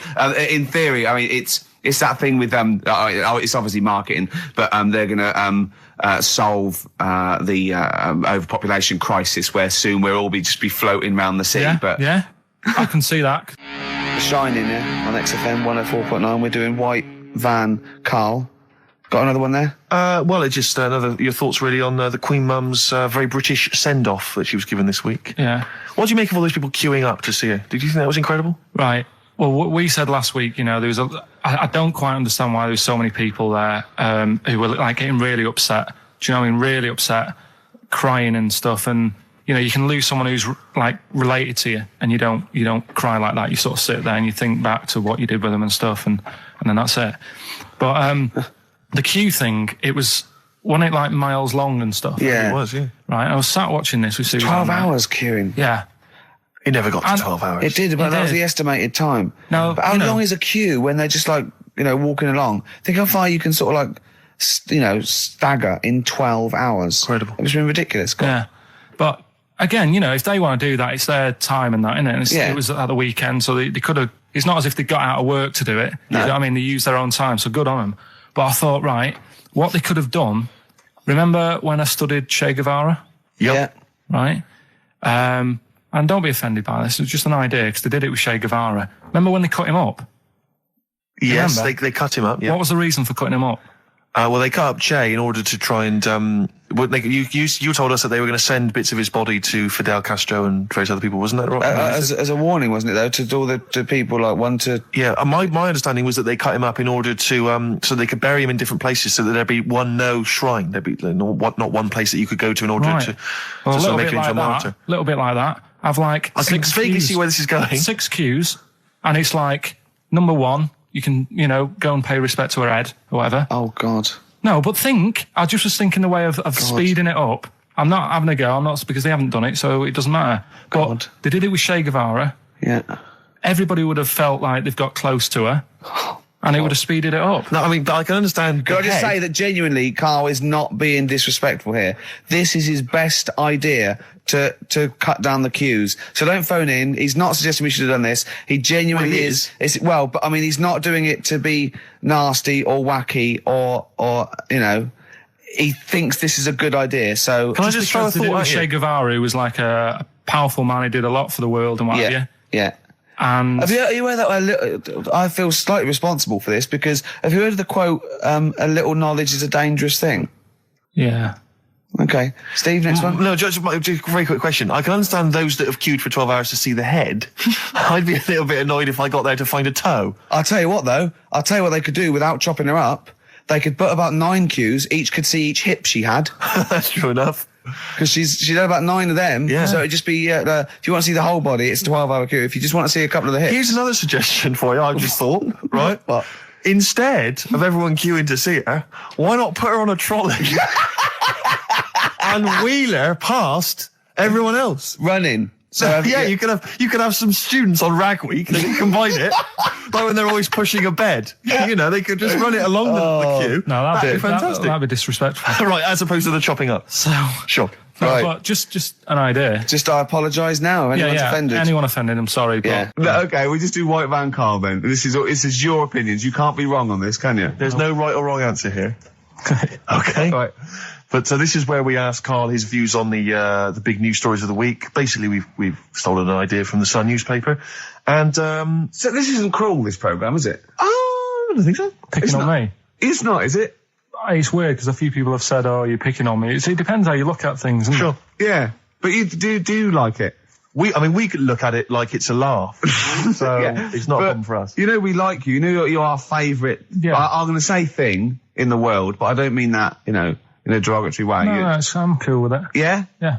Right. Okay. So your views, please, on the fact that attitudes are changing to the possible marriage of Charles and Camilla. Oh, what do you think of that? The roars at the moment, because the recent tragedies are apparently high in the polls, and people are coming around to the idea of Charles and Camilla getting hitched. What's your thought?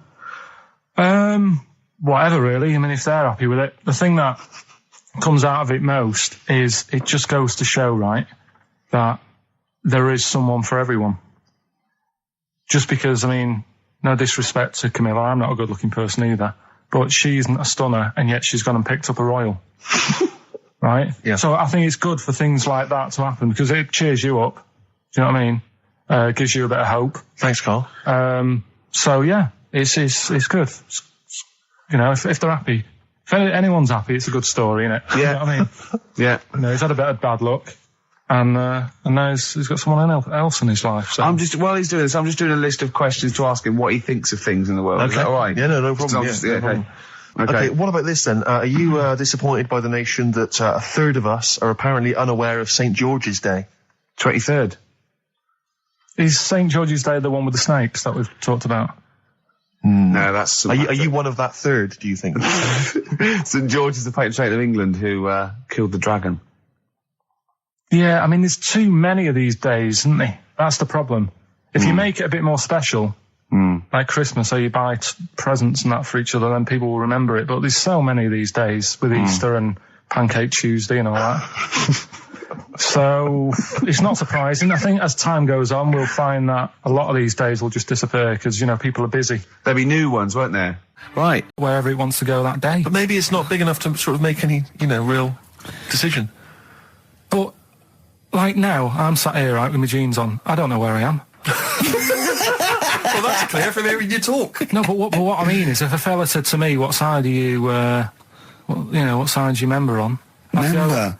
What is this the use of the word member suddenly?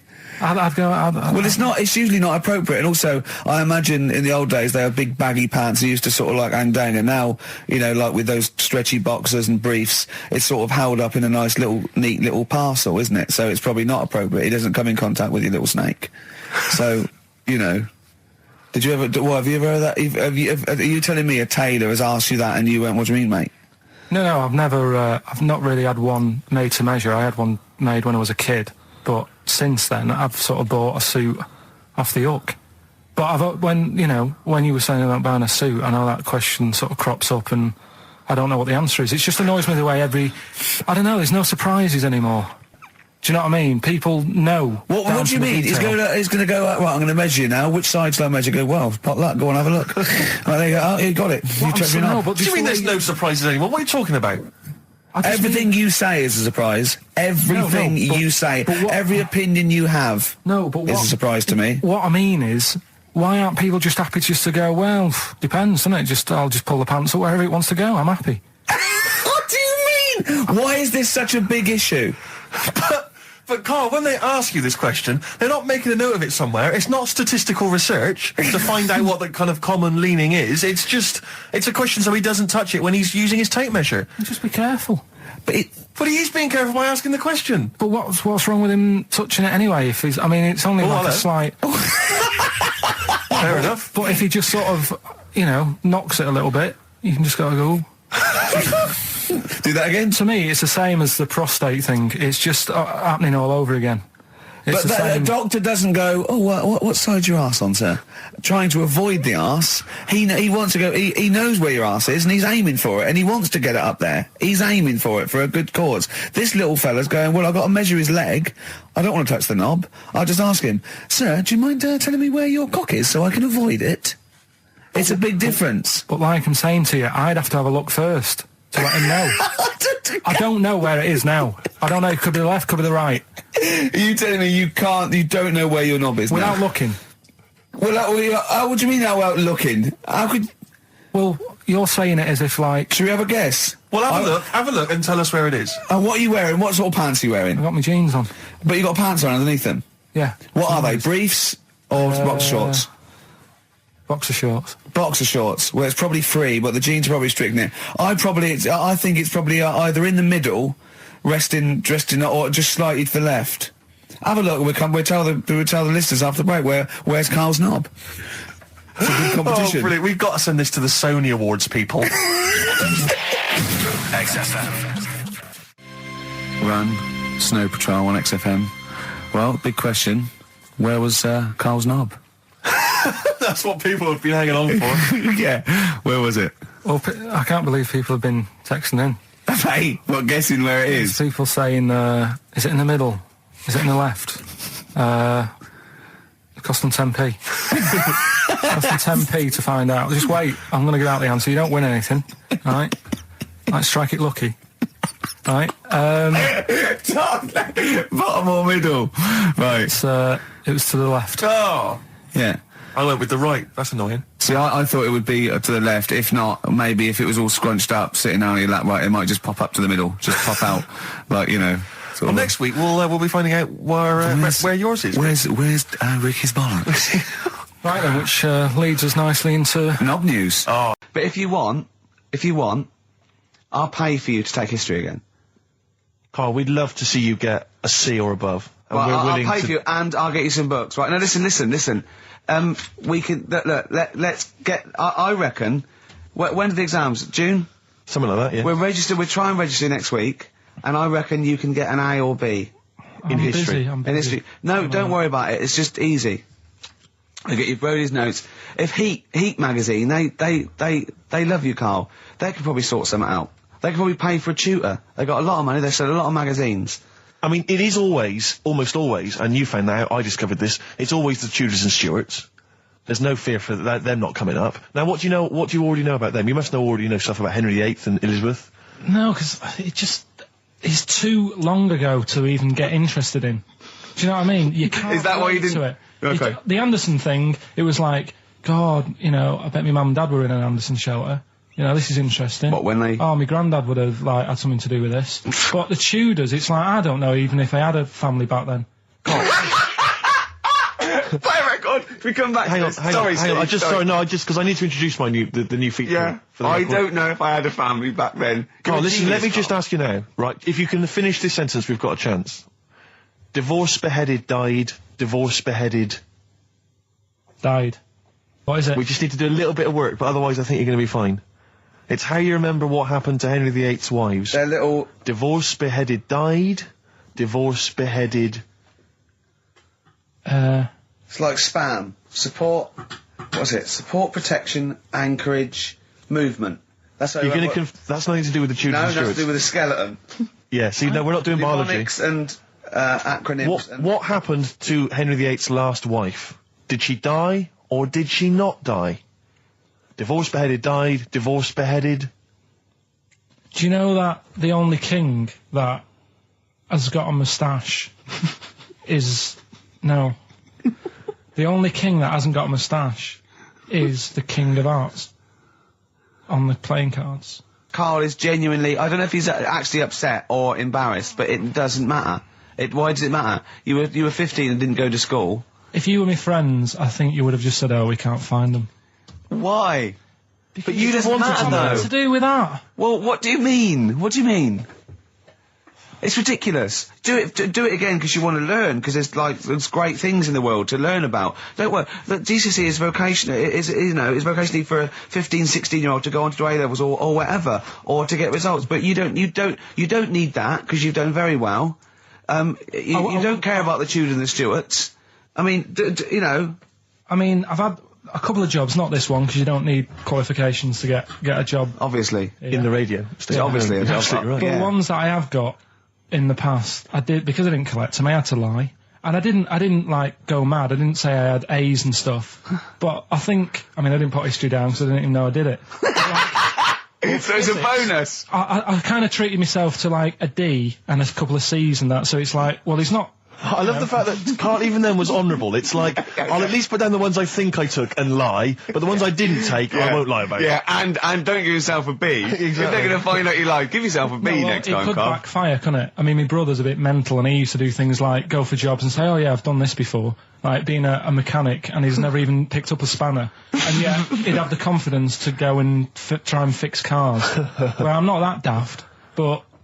God, and he... Who do you blame for this? That's just an easy way out. I have to blame myself. Yeah. What was the teacher like? Well, there's loads of different ones. I didn't like... I mean, the history teacher, it is my own fault, because with her, she's a bit mental. And I used to kind of stop the lesson by saying, oh, miss, tell us about your fireplace you've got that is made from a gravestone. Because that's what that would stop any English teacher in their tracks. And she loved telling you about it. Yeah. It was like, oh, I learned that from a teacher. So that's why I didn't know about divorce, head loss, and all that. Yeah. Dandruff legs. Horse, head loss, dandruff legs. But remember now, divorced, beheaded, died, divorced, beheaded, survived. That's all you got to remember. And what's that? That's what happened to Henry VIII's various wives. In order. What does it spell out? No, it doesn't spell out. It doesn't spell anything. You just got to remember the rhythm. In order in which he married. Yeah, but it helps. It's like when my mum taught me the alphabet. She taught me as like a song. A, B, C, D, E, F, G. Yeah, constantly. No, not like that. Huh. That's how everyone else could do it, and I couldn't do it that way. Right. What tune did she do it to? It was A, B, C, D, E, F, G, H, I, J, K, L, M, N, O, P, Q, R, S, T, U, V, W, X, Y, Z. I feel like, it feels like Christmas Day. What, you didn't get the gift you wanted? Yeah, do you know that, like, anticlimax? Yeah. When, you've been looking forward to it for so long. Yeah, you know, Well, I mean, I knew you were looking forward to it. That's why it took you 14 years to get the result, and then it was 2 other people that got them for you. Do you wish that we hadn't done it? No. It's alright. It's alright, isn't it? What's your girlfriend going to say? I don't think I'll see her again. She likes a man who knows about the Tudors and Stuarts, does she? Yeah, first Gladiator, then the... Yeah, you've been bluffing. She goes, whenever she said, where did you go to Stuarts? You go, good. Like, lots of things, but look, there's a bird. What happened to Henry VIII's last wife? Oh, I wouldn't... oh, yeah. Oh, look, Friends is on telly. Friends is on. No, I just changed the subject by saying things like, about the only king in a pack of cards. That threw off the scent. That threw us off the scent. That wouldn't fool an invigilator, would it? Carl's been taking phone calls for these clues. Right, and so everyone's been saying the same thing for the last one. He's been going, no, and I'm worried. I'm always worried. FD. I just overheard him on a call. They're going, what have I been saying? Oh, no, it's FP. Dickhead. Right, give me the clues out. It's a roll-up. Right, tell people, we're really sorry to anyone who would have got that right. Okay, right, do the clues quickly. Tell them it'll be a rollover, so we have to do 3 new ones. Do you not write these down, I don't write the answers down in case Ricky looks over the thing and sees the answer. Why would I cheat? I'd rather you do something right with your life. Right, well, the clues were, I've got 3 other jumpers like this one. Yeah. That was FT. Yeah. You got that, 4 tops. Yeah, that's all right. Good, well done. That bunch of people can't make up their minds if they want to sit in the sun or not. That was C, they were getting that. That was charlatans. Charlatan, right? A bunch of them, charlatans, right? What do you mean? What's Charlie? No, it's like, shall I go out? Shall we? Charlatans. They got it, right? Where I went wrong with this one, the Jamaican fella, he had to have some aspirin. Why? It's my fault, I'm not cutting, there's no point passing the buck or anything. I said FD, a lot of people were saying, Fred Durst, like, forehead hurts, which is a good one. Yeah, which would have been as good as any of yours. But I made an error, so we'll roll it over. No. What is the answer? What is the answer? Over. Jamaican fella what? Add some aspirin, why do that? What's the thing? FP, it was Frida Payne. Frida Payne? Frida Payne. That's awful. You've got to write these down next week. I'm sorry, you're the producer. I know, but I've had a busy week, haven't I? That's not an excuse. That isn't an excuse. Our excuse is we don't care. Yeah. You do put care. the work in and then make a mistake. Yeah. It's better not to try than try your hardest and be rubbish. Do you see what the point? We don't care. But you've got standards. Yeah, and you're not meeting them. Think of that. You're not even reaching your standards. We went to Tenerife, right, one year. And I was still living in Manchester. I'm scared now. Yeah, I'm thinking about Suzanne, but she's well, I don't want to know anything about Suzanne, to be honest. No, but it involves me more. Let's hear the story. But I'm just explaining to you that I don't like being nude. Yeah. So you're in Tenerife. In Tenerife, right? Didn't have much money. Stayed in this apartment that wasn't that nice, right? Had the cockroaches in it and stuff, right? Yeah. Didn't have much money to go out at night. So we're in this sort of death trap of an apartment, right? Anyway, so when I was younger, right, had a bit more energy. So he's 30. 80, I know. So start having it away a bit. It's a joy. Beautiful. It's good. Yeah. I've been here to a while. I love it. Go on. Right. So doing what I do. Right. Yeah. Someone starts banging on the door. So Suzanne everyone's says, at it. So you mean knocking on the door, right? Okay. Yeah. Knocking on the door, right? So Suzanne said, "You better get it." So I said, "I can't get it now. Can I? I'll have to wait a bit." Right? I can't go to the door. Go on. So the banging's getting louder. Yeah. Someone at the door. Yeah. And she's like, "Hurry up! It must be important." I'm like, "In a minute." So anyway. In a minute. I don't want to know anymore. No, come on, finish the story. Open the door. It's a fireman. So I just stick my head round, and he's going, "You'll have to get out. The building's on fire." Right? So I'm like, "In a minute." Sorry, you weren't still having sex at this point? No, but, you know, Right. still sort of got to wait a minute or I can't get my pants on. Oh, Carl, I wish I'm so sorry. Right, go on. So the place is burning down. So it could be a serious big fire going on. Yeah. I'm sort of waiting. You can hear people sort of screaming and that, panicking. Is that because the door's open and you're nude?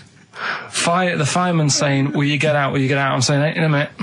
Right. And Suzanne was saying, you know, think of something that's not sexy. Sure. So I was thinking of people, you know, thinking maybe dying in a fire might sort of calm you down. Yeah. Then the fireman said, we need a big pole. Yeah.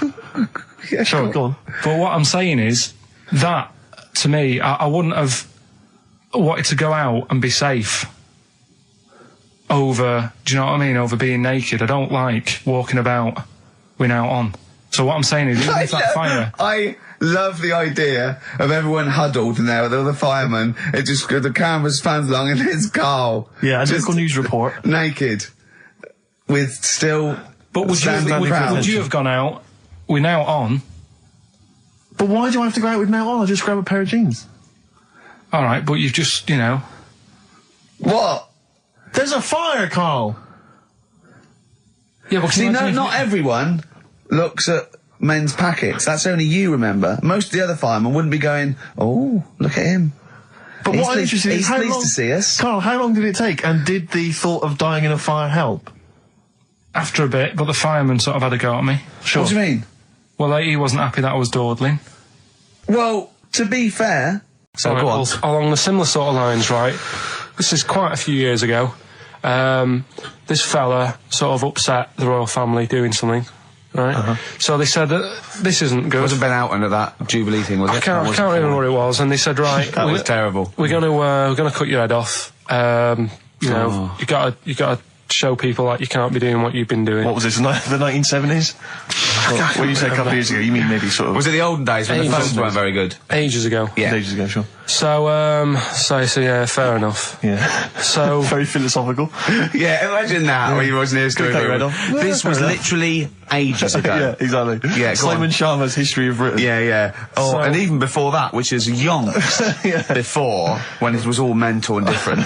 Sorry, Carl, go on. So he's having his head cough, and he's resigned to it. It's the day before. He's kind of got it into his head now that I'm not going to have my head much longer. Sure. So he said, let's make use of this. Yeah. He said, I wonder how long like the body can stay alive without my head on it, right? So they were like, oh, I don't know. So Hoover. So the jailers, whoever he was asking. These jailers with one eye. Yeah. Get out, pal. So he said, no, wait a minute. I've got an interesting scientific experiment, jailer. Well, fair enough. What is it? So he said, what I want to do, right? He said, you know, surely it's my last right. You know, I'm gonna be dead tomorrow. Sure. So let's. He didn't draw it out this long, did he? Yeah, and he said, let's test this out. You know, he said, do us a favour. He said, you know, it's my last day.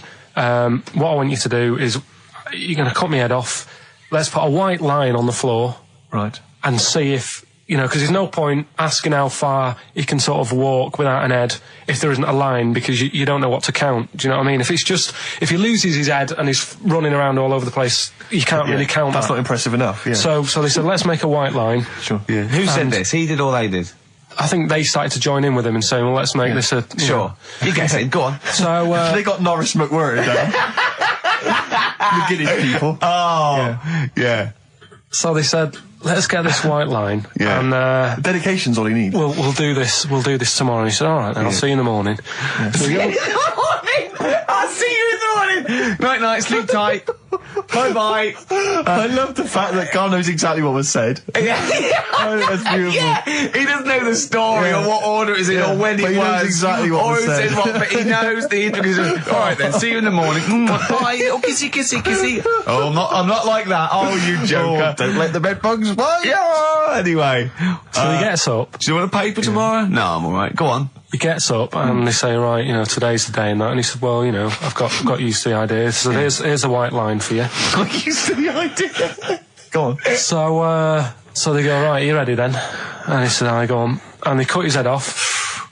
And the body walked 32 steps without a head. Wow. 32 steps. Incredible. And that's the lesson, really. Did it get as far as it walked along the white line, did it? Yeah, it stayed along the white line, did 32 steps, and then started to stumble a bit, and it just fell over. Yeah. But, it was a test that your body can still keep alive for a little bit. Yeah. When you've lost your head. Absolute twaddle. Absolute twaddle. This was fantastic, right? Right. There was this. Sorry, can I just check now? We're just remembering classic episodes of the Tales This is important. Well, I saw one, right? I saw one on Tales Unexpected, right? And it was these two gents. What they used to do, they look down the obituaries and they'd blackmail the wife or the son of a dead eminent person, like might be a priest or a doctor, like that, and they'd go and they'd say, he bought some erotic stuff from us before he died, and he owes 100 guineas and all this sort of stuff, and they'd pay up because it'd be so embarrassing. They just didn't want them, so they'd just pay him, right? And this one bloke said, who are these people? I'll meet with them. And he goes round there, and he goes round, and they go, your father, he goes, my father could not have bought any erotic material from you. They did it, he goes, he couldn't have, he's blind. Right, and that was the twist. And Karl went, so it was magazines, not videos then. Yeah. Now think about it, Steve. Is that so stupid? Well, presumably it was set in olden times because professional pornographers don't tend to call it, erotic material. Yeah. They tend to call it, juicy jugs or whatever. But more than that, I don't understand how a video is going to be any use to a blind person either. I know that you can hear the sound, Karl. Look at him nodding like he's caught me out. Yeah, what sound will you hear? Your meter needs looking at? Yes. Cut. What's then? What's that? Then it's just noises, occasional groans. Yeah. Right. You could listen through the wall at your neighbours. He does. I mean, that's why I save a lot of money. But I thought you were going to point out, Karl, that they could have had a Braille porno. Now, have you thought of that? Look, feel the lumps on that. Exactly. Think about it, Karl. Think about it. You're excited now. Yeah. Your girlfriend's away, Karl. Yeah, the cheese grate is only under the cupboard. No, she's a good-looking lady. Yeah. That's the funny thing, right? Because in our house, there's no one who's religious, right? No. My dad got annoyed when I went to church that day. He was like, what are you doing that for? Of course. I went to see a gig in Liverpool. Remember the band The Christians? Yeah. He thought I'd join some club. Yeah. I said, I've been to see The Christians. He was saying to me, man, what's he doing going out with them? Yeah, yeah. And then the other thing is, because I'm not christened or anything, my mum used to say to me, don't tell anyone that, because there's witches and stuff. I want to go back and see his upbringing. I just want to go back and see him at 7. One day in the life of Karl, age 7. Just to have 3 ghosts visiting tonight. And take him back through time. But we could go with him. We could be some of the ghosts. Yeah, the ghosts of Christmas past. Remember this? That's incredible. Because so she wasn't Christian, but she thought maybe someone could take your soul because you weren't christened. It's like there's cults and that, isn't there? And if they find out you're not christened, then right.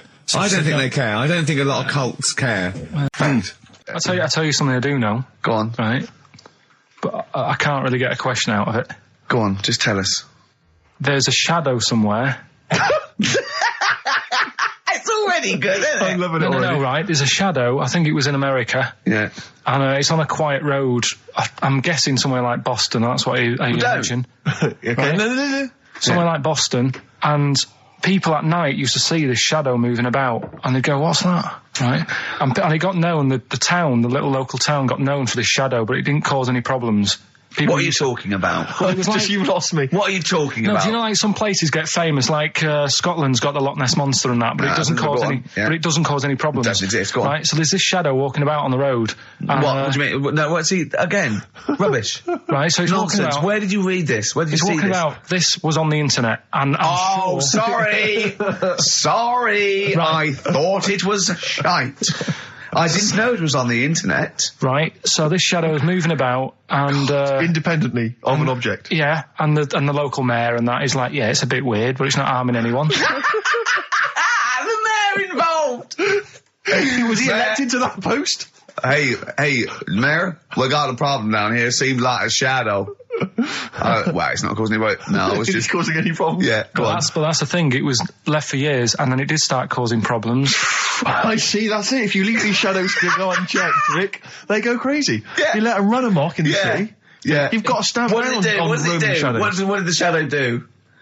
It was pushing people off the bikes. It was what? It was pushing people off the bikes. There's this monkey, right? Oh yeah. I think his name was number 6 or number 7 or something, right? In this lab, right? Yeah. And anyway, it's in there with like the rabbits and little mice and stuff like that. And the rabbit smoking. The nurse, right? The nurse, not the nurse. The woman who works in the lab. What would you call her? Is it a nurse? Depends. What depends what her job was. If she was a lab assistant, you call her a lab assistant. All right. I mean, they probably call her by her name. All right, lab assistant, right? Kirsty. So she's. I think it's probably Kirsty. Right, Kirsty Morris. Well, she's in there, right? Yeah. And she don't work with many people and that. She's mainly on her own with, just putting lipstick on rabbits and stuff like that, right? Jim fancies her. So, Jim fancies her. He's putting on lipstick. Jim fancies her because she's got hairy legs. He gets pally, right, with this woman because, it gets to a point when she sees him every day. It's the way he sort of tries to string out like it's a narrative love story. Did the chimp put its hand out and grabbed her, and then you thinking that he made a move on her? So right, come on, he's allowed out. He's allowed out. It's not a story, is it? He's allowed out the cage and what have you every day. So he's wandering about, and as time goes on, he's watching what she's doing more and more. Yeah. Right. So he notices like the code on the door. Right. Right. Whatever 247 or whatever. Yeah. He goes, right, I've clocked that. I've got that. I'll remember that. Right. Yeah. And then he goes, right, there's a lot of lipstick and that knocking about, a lot of makeup. Right. Okay. No. There's no way. Finish. No. Because Steve, you know what's going to happen. I know what's going to happen. So he's there. It's ridiculous. And he's going, well, if it's there, you know what I mean? So while she's messing about with the rabbit, he gets there, he's in front of the mirror, putting a little bit of lippy on. Right? No! I know! It's gone too far! No, it's gone too far, Steve. Right, your mic's off, Rick. He's finishing the story. So, turn mine off as well. It's gone too far. Turn him off. Just let him finish. Right, so the thing is, right, it's this monkey wandering about. It's got lipstick, it's got mascara on, it's looking pretty good. I didn't mention the mascara! It's looking all right? So it knows the code on the door, 247, right? So when she's sort of messing about with the rabbit, right, he goes, right, here's my chance. He's looking good. 247, out the door, through the reception. The reception man's there. He's like, all right, Kirsty, right? Don't talk shit! I Feel Free from Cream. That's pretty much the last track, isn't it, guys? I imagine on XFM 104.9. Well, I mean, I've got nothing to say after that ridiculous story. I mean, that's worse than the bank robbery to me. Yeah. That he clocks that. And the bloke on the desk. All right, Kirsty. Oh, you're 2 foot shorter and hairy. She wasn't a looker anyway. So. She wasn't a looker anyway. Brilliant. Oh, it was the premiere. Did you see the coverage? It was a premiere of Lord of the Rings Part 3. I can't be bothered. I mean, man alive, I'm sick of Lord of the Rings. I watched the first one, and I was actually I've never been into all that sort of stuff. Never liked Gollum and Dungeons and Dragons and gatekeepers and weird magic and Harry Potter I want to punch his face in. I know what you mean. But I mean, it's sort of like, Well, Lord of the Rings, when I was at school, if you were into that sort of thing, you were a nerdlinger. They would beat you up, they'd shout heckle abuse, all that sort of thing. I wasn't a fan. I actually don't know anyone who admitted they were into that nonsense. It was shameful. It was embarrassing. Now, the whole world's gone crazy for it. Even the tough guys, the hard nuts, the streetwise kids, they're loving it. Can't wait for the third one. I see people raving about it. It's Jonathan Ross, all these people going, it's the best thing I've ever seen. It's 3 hours and 10 minutes of trolls and goblins and magic spells and large feet and magic rings. I'm loving all that crap. What's wrong with you people? I will smite you with my sword. It's just interminable. The orcs and the Norks. I saw some people playing this game. They had a big manual and a dice, and they're in a pub, and they're all fat with beards, right? And he threw a dice, and he looked down, he went, and he said something like, outside them, 3 miles to Mumra. And they went, oh, well done. I know. I want to go and say, what is this game? Yeah. It's absolutely extraordinary. Well, they showed some coverage of the Lord of the Rings premiere on TV, and there were people dressed up as some of the characters. Yeah. There was a girl chatting saying, well, I just think Gollum's hilarious. What? Well, people talking about telling me Gollum's hilarious in this new film. How is he funny, my precious? Oh, my precious. What's funny about this? I'm losing it. I'm genuinely. Is he like Yoda? I don't know what the joke is. I'm missing it all. And when the walking trees started talking, oh man, I love it. Gollum's the little one that looks a bit like Gandhi. Yeah, exactly. The computer animated Gandhi. Yeah. Yeah. Is that all right? Yeah. I think that's how he's described in the book. I'd still say it's the best job I've ever had. And he means it. No, I really enjoyed it. It's like, you know, you don't have to work with anyone else, right? So you make your own rules. Just think of that. You know, you sort of You're spreading information to people, vital information. Giving a service, and no one else is around. You know, you can just do what you want and think about stuff whilst you're cycling around on your bike. It's really good. Yeah. So anyway, imagine the stuff he's thinking about when he's riding around his bike. So getting in the head of a salamander. So anyway, I loved it, and even though I only got like 50p a day, right? No matter what the weather was like and stuff, I used to get up at 4:30 and go and do the round. And why'd you get up at 4:30? Because I wanted to watch the Pink Panther at 5:30, so I wanted to get me paper round done. I said, why didn't you watch the Pink Panther? And then he went, I can't sit there thinking I've got my paper round to do. He'll ruin it for him. Yeah. So is it a good job or not? So 4:30 I was up and about, and this morning it was like winter, really bad winter, bad snow, you know, freezing cold, really windy and all that. And my mum said to me before I went to bed, she said, don't be getting up tomorrow, I'll give you the 50p. I said, it's not about the 50p. So, you know, people want the papers and stuff. So, conscientious. So anyway, I went to bed thinking, you know, that's it. I've told her I'm still going, so, you know, whatever. Go to sleep, get up in the morning, and put all my kit on. And I used to have layers of clothing on because it was really cold. I had like a big anorak on with the fur on. I had like waterproof pants, and I got my paper round bag. And I went downstairs to get out and tried to open the door, and it was locked. So she'd locked it so I couldn't go out. So I'm searching around the house looking for the keys. She must have hid them somewhere. I thought, oh God, you know, I've got the papers to do. So I thought, how can I get out? So I went upstairs, climbed out of the bathroom window. God. Right, and to try and jump out of the bathroom window onto the porch.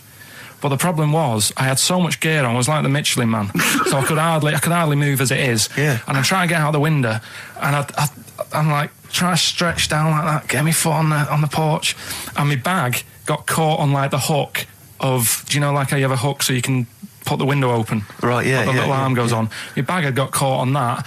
I was holding onto the wall and my foot on the thing, so I couldn't sort of pull it away in case I pulled it away and then fell on my head. Yeah. So I'm stuck there. Dangling. My dad comes back from working nights. Yeah. He thinks I'm a burglar. Gets out his gun. So he's shouting and stuff, going mad and going, Dad, it's me. And he had to give us a hand using a... He's heard that wily trick in Manchester before. He had to help me using a washing prop thing, a big stick. What did he do? Well, he said, just hold on for your dear life, and I'll sort of push the paper bag off the hook. Why didn't he go upstairs and sort it out? It was at that point where I was in the middle. There was nothing you could do. Do you know what I mean? It's at that point where you've just got to make a decision. Yeah. And by the time you go upstairs, who knows what might have happened? Sure. Do you know what I mean? You've got to act there and then, don't listen around. Yeah. So and you could hear downstairs, now here he is, the Pink Panther. Yeah. Dad! Hurry up! Panther, ever so pink. Oh. So that was close to death, because I must have been about 30 foot in the air. So, to cut a long story short, he gave me about 4 or 5 near-death experiences, and he went, and the whole point of this, he went, so that's why I think I'm going to die of something horrible, like cancer.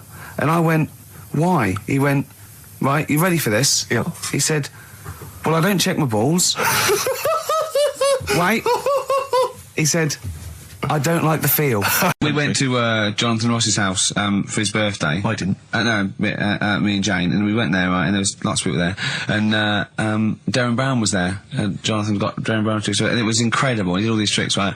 I mean, incredible. It was just amazing. And he did one with a bloke who was there, a friend of Jonathan's, I think his name was Ray. And he got him to give the pack. He said, count the cards. And he counted out 52 cards. Yeah? He went, think of any card in that pack. He didn't touch it yet. He's counted 52. They were in his hand. He said, think of any card. He said, what was it? He said, 3 of spades or something. He went, find it in the pack. Couldn't find it. He said, count the cards. There was 51. right? And he couldn't find the card, and he had no idea. And we forgot about it. He went, "Oh, it's gone wrong," and he forgot about it. And he kept, the video was going, "I wonder where that card is," and he kept looking at it. Like, I found out that about a week ago, Ray went into hospital with appendicitis. Yeah, and the surgeon, as we said, there was something crumpled up. There was a thing, and it was the card. It was the card that was in his thing causing appendicitis. And when he came out of surgery, there was a card from Darren Brown saying, "Was that your card?" That's amazing, don't you think?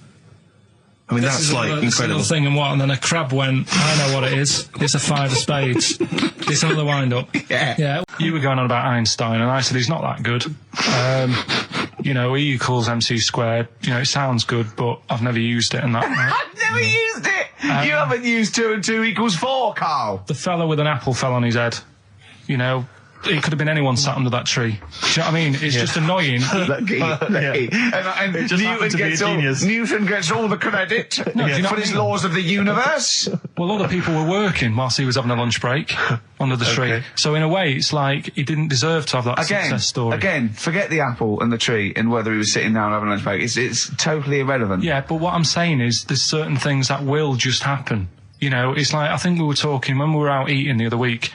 We were talking about Noel Gallagher. Well, this is the reason the monkey discussion came up, right? Noel Gallagher. I don't know what to say. I don't know what to say. Rick, I don't want to misquote Noel. I'll be like Herbert Lom in Clouseau. I'm going to get a twitch whenever he opens his mouth. I don't know where to start with some of his statements. Well, as I say, this discussion began because we were talking about a quote that Noel Gallagher supposedly gave. Now, I don't want to misquote Gallagher, but the gist of it was that he said, had I written Wonderwall or whatever, instead of the Beatles writing Strawberry Fields or whatever, I'd be the one that was considered the great songwriter and it wouldn't be the Beatles. It's just the fact that they came first that meant that they get all the credit as being the greatest band. I don't know where to start with that statement either. I mean, that's Gallagher's thing, and he's, well, whatever. We know what we think of that. What was your point, Carl?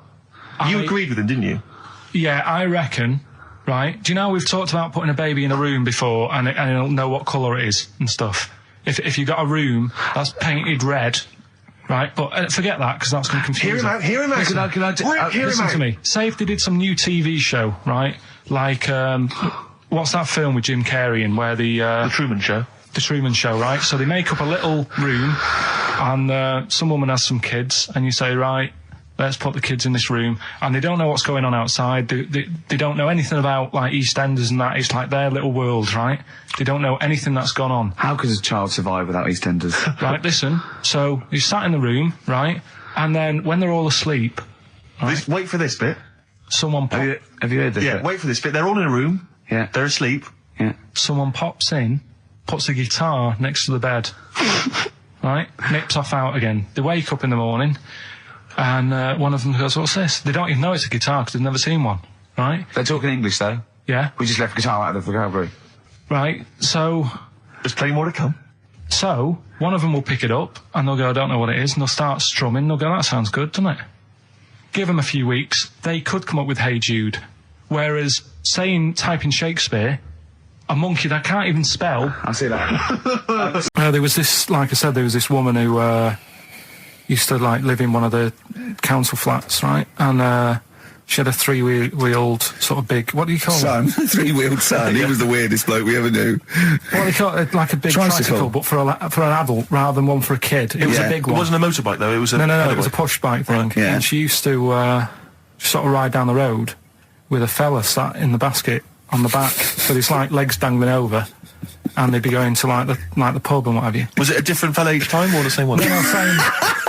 Yeah, little sort of bald-headed fella. So it wasn't collection for organs and things. Bring out your ill, and then people just throw Grandad just in the back and go, right, we get £4 for Grandad. But she's got a lovely pair of testicles on him. They're very low, but they bring out your dead or nearly dead. She used to pick on her husband quite a lot. They'd be in the pub and what have you, and they'd be sat by themselves, but she'd always be sort of, having a go at him, moaning at him, sort of pushing him about and that. So my dad and his mate, right, they went round to their house, knocked on the door, she answered, and he said he was a copper, right? He said, Detective Pilkington, gonna come in and have a word. So I'm just going to make a note of impersonating a police officer. Yeah, but for the good, he went in and sort of now I've heard, It's a superhero. I've heard, you know, you picking on your husband a lot. Yeah. We'll be keeping an eye on you. Do it again, and there'll be trouble. And she backed off after that. She was all right. And how was the husband? Was he still in the basket though? Was he allowed to ever sort of like ride up front with her? Or was he just always in the basket? She'd sort of stopped picking on him in public places and stuff. That's good. Just did it behind You closed can't doors. get done, can you, just for doing that? I think impersonating a police officer Well, is you a criminal probably did. offence. There was no gain. I think you can't impersonate a police officer full stop, but I think they'd probably be lenient on him that he was, you know. But let's face it, he's not going to be caught because why would anyone know about it? It's not like his son's going to say it on a radio station, is it? And stitch him right up. Is this something you did generally? Kind of a little bit of light vigilante work? Just whatever, him and his mate, just, you know, if they saw something going on, they go, what can we do? Sure. What little scam can we do, or whatever. Oh, that's fantastic. That's Feeder and Come Back Around. It's a new leaf, Steve. I'm going to do properly now. I'm not going to be slovenly. I'm sitting up straight, you see. Yep. And it's going to be a proper DJing, because I think... Coming up soon, some great tracks, including a new one from Abs and an old one from Snow. Informer. You don't mean that if it's me boom, a licky boom boom down. I'm joking, of course. We've got some fantastic tracks. There's some stuff, great yeah. chat, and we've got Carl with Some me, great Steve. chat. Steve, I'm Ricky Gervais on XFM 104.9. There he is indeed, with him, Steve Merchant. And Karl Pilkington, of course. Say hello, Karl. All right. Yeah, nice. And you say you read... The beginning of a radio show is very much your wares, your shop window, laying out your stall.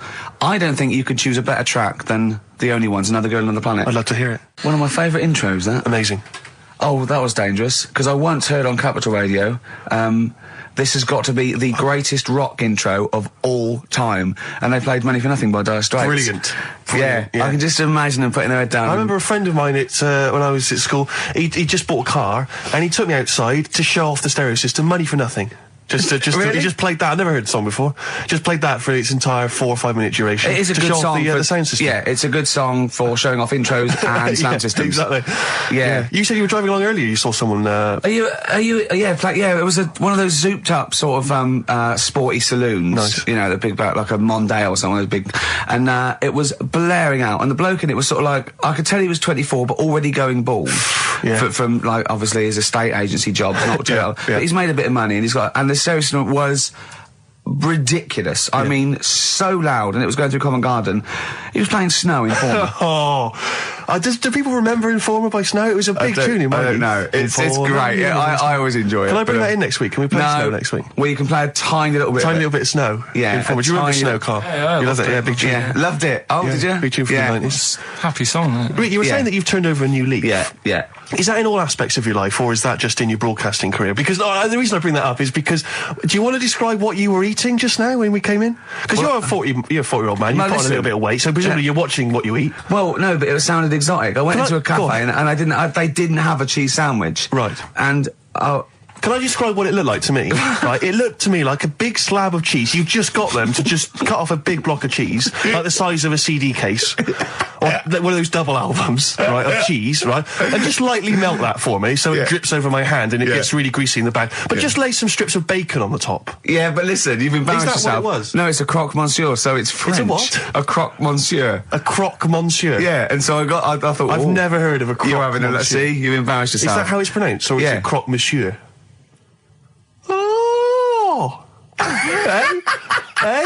You didn't expect me to be bringing out the French.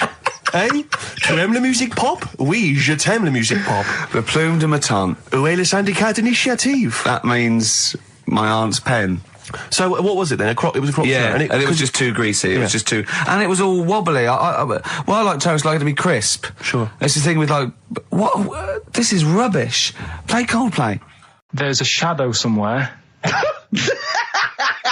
It's already good, isn't it? I'm loving it already. No, right. There's a shadow. I think it was in America. Yeah. And it's on a quiet road. I'm guessing somewhere like Boston. That's what I imagine. Okay. Right? No. Somewhere like Boston. And people at night used to see this shadow moving about, and they'd go, "What's that?" Right? And it got known, the town, the little local town, got known for this shadow, but it didn't cause any problems.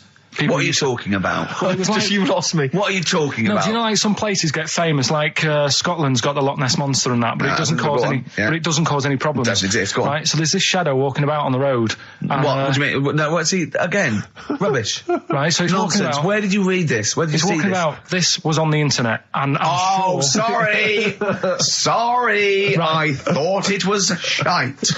I didn't know it was on the internet. Right. So this shadow is moving about and independently of an object. Yeah, and the local mayor and that is like, yeah, it's a bit weird, but it's not harming anyone. The mayor involved. Was he elected to that post? Hey, mayor, we got a problem down here. Seems like a shadow. Well, it's not causing any. No, it's just causing any problems. Yeah, but that's the thing. It was left for years, and then it did start causing problems. I see. That's it. If you leave these shadows to go unchecked, Rick, they go crazy. Yeah. You let them run amok in the city. Yeah, you've got to stand What did it do? What did it do? What did the shadow do? It was pushing people off the bikes. It was what? It was pushing people off the bikes. I'll find out more for that next week.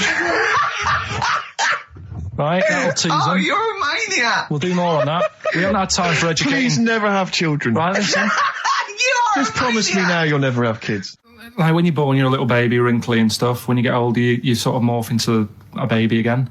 And you go through the same phases. So when you're young, you buy singles. You get old, you got nothing to do all day. You got all your pension money. What will I buy? Cliff Richard's on the telly. Here's my video, buy me song. You see, that started off as quite a sensible point, because I actually think they do it. But what was all that alien stuff about when you're born, you go wrinkly and you go wrinkly again? So sometimes you mix like normal things that human beings say with I don't know what. Well, look, when you're a baby, you've got a little bald head, no teeth. You get old. What happens? Are you a philosopher? Are you an official philosopher? Because, I mean, it sounds like it. Oh, Carl, play a record. You're a gem. You're a diamond. Oh, chimpanzee that monkey news. Right. There's this monkey, right? Yeah. And it had been, do you know you hear about monkeys being badly treated and stuff like that? Yeah. So, anyway, it goes into this home. It's 14, this monkey. It's called Matty, right? Goes into this home where it's looked after. What do you mean home? Just like just a little monkey home, right? Okay, so zoo.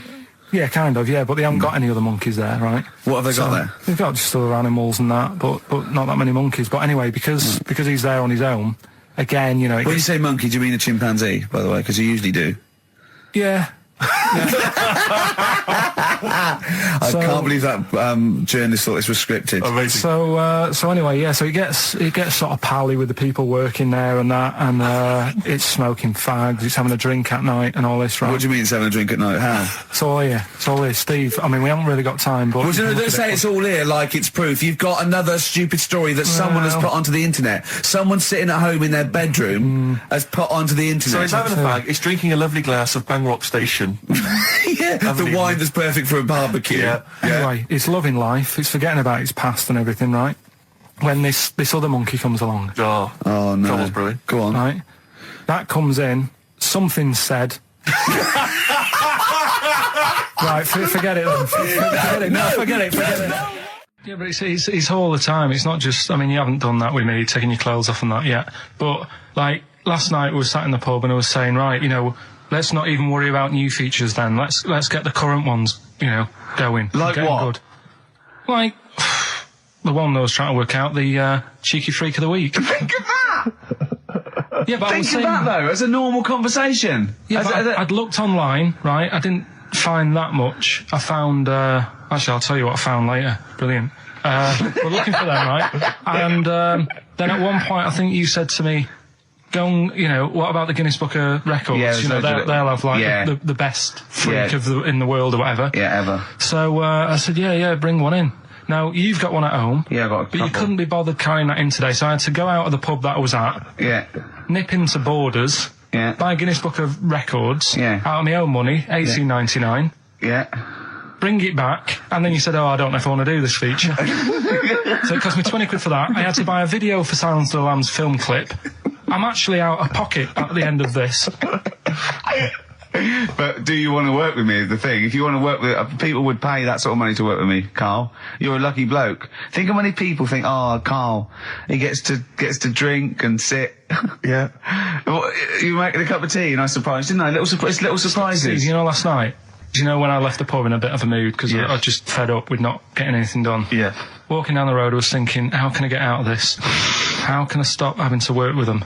I'm thinking, I wonder if I leave, I wonder if they'll be funny and they'll go, and then my boss will be giving me stick. I'm thinking, how much notice have I got to give out? And all this is going through my mind. I'm walking home and I got in, said to Suzanne, I'm sick of it. She's going, you need to do it when I get a new kitchen. And I was like, yeah, but how big does the kitchen need to be? I was saying, do we need a big kitchen? Can we get a small one? Have we got enough for a small kitchen? Do we need so many cupboards? Can we just have wood instead of steel? All this, trying to get out of doing this. Yeah. It's always, I always feel like, you know, because I like to think that I'm not perhaps as bad as him. Yeah, no. You annoy me in different ways. Like what? How does he annoy you? Well, stuff that, you know, I come up with ideas, say cheap as chimps. Yeah.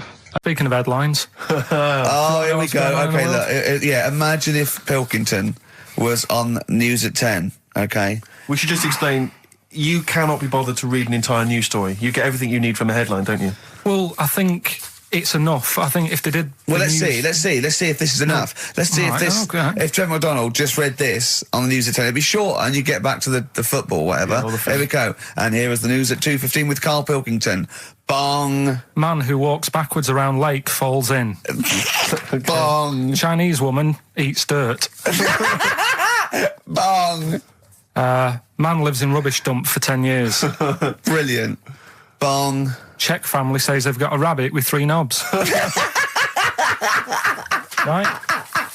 Right. Done. Sorry, can you just read a little bit more of the Czech family with 3 knobs? Just about a family. Not read it to yourself. Read it out on air. It's just about... He can't read it to himself. I told him to read it to himself. We still hear it. No, he was, because I could see his lips moving. Go on. Just this fella who had 3 rabbits. Right, just think of this is Trevor McDonald. Yeah. Okay, carry on, Carl. Okay, oh, here's the news. Right, good, brilliant. Go on. There's a fella, he's got 3 rabbits and that, and then he checks them out, right? Yeah. 2 of the rabbits have got 2 knobs each. Right. And he goes, that's a bit weird, isn't it? Sure. And they're throwing them around, sort of chucking, you know, showing them around the family and stuff, saying, look at that, that's weird. Picks up the 3rd one, it's got 3. Yeah. So they ate the 2 with 2, because they thought they best keep the 3rd one, because a little bit lucky in that. Yeah. It is lucky, 3 knobs there, yeah. Now here's the sports news, and that's how it would work. Yeah, okay, brilliant. We'll read about the Chinese woman who eats dirt. I'm interested in that. That's it. That is the story, then. What more do you need to know? It's well, I want to know a little bit more. Can you just embellish it? 78-year-old Chinese woman. She says she's 78. Makes you wonder. Yeah. With my theory. Carl's theory is that Chinese people don't age well, and so those Chinese people that are saying they're 112 are really only 33. That's why he doesn't want to be recognised, because he doesn't want to walk out from here into Chinatown. Yeah. It just says she's been eating soil for 70 years. She's ate about 10 tons of the stuff, and it's done her no harm. Kept her grounded. It's probably all right for you, isn't it? Because it passes through, doesn't it? Yeah. Well, they say, don't they, if you're having a kid, let it play in soil and that, because... well, that's to get it immune, yeah, to get it, yeah. But lots of, like, things with sort of birds and reptiles sometimes swallow soil and stones because it grinds up stuff, breaks down cellulose for them. Doesn't do you any harm. All right, then. One more fact from this book for you, Carl. Apparently, officially, the Second World War is not over. It's not actually over because there's never been an official treaty signed between Germany and Russia. So it's still going on. Interesting or not?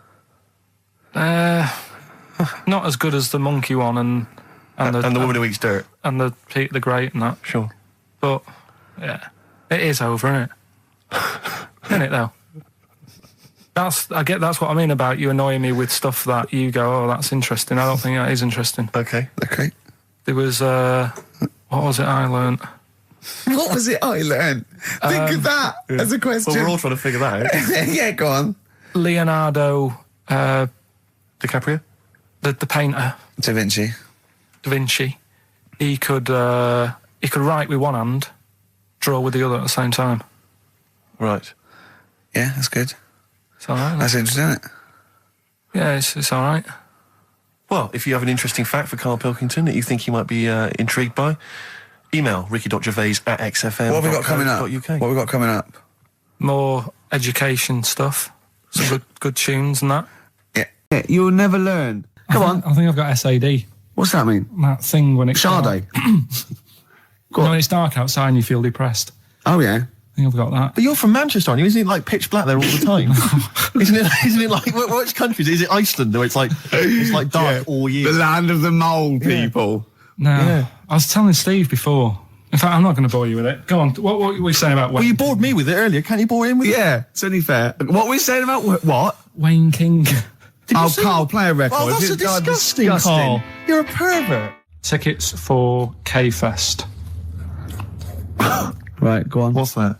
It's like a rock thing that's going on tonight. Right. If you're into that Welsh. Right, well, name some of the bands. Names of the bands. Niall. Go on. Right. That's one of the bigger ones. Mark Lanigan. Who? Not Lanners. Is Lanners playing? He's not really.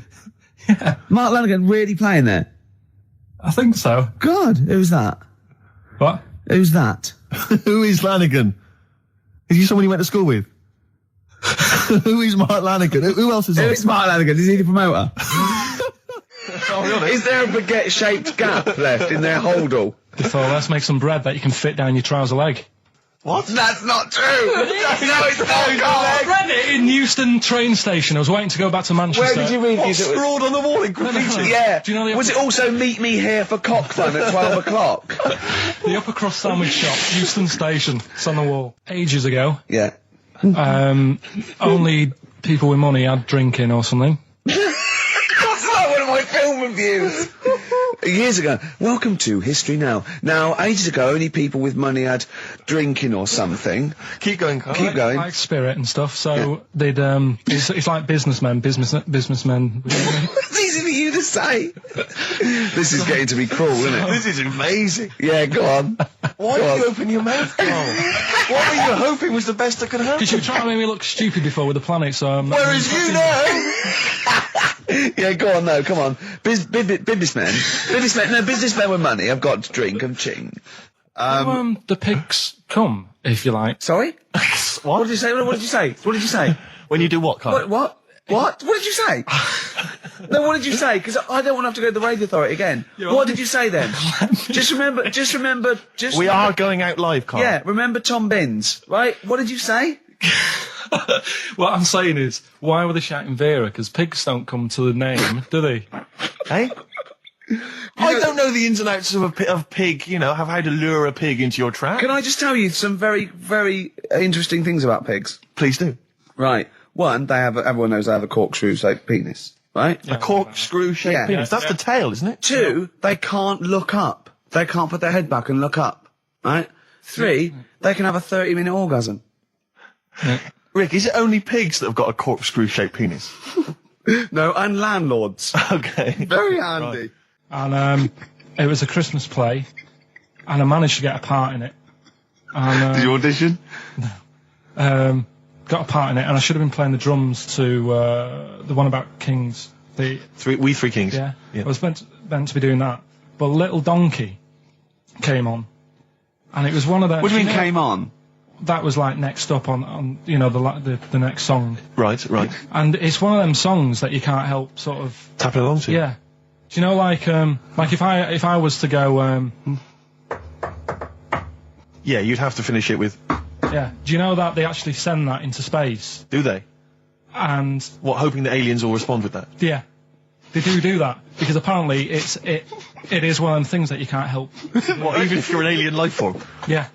They know that, do they? Yeah. But anyway... What, because they watch Star Trek or something? Hello. Knock, knock. Yeah. No, seriously. Is it true, like, if you send out knock, knock into space, they have to say... Oggy, oggy. That is great. Seriously. Hold on, what's something out there? What's a little green fellow? That is great. Yeah. So anyway, that is Little Donkey is like one of them tunes that you can't. And I was there, and I had the drumstick, and I thought, oh god, the drumstick. I could feel myself. And anyway, just wanted to do it. Yeah. I started going along and playing Little Donkey, which I wasn't meant to do, but it went down such a storm. Okay, the film review. Gladiator. It's all right. Nothing great. It's like an old, sort of an old version of Rocky done in the olden days, really. Right. A bloke fighting other people. Sure. How sort of well known is the story? Do you reckon people know the basics? Well, just very quickly, just do the plot. Quickly. There's a guy called Max. Maximus, yeah. Yeah. There's Caesar, and there's Caesar's kid, and Max goes to war, sort of wins it, comes back. Caesar says, you're good at what you do. I wish my son was as good as you. So I want you to be in charge when I die. His kid finds out, a bit annoyed about it, kills his dad, because he don't want anyone to hear that he said that, he wants him to be in charge. Yeah. So his kid gets in charge and thinks, I'll show you. You're not going to be a king, I am. You're going to be a slave or something. And then, next thing you see is... Sorry, can I just stop there? My only thought is the film's 3 hours long, so maybe we shouldn't go through the whole plot. We've done the first 10 minutes, but go on. So, yeah, he's a slave and then... Yeah, but then, that was an interesting bit that I thought, right? I mean, I was watching this with a girlfriend, she was already annoyed because she wanted to watch Friends on E4. Okay. Yeah. It was a good episode as well this week. Was it? Yeah. Don't tell her that. Okay. Right, so she was annoyed and she said, come on then, put it on. And I got it wrong straight away because it says on the back 149, so I thought that was an hour and 49 minutes. It turned out it was 149. No, I thought it was 1 hour 49. Yeah. But it was 149 minutes. Sure. So it overran anyway. By 40 minutes. Yeah. People got sick of him and they said, oh, we'll have to get rid of him. So they tried to, he loved cakes as well as women. Okay. So they said, let's poison a cake. And they poisoned a load of Easier cakes. than poisoning a woman, wouldn't it? And he ate these cakes and it just didn't kill him. And they were like, God, what's going on? And they kept giving him more and more cakes. And he was suspicious. And that didn't work. So the fella said, that's it, I'm going to shoot him. So... They were like, you know, I'd be there sort of punching people in the arm. That's a great game. Oh, I love that, punch people in the arm. Is that part of the Olympics now? it's I think it was exhibition this year. Right. But it's going to be a pro next year. It's going to be the Winter Olympics because you've got to do it in just a cap sleeve shirt in winter. Yeah. So you're playing that? She, but whilst I was she didn't appreciate that. She used to go, ow! No, I always think whilst I was doing that, they were like the Charlie's Angels and they'd be sorting out a mission somewhere. Because they were really like, there was something about them that you thought, you know, they're special. They were private detectives. What if it worked for a man they never see? I don't know if you saw it. What did you make of Posh Spice's Warts and All documentary? Yeah, I saw a bit of it. What did you make of it? I mean, people are slagging them off, aren't they? Saying, you know, she's daft and that, but... Don't make you. She's... I think they're all right, honestly. Yeah, you know, she's all right. I mean, I think David's really a decent bloke. Sure. Tell us the story. What have you learned? Do you want to ask some questions? No, not really. Just sum it up in a minute. What do you think? Can't do it in a minute. Well, can I ask some questions then? Where was he born? Austria. Tell us about his early life. Right, he was a young lad. Brilliant. What in his early life? Okay. Yeah. What's the name? His mum was his dad's second cousin, which is a bit weird. Yeah, that is weird. They had 5 kids. Steve's going, yeah, it's usually first cousin where I come from. Oh, that's unfair, isn't it? There's no need for that. No, what do you do in your leisure time? I like, you know, going out for food and that. Right. Foraging. What do you mean going out for food? They come have a little hole and go hunting. Yeah. This is Karl. He's hungry. He knows he has to get to the greasy spoon by 11. Wow. Many of Karl's close friends have never made it across this road. There was a zebra crossing installed just for the safety of Karl. Beep, beep, beep, beep, beep, beep, beep, beep, beep. Can I have a bacon butty? And Karl is enjoying his... Wow, but he has to get back. His girlfriend's asked for one as well. She's home with a PlayStation 2. Wow. Oh. We just had a call from someone saying his company would sponsor Karl, right, to be raised by all these balloons if he could have a walk-on part in the office. And we immediately went, oh, we're worried about that sort of thing. You can't really promise that artistic, you know. And I was worried about the legality of it as well. How can you promise someone that for personal gain that's a private and all that sort of stuff, right? And I went, oh, I don't know. And anyway, put the phone down to him and Karl went... I love the fact you're more effing worried about that than me being raised 30 feet in the effing air. You started getting scared, did you? Are you worried about it? Same problem, massive eyelids. I don't know what that means. I don't know what that means. I used to say to my mum, I'm going round to, Dave's house. Yeah. And, or to say, well, that's alright, but make sure his dad doesn't take you out in the car. Because he could hardly... He could hardly see. He had to have his head. He gets to tilt his head back to keep his eyes open. Make sure! Did he have a couple of matches with him at all times? What a load of gobbledygook. This began as educating Ricky. I know, So it's what, like he was people thinking, with eyelids. But it's like you're supposed to make that leap as well. Yeah. If I mentioned the trousers, Ricky will probably be thinking about people with big eyelids and women wearing leggings. Play a record, Karl. Got nonsense. Adverts. No. Oh, all right. I had so much mash last night. I had so much sausage mash, second helpings, that I had to sit on the edge of a seat so my stomach could hang down. I love spuds. Spuds and bread. I could not do without spuds and bread. I feel like maybe I could make my own bread. Spuds, I wouldn't know where to start with a spud. Yeah. And it's like, they're amazing. You can boil them, you can broil them. Yeah. I don't know what broiling is, Nor do but I suspect it's tasty. I don't think it's as good as... I mean, obviously the chipped potato is... For the working classes, the chip. It was always on. The chip fat fire was always on in my household. The ceiling, the death trap fire, polystyrene ceiling was yellow. Exactly. Come Wednesday in our house. Yeah. And, always had chips. Because all I remember hearing, if I think back to my childhood, all I remember was, gotta stop and get some potatoes, or phone your dad, tell him to get some potatoes. Well, that was your job, wasn't it? Carl? Yeah. I mean, it does concern me because what did you have to do? Didn't you have to fill a diary out for your teacher? Do you know when you're at school? I don't know if you do the same thing, but you get like a little red book, right? And every night, I think it was a way of the teachers sort of keeping an eye on you. So if you went out robbing, if you wrote it in your diary, they'd go what you're playing at. Sure. Right? So you'd have to write down what you did every night. Yeah. But I didn't get up to that much at that point. Sure. I used to just go on my errands. Yeah. And it was my job to like... I haven't heard errand since the 70s. Nice to hear that. I went to Gervais, right, the little local supermarket. Yeah. And I got... What's it called? Euthanasia? What? I did... Gervais. New phase. Gervais. Yeah. H-U-G-H. Gervais. Oh, Hugh Face is his name, right. Yeah. And I just had to get like a bag of potatoes. Of course you did, yeah. And a loaf. Staple. So I used to put that in my diary every day, and it got to a point when like even the teachers were like, just make something up. Yeah. Stop putting the same thing in.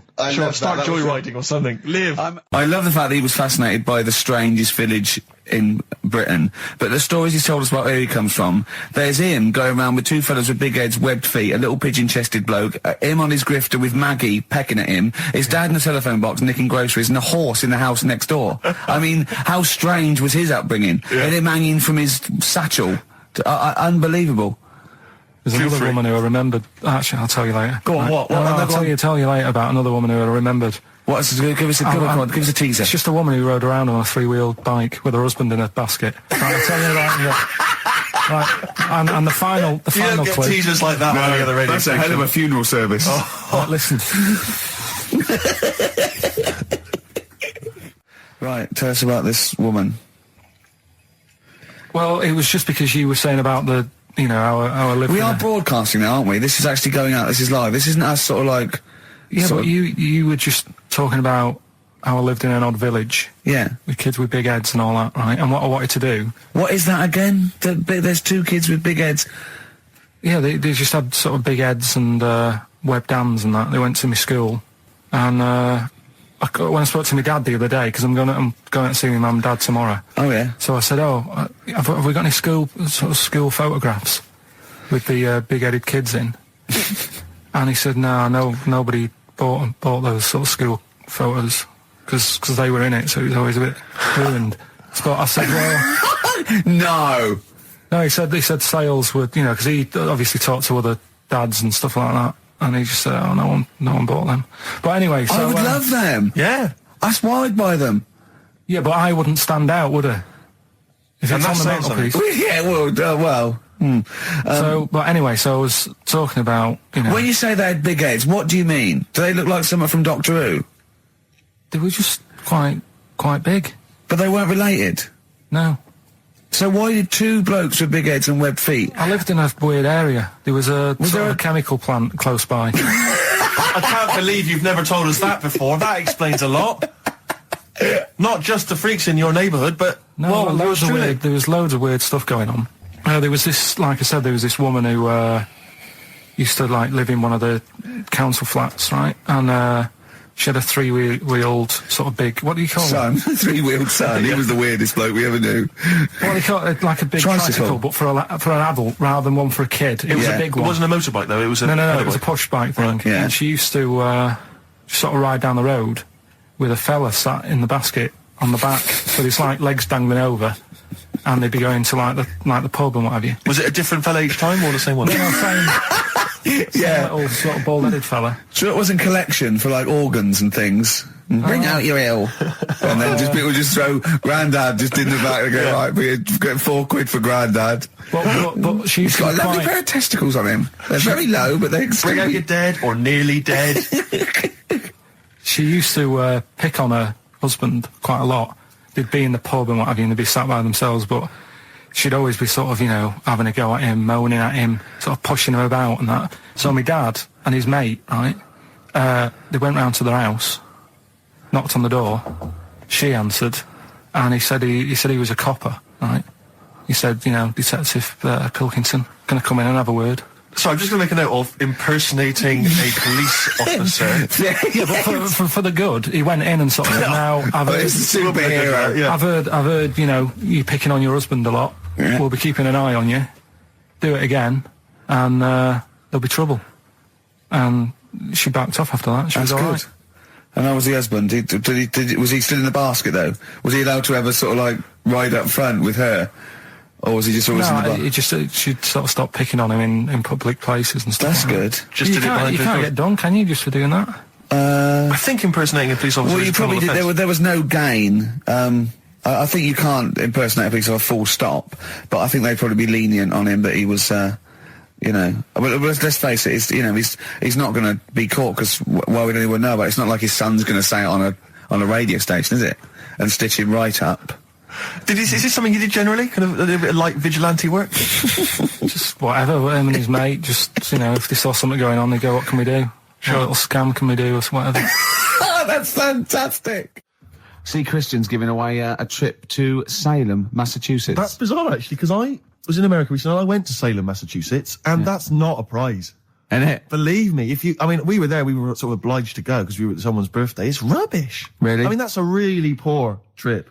That's such a boring he probably can't believe his luck. It's probably the biggest thing Christian's ever had to give away. And you've just dissed it. The great thing about Salem, Massachusetts is that I don't think we're good for this station. I don't think we're selling this station like we should. Well, you know, it's its own fault, you know, it shouldn't have hired us. I blame it, you know. Yeah, and paid us in advance. Yeah.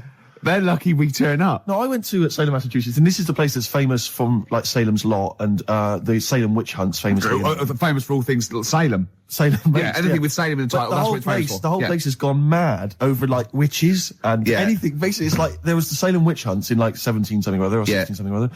So the whole place now is just full of, like, people dressed as witches. Yeah. And then it's, like, any supernatural stuff. So I went in, and it was amazing. It's quite like Glastonbury tent. It was, it's awful. Every single place there, every single shop is kind of horror related. Yeah. And I went to the, Boris Karloff World of Terror.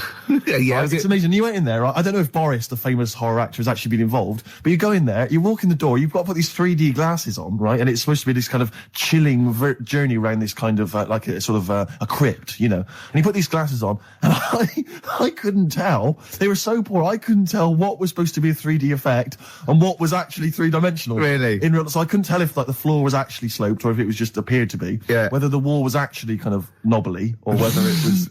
What changed it? Just calm down a bit. Yeah. So the chilled out vibes of PIMP probably helped you. Yeah. I think we should just say, give massive props to Adam and Joe, who stood in for us. Oh yeah, stood in for us. Did a great job. Yeah, great, really good. In fact, interesting. Are they going to get their own show here? I think they should. Yeah, they'll probably get something. Well, there you go. Well, it's interesting, as I was listening to them, they had quite a nice selection of features. They had a couple of good competitions and things. Now, I don't know if, having done them for XFM, is it somehow, they may be kind of under some kind of XFM copyright?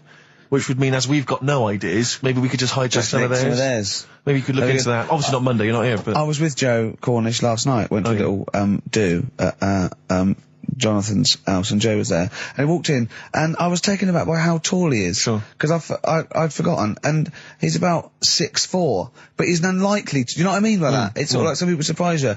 And, he was going, you know, I don't consider, 6'4", big. I said, well, it is pretty big. I said, but I know what you mean. I walk around with Steve Merchant. Yeah. And, he went, how tall's Steve? And I was 6'7". Yep. And Joe went, oh, that's nearly a disability, isn't it? Do you know, he's absolutely right as far as I'm concerned. No, do you know, I genuinely, since school, I used to go to school with a little disabled fella. Lovely guy. No, I swear to God, lovely guy. And I remember he came in when we got in the sixth form, and he'd basically got, I don't know what the ins and outs of it were, but as far as I could tell, he'd got a car for free. A specially converted car. Yeah. You know, because he was disabled. And he was same as Carl. Me. I need this, I need that. But it seemed to me that I was thinking, well, why can I not get something similar? Because there are some cars I can't fit in. Because I'm too tall. I genuinely cannot drive the smaller cars, the cheaper cars. I'm obliged to buy a more expensive, larger car. Because I can't fit in the tiny one. That's like saying you've got to pay more for your shoes because there's more leather, which is true. Which is absolutely true. It's a nightmare getting shoes. But fat people have to pay more. Do you know what? It's a nightmare getting chairs, comfy chairs that I can sit in the home. I sit in a chair for very long and my back's killing me. Now, how is that not a disability? But no, you don't see people like me whinging. But I think tall people, I read an article that taller people on average, get higher wages through you know, an advantage, or just because they're taken more seriously than little dumpy fellas. Sure. Do you know what I mean? But I don't think I genuinely don't think there are many benefits of being really tall. People seem to assume there are, but beyond the fact that I can reach things down from a high shelf, I know. I don't think there's any real perks. I've seen you hit your head a few times.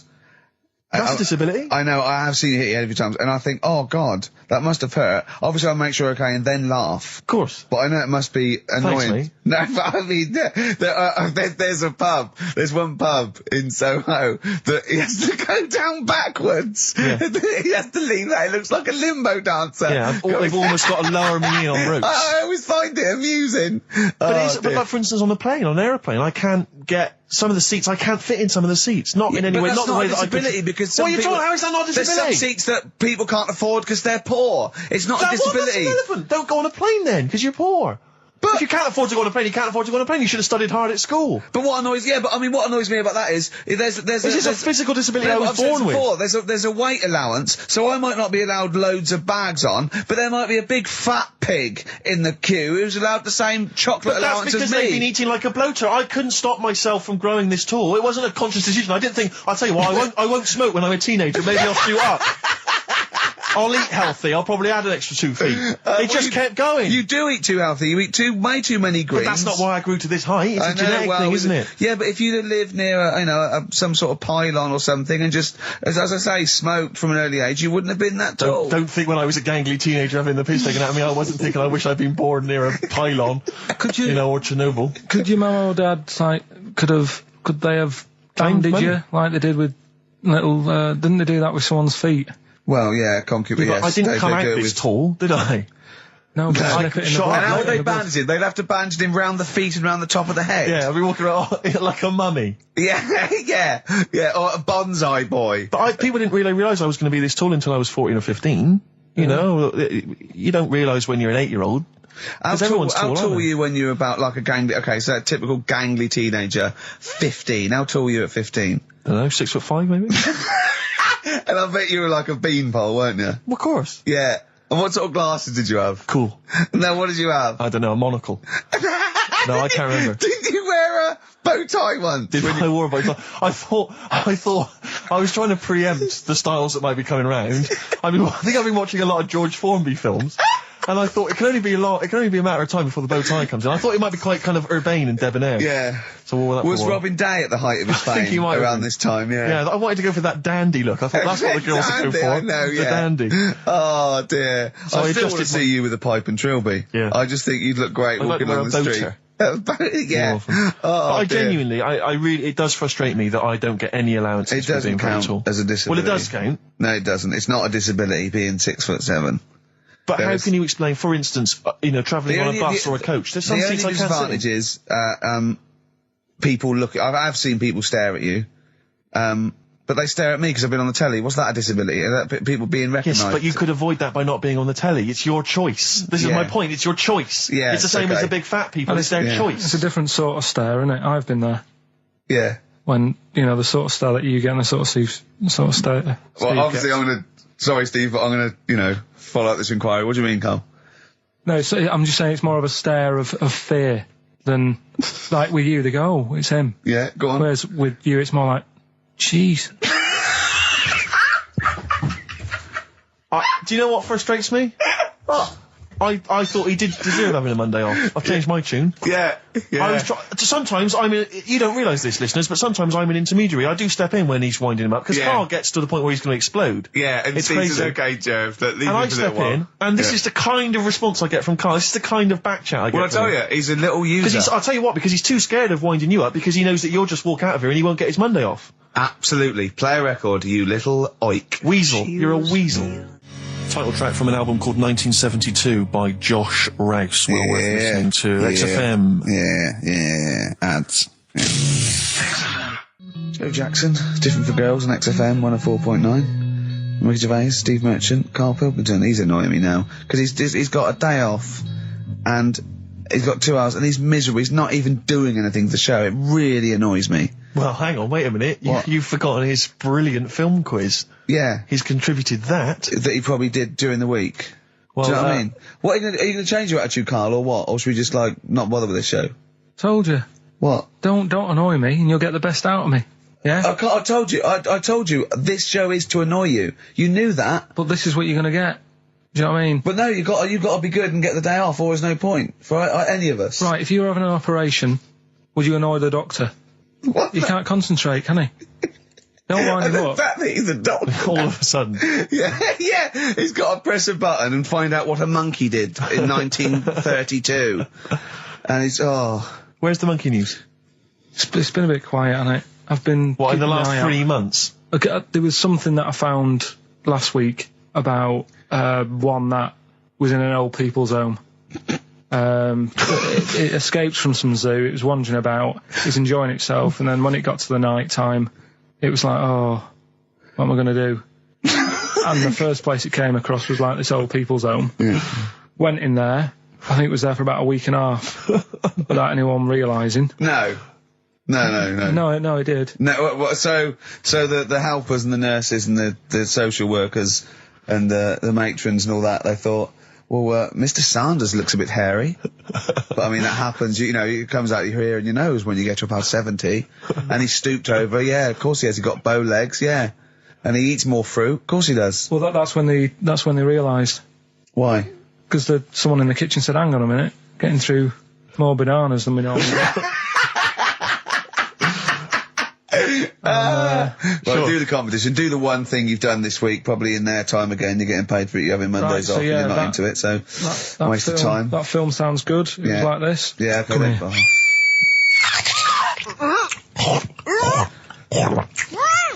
I'm well happy now I've had that. Oh, yeah. Right. So that's a bit of a cryptic clue. Yeah. Someone eating this woman. Yeah. Incidentally, last week, you remember, we began the show by talking about knobs. Yeah. I think we've got a bit more knob news this week. The knob is coming up, is it? Knob news is on the way. After Radiohead, more cock.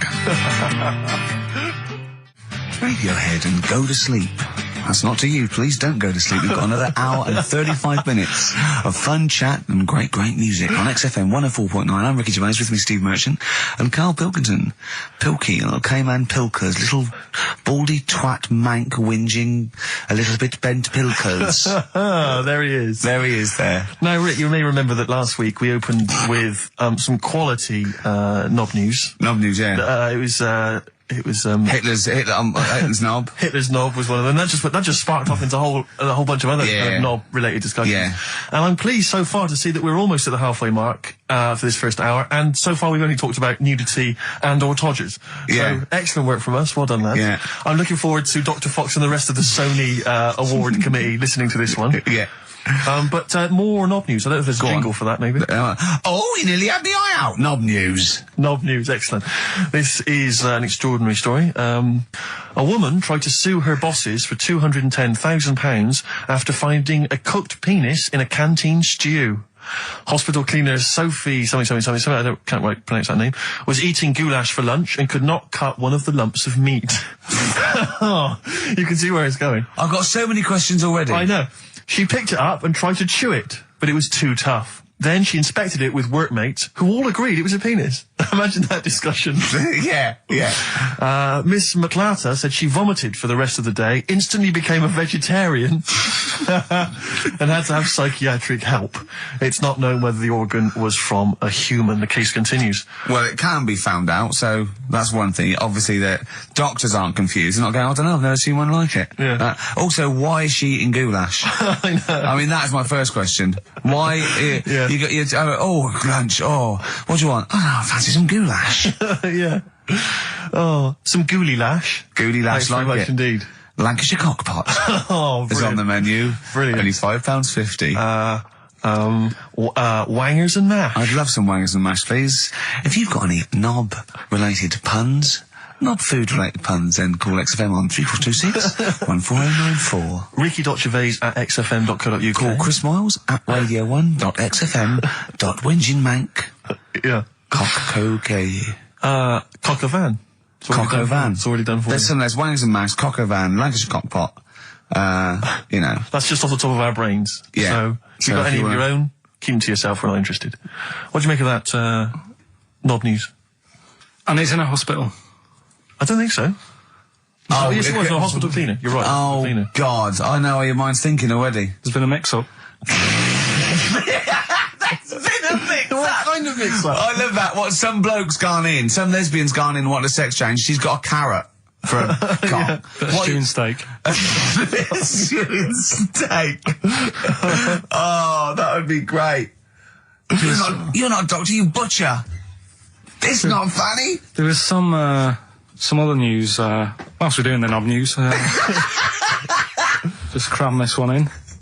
There was some story on some news website about some lad who wasn't happy with what he'd been given. Right. What do you mean? He had an op? No, he wanted to have an op. He wasn't happy with what God had given him. Yeah.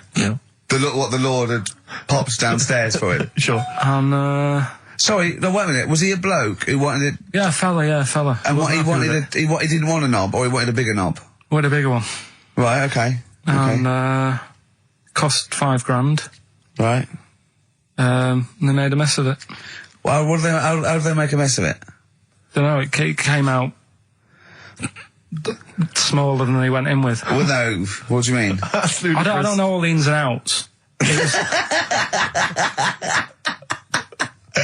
Oh, God. It's just he borrowed the money off his mum. There's been a slight mix-up. He borrowed the money off his mum? I love that. How bad is that? What do you want for your birthday, son? Yeah. Interesting. Thanks, Mum, for asking. A couple of bits of news as well. Hello, Doctor. How did it go? Well, firstly, don't look under the bandages and don't have the goulash for lunch. Yeah. It was smaller than you went in Mum, with. we got £5,000. Why? Just give me tell me what it's for. You can have it if you tell me what it's for. Well, look at that. Oh, you need a bigger one. Yeah, definitely. There's the money. Yeah. On you go. Nothing can go wrong. What did he say to the doctor then? That's rubbish. I didn't read all the ins and outs. I just, like I said, I saw it. Just look for the picture. They want a picture. But you just thought, well, thanks for it. You just thought you'd pop that one in. Thanks. Yeah, that's the end. Knob News Extra. Yeah. Play record, Carl. So if you've got any knob news, we've got one more show left. Send that to ricky.gervais@xfm.co.uk and we'll hopefully get that knob news on there next week. Yeah. All right. Some Dizzy Rascal. Oh, Dizzy Rascal, yeah, he's one of the hot new English rappers. Let's play it. Dizzy Rascal, apparently, according to Carl, he hails from Bow, if he's listening. Good work. You have a number 3 hit with that. XFM 104.9, Ricky Gervais reading a magazine, Karl Pilkington, in a good mood today, so everything to play for. Some adverts. Steve reckons in ancient Greece, right, it was better to shag a bloke than a woman. And I went, well, yeah. I mean, that's about the male being sort of a first-class citizen. Much better, wasn't it? An aspiration to sleep with a beautiful man than a beautiful woman. Women were lower-class citizens, so therefore men were seen as higher class. So to have sexual relations with a man there was no shame in that. No. In fact, it was looked upon. And I said, well, ancient Rome. I said, Nero, he used to sit in his big jacuzzi and he used to get, pretty boy men to go into the water and just nibble at his testicles while he was having a wash. He didn't do that. He did. No. Yeah. And he's not a gay fella. No, well, no. I mean, I don't know about Nero, but I mean, it wasn't a case of a big delineation between what was heterosexual and what was gay. It was just, whatever you. So what did this fella do then? This one who's having his. Well, he was pretty much top boy, Nero, for a while. He was in charge. And, and you did what you're told. If Caesar or. But why were people going round there? Why didn't they go? Oh. No, they weren't dropping in. It wasn't like the door was opening. I was just going to see what Nero's doing. It's not like when I pop in here to see you. Normally what would happen is he'd say, "Come back to my place. I got a book for you." Yeah. You'd pop in. But he'd come out in his pants. Elton John would be on. You'd have probably been like a delivery boy or a stable boy or something. And you'd have popped round there, and you'd have gone, there right, Nero, there's the tablets of stone you wanted. And they go, Pilkington, why are you here? Pop under, I don't know why he's French. What is that? I don't know why he's French. Just pop under the water and nibble at my testicles, and you'd have done it. Because he was Nero. I wouldn't. He would have. There's no way I would have done. Yeah, well, you would have. What have I done? I've dropped a pizza off. Yeah, you put around to Nero's place with the pizza. Right, I'd say I've done my job. Right? Yeah. That's not the sort of tip I wanted.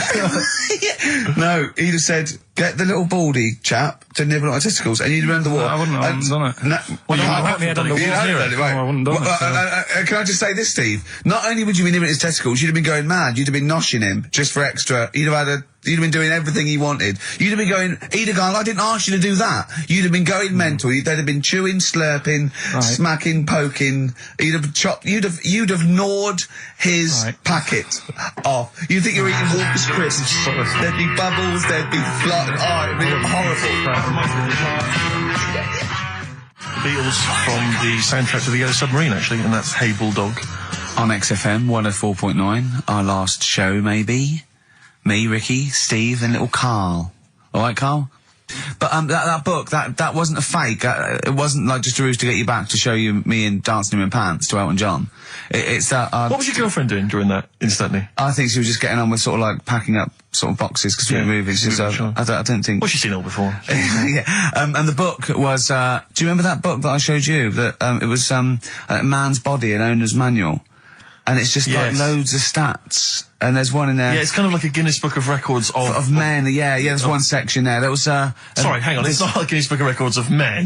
That just sounds a little bit like you and I were sat around your house looking at a big book, picture of men. The big man book. The big man book. He is a big man, isn't he? Yeah. He should be on the front cover. Yeah, it was a book more about the kind of physical body and exactly, biology and social and, sex and all that sort of stuff. And but we didn't look at the sex. Which is where we got the knob news for today from.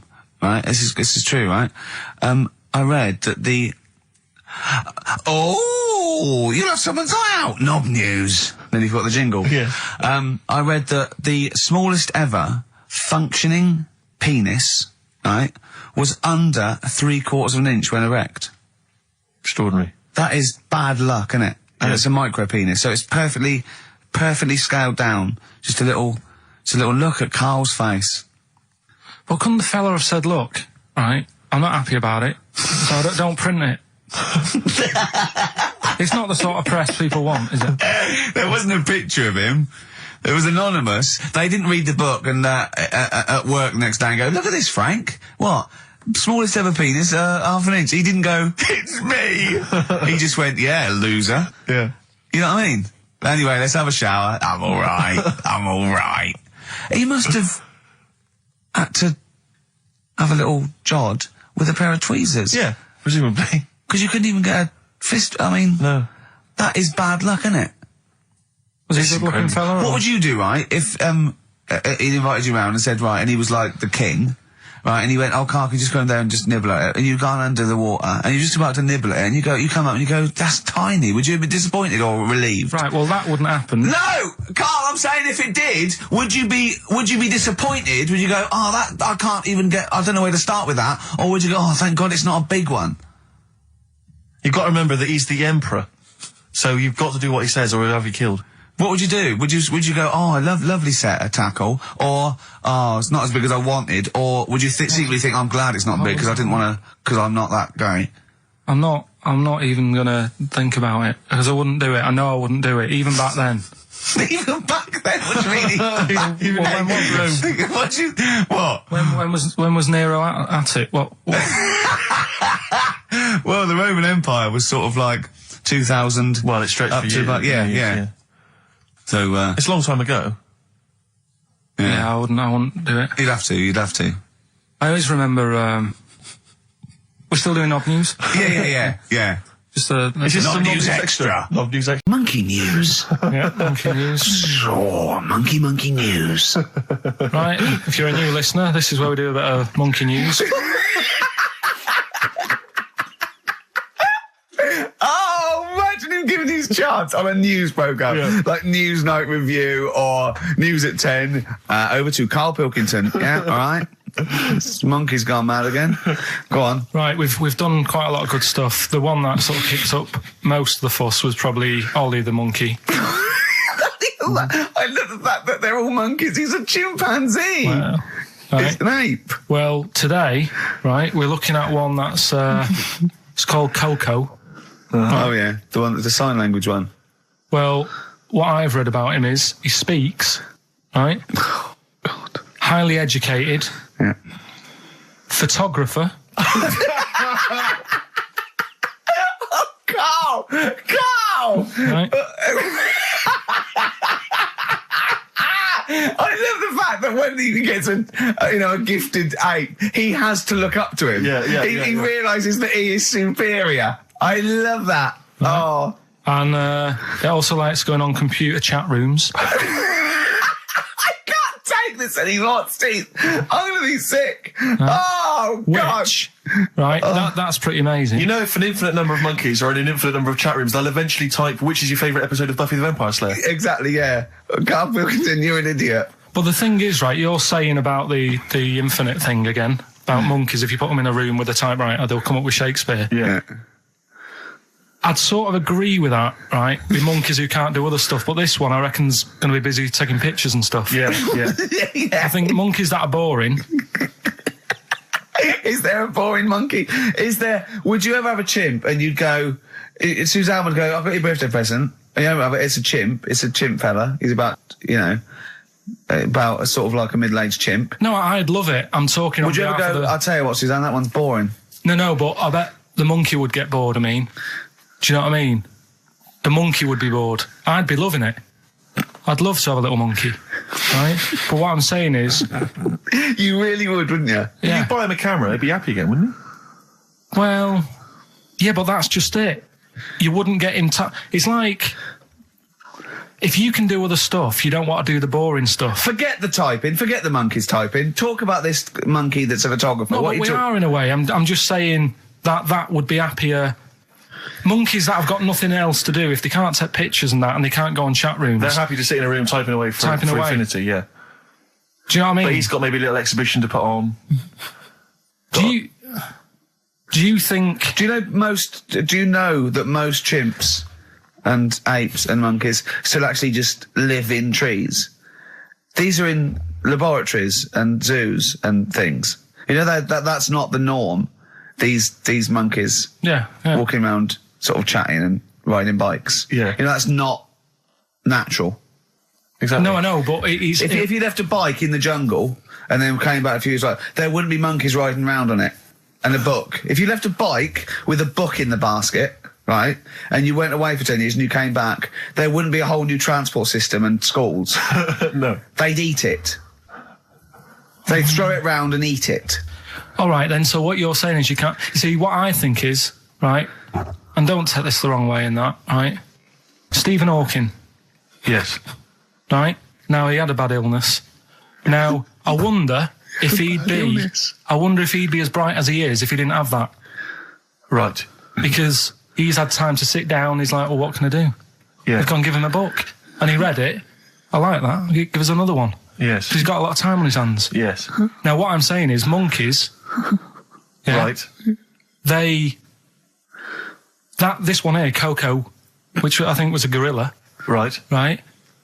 That wouldn't have been happy on a little keyboard, just doing that all day, because it'd be going, well, I could be out taking pictures. Sure. Play a record! Yeah. Do you know what I mean? Play a record! Yeah. Done. You're an idiot! There it was. There's the catchphrase. Once more. He is! He's an idiot! Sure. Yeah, Amdram societies. We're step.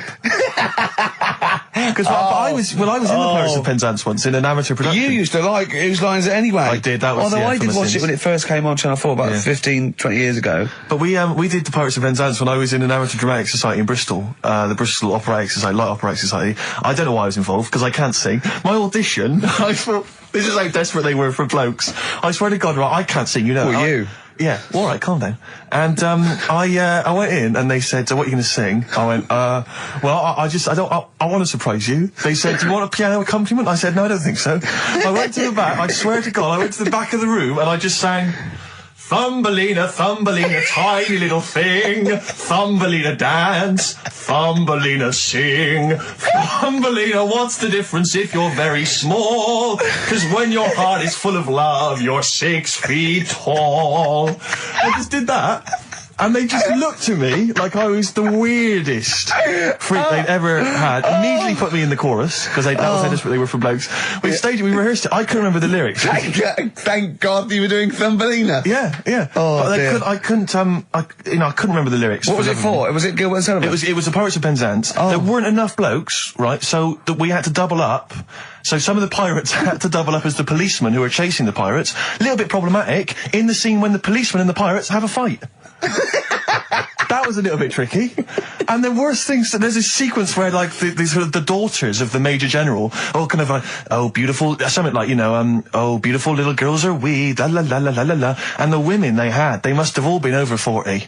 I mean, real kind of toothless crones creeping around in their 90s. Is it the sort of women that buy one of those sort of porcelain dolls from the TV and go, look, I've had a baby. It's not a real baby. It is a real baby. I'm going to stab you. Yeah. One of those. Exactly. It's the sort of women that you'd see maybe on TV's Bargain Hunt. The kind of contestants you get on there.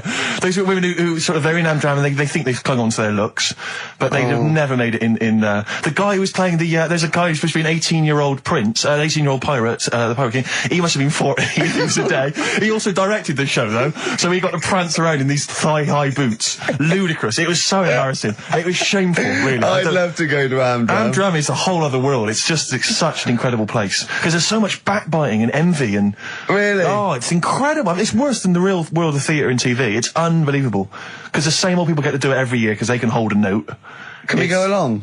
You would absolutely adore it, Gervais. It is film it, a secret camera. Is it true? Talking about when his dad said that, and then you told me something that I find amazing. Oh, the thing is, it's Christmas. Obviously, I've got to go back to Bristol. I love seeing my family. Well, yeah, I do. But it means I'd see my grandparents who are, brilliant people. I mean, lovely people, but mental. I mean, utterly mental.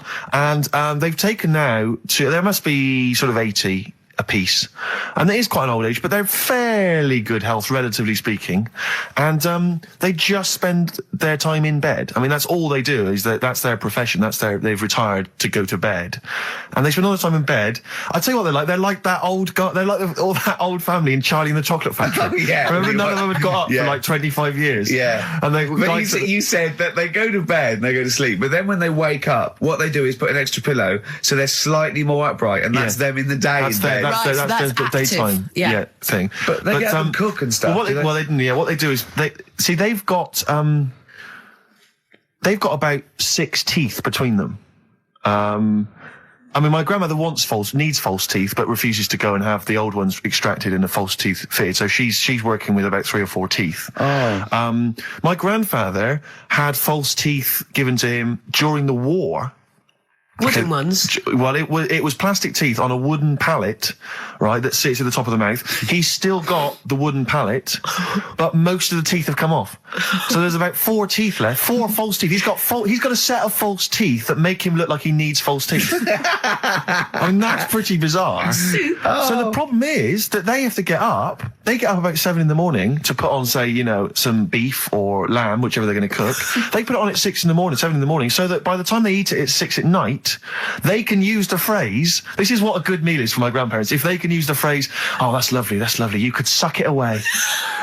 You could suck it away. Who wants that from a roast dinner? You may as well blend it up and serve it as a broth. I don't want that phrase coming from old people without teeth. No, indeed. Because it must remind you of your rent boy days. Exactly. It brings it all flooding back. Oh, God. Flooding's the word. Exactly. Should we play a record before we get really disgusting about your grandparents and blowjobs? That is the worst thing we've said the word blowjob far too many times today. And in the same sentence as I can't believe. Anyway. And it's Christmas. Yeah. Oh. Did I ever tell you about the time that my father, when I was younger, we went on holiday, my dad he'd bought a little boat, little sort of wooden boat, make a 3-seater, and he and a friend of his went out with me in the boat. I was maybe 12 or 13. Went out and we sort of went, I think we were we had the little motor, outboard motor, chugging out. We just thought we thought this was real seafaring stuff. Brilliant.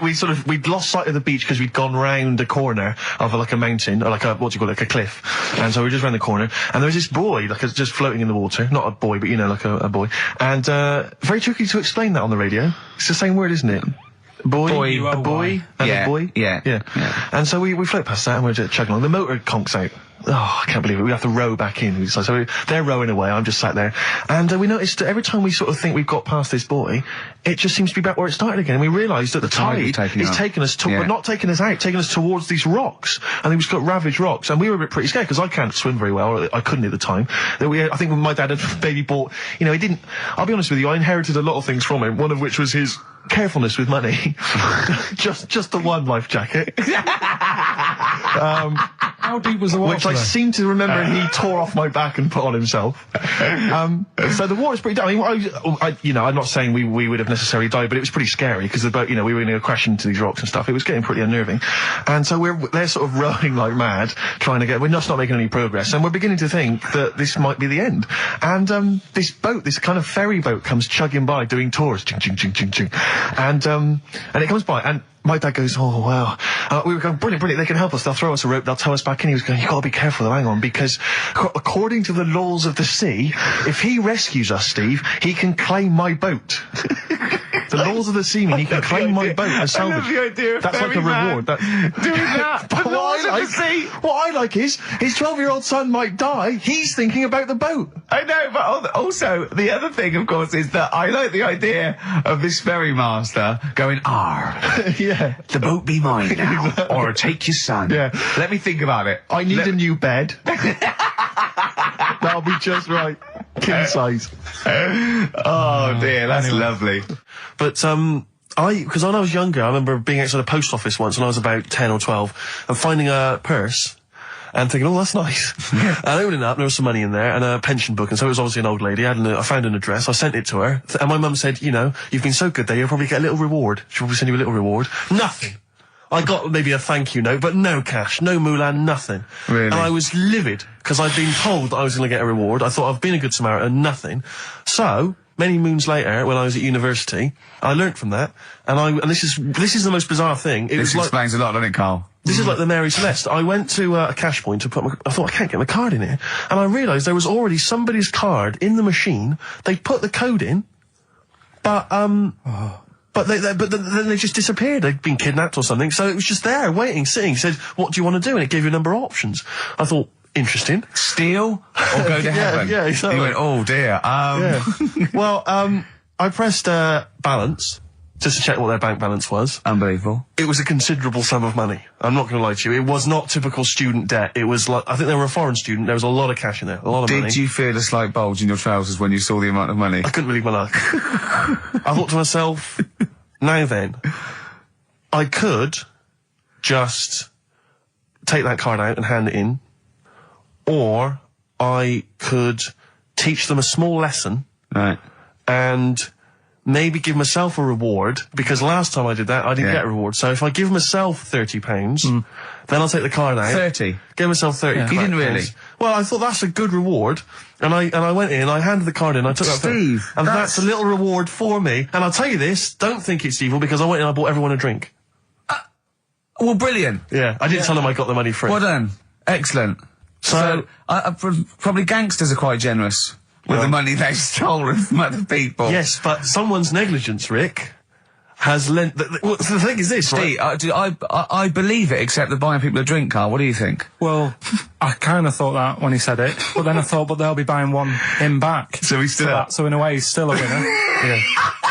Everyone's a winner in that situation, including the student, because frankly, if there had been a less scrupulous person who found it, they'd have probably helped themselves to a considerable sum. I cannot believe he did that. There was thousands and thousands of pounds in there. What if Beadle had jumped out and slapped you with his little claw and said, we've been filming this, merchant? Well, so what? How old were you then?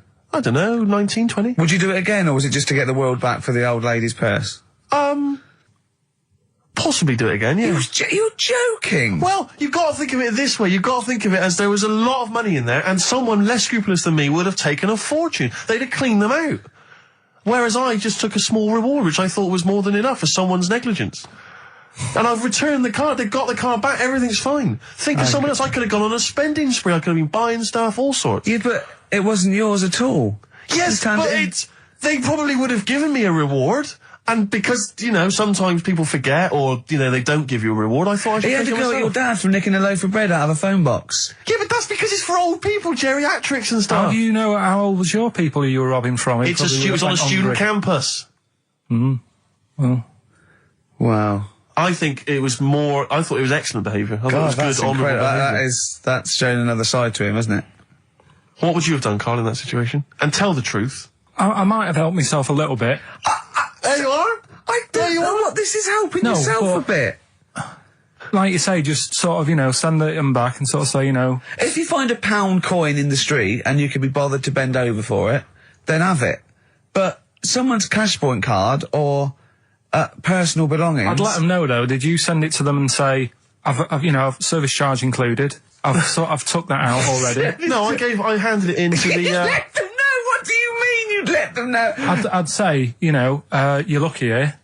Right, I just took, I'd probably said 20, actually. Because that's just like one note. Sorry, right, okay. You are winding me up. No, I'm not. I mean, not for once. I mean, I know what Steve's like. He is tight, right? He is. And you know that, don't you, Steve? Financially, you mean? Well, no, I mean, just the way you are. You're very sort of, you know, you're not wasteful with your money. I'm careful. No, I'm not wasteful. Absolutely right. No, but to the extreme. Not towards the extreme. Not towards the extreme. No. Look out for the pennies. The pounds will take care of themselves. All right? Simple to remember. Good advice. Yeah, all right? But the thing is, right, I know that I take the mickey out of you for, like, you know, the way you look and stuff. Sure. Right? Well, I'm right back at you. But the thing is, you can't help that. Absolutely. But I'll tell you something that women don't like. Sure. And it's fellas who are tight with the money. Sure. I'm not frugal with money with ladies. I'm frugal with money with you. Well, I've got no reason to splash money out on you. I've never seen you splash money out. Well, you've never been out with me. Steve, have you ever splashed out on a lady? No, but I hope to one day. The right lady. Play a record. Sorry, just suddenly struck me something. I don't know if I mentioned it before. You mentioned that you tried to catch your guy out when you came back once. You opened the door really quickly to see what he was up to. Did I ever tell you when I was at university? Now, I'm very tall and I've got enormous feet. Size 14. Size 14 shoes. And when I was at university, everyone, it seemed to me, was wearing Dr. Martens. It was like you had to wear a pair of Dr. Martens. It was kind of the rule. Dr. Martens was big for you? Yeah, so that's a big pair of Dr. Martens. That's where the myth of the old woman who lived in a shoe, I think, I know. People with my size shoes. Anyway, I just literally kind of moved to university. I'd been there for like literally a couple of months. And obviously in that first period, you're quite keen to kind of, you know, reinvent yourself, strike yourself, try and give an impression of perhaps being quite sophisticated, worldly, cool, all those things that, you've left behind all your childhood friends. So you're trying to, develop something. But you didn't bother, you didn't. What, sorry? You didn't bother? No, I was working hard on it, and I was kind of, I was doing alright, and I had a tie-dye shirt, I was looking good. And, so I was trying, working hard to try and seem kind of cool and, not freakish. And, I came back from studies once, and I came in, and there was a little old cleaning lady that kind of would always come in every day and clean up our halls of residence. And I came back, and my door of my room was open, and there was like a little huddle of people just peering in, right?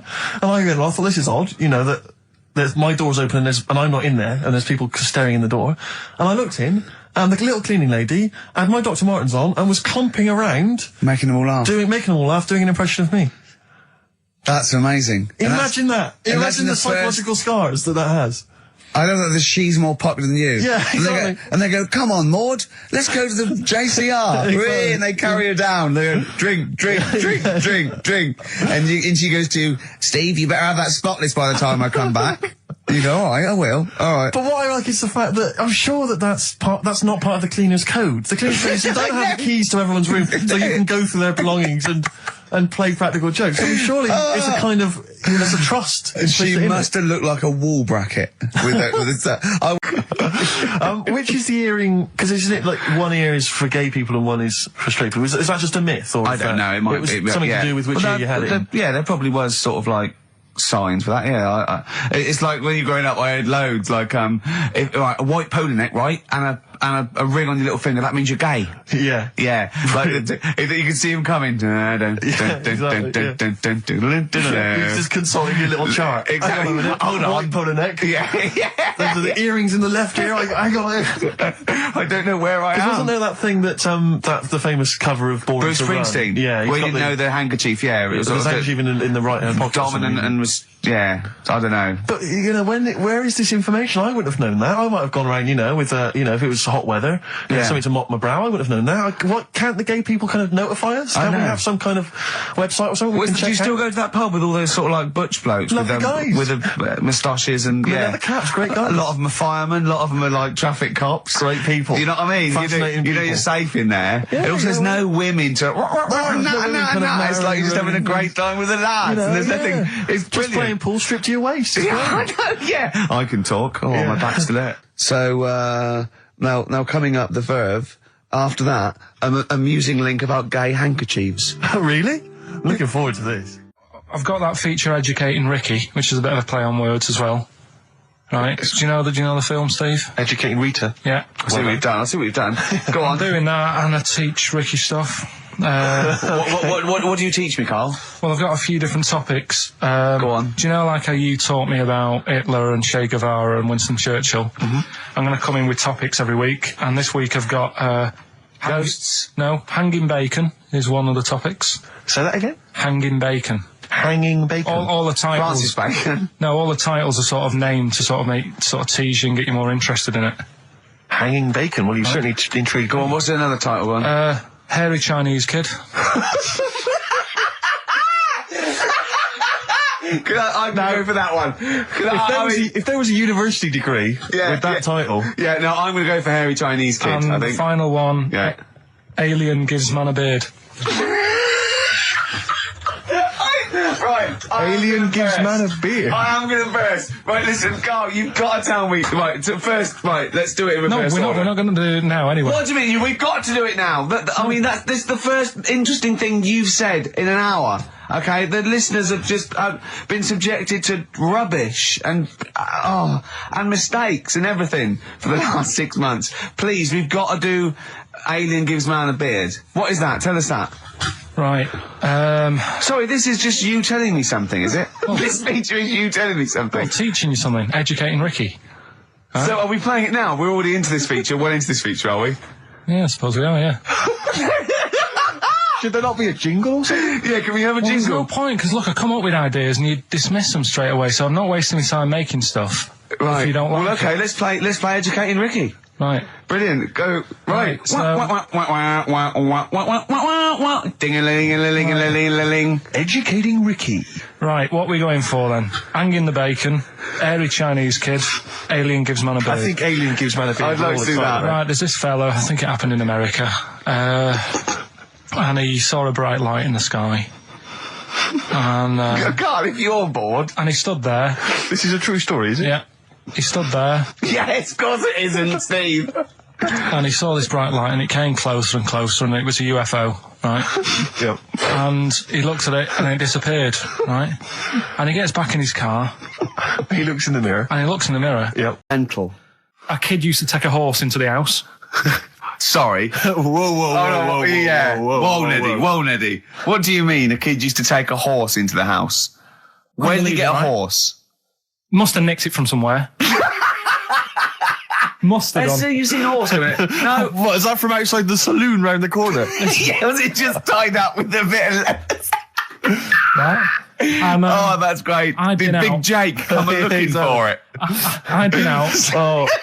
No, sorry, let me get this. This was before the lynching stopped or after. Where did he get a horse from? What do you mean he must have nicked it? His mum said, where'd you get that from? I bought it. All right, then. But keep it out the kitchen. I don't want you going Catlin rustling. Where did he get a horse from, Carl? And how long did he have it for? Was he leading it or riding it? Mum, open the door, I can't stop. I can't stop it. Open the patio door as well. Looks like we got us a runaway. What do you mean? I've sort of... Don't think you can ever be boring. No, but what I've done, I've took like different ones. So I've took a good one that I think, that's a good quote. That was worth putting in a book. I've put one that isn't really a quote, so I don't understand it. Oh, yeah. One that isn't clever. and a funny one. So a bit of variation out of one book. Oh, how long did this take you? What did you do? Did you sort of like sit? About half an hour last night. And did you sit sort of like quietly at a desk or something? No, just in the lounge with the telly turned down. Oh, right. Just to give a bit of light to the room. Just had it on book, turned down. Have you figured out lights yet? So, so the first one, and it was like they stuck some bacon on his head. And as ever, the vital piece of information, i.e. the reason, Carl seems to have forgotten. Because the worm was in his body, and they said everyone likes the smell of bacon. Including worms. Even a Vietnamese lake worm. They love bacon. Remember last week when I said about the little fella with the bone with no brain, and you were proved wrong? No. We were saying it wasn't a little fella. We were saying it was a stillborn child. It wasn't a little fella. You're changing it now. You weren't having any of it last week. Right, hang on a minute. I'm getting confused. There was a Vietnamese snake that went inside of a soldier. A little like maggot or some sort that you have to get out of your body because it causes problems. Yes, and so in order to get it out of the body, they strapped bacon to his head. Yeah. That is great. This doctor. And did that work? I think so. They had a picture of him smiling. Oh, God, what, the worm or the bloke? The bloke. Oh, dear. Honestly, I hope someone knows the story. Right. It was about 3 years ago, I reckon. Okay. And, it did work. GI bacon. So this is why the worm burrowed out of his head to get the bacon? Get to the bacon. Right. That's great. When my dad was when he was a taxi driver, you used to have to sort of do your bit for the local area. Oh God! By taking the Forest Gump people to Blackpool. Yeah. Is that what they're called now? The Forrest Gump people? Is that what the organisations that support them ask for them to be referred to? A minibus with Life is a Box of Chocolates.com. Forrest Gump types. It must be. So you work with these people. The people with learning difficulties. And they used to get 5. Coming home must have been a busman's holiday. So he got 5 of them in the cab. Yeah. And he had to go to Blackpool, and 4 of them were really good, behaving themselves, didn't mess about, weren't fighting and stuff, but there was one who was just causing loads of trouble and he couldn't control him.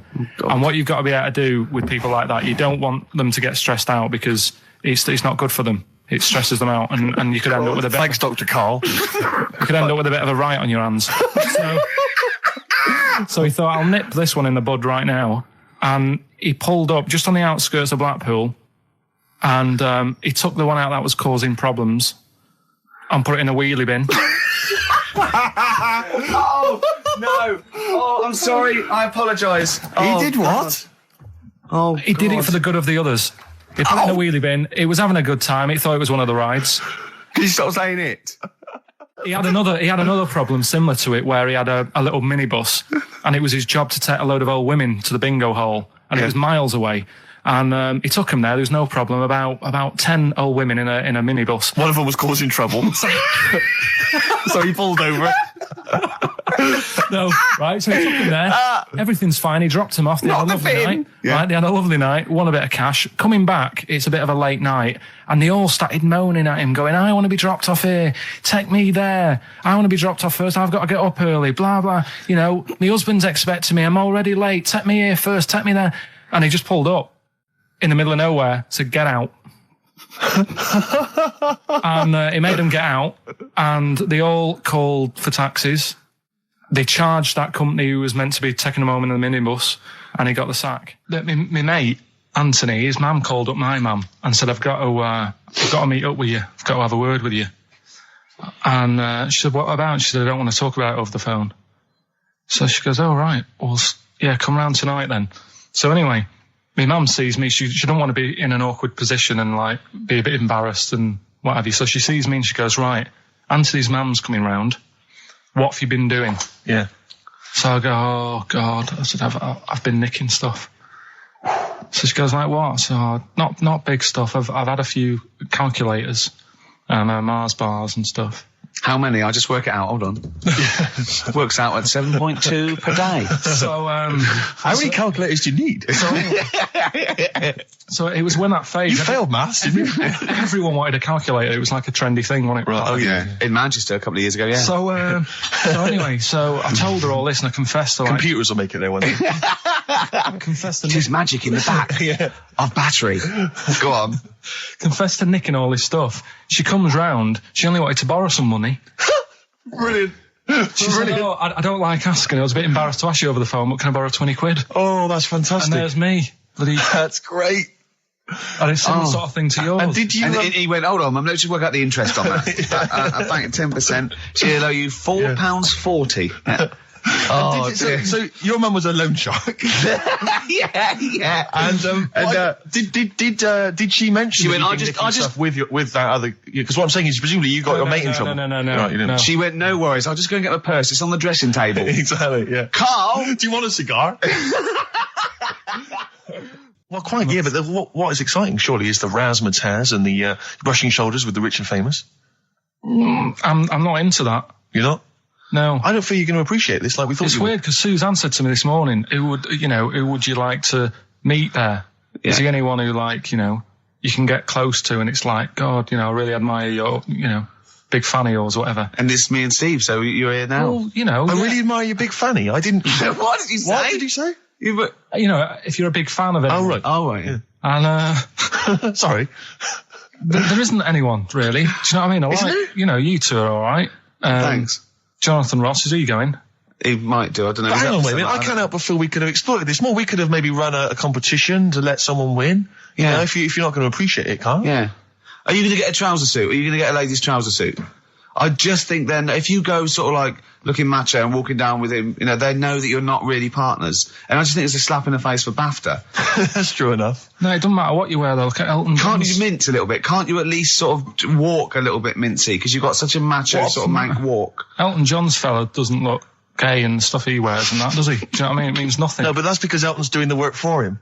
No, but... by dressing as, like, some kind of restoration dame. Yeah. Right. Go on then, Carl. Second one then. Monkey news. The final monkey news of the year, possibly. It's been a joy, I'd like to say, on behalf of myself, Steve Merchant, and this little bald mank. It's been a pleasure. Yeah, speak for yourself. Yeah. We should just point out as well, if you miss Rockbusters while we're away... Yeah, right. You can log on to xfm.co.uk/Rockbusters, where you can actually see Carl himself introducing you to an interactive game of Rockbusters. Looks very much like Blockbusters. It does, surprisingly. But yeah, you can join into that. And there's also, talking of monkey news, there's a link on the website. I'm trying to think where you go. I think if you go on my little biography bit, someone's done some animation to some old monkey news. Oh, it's brilliant. Great. Right. Yeah. So if you're having withdrawal symptoms of monkey news, then you can find some classic monkey news. And it's animated, classic monkey news. I feel drained today.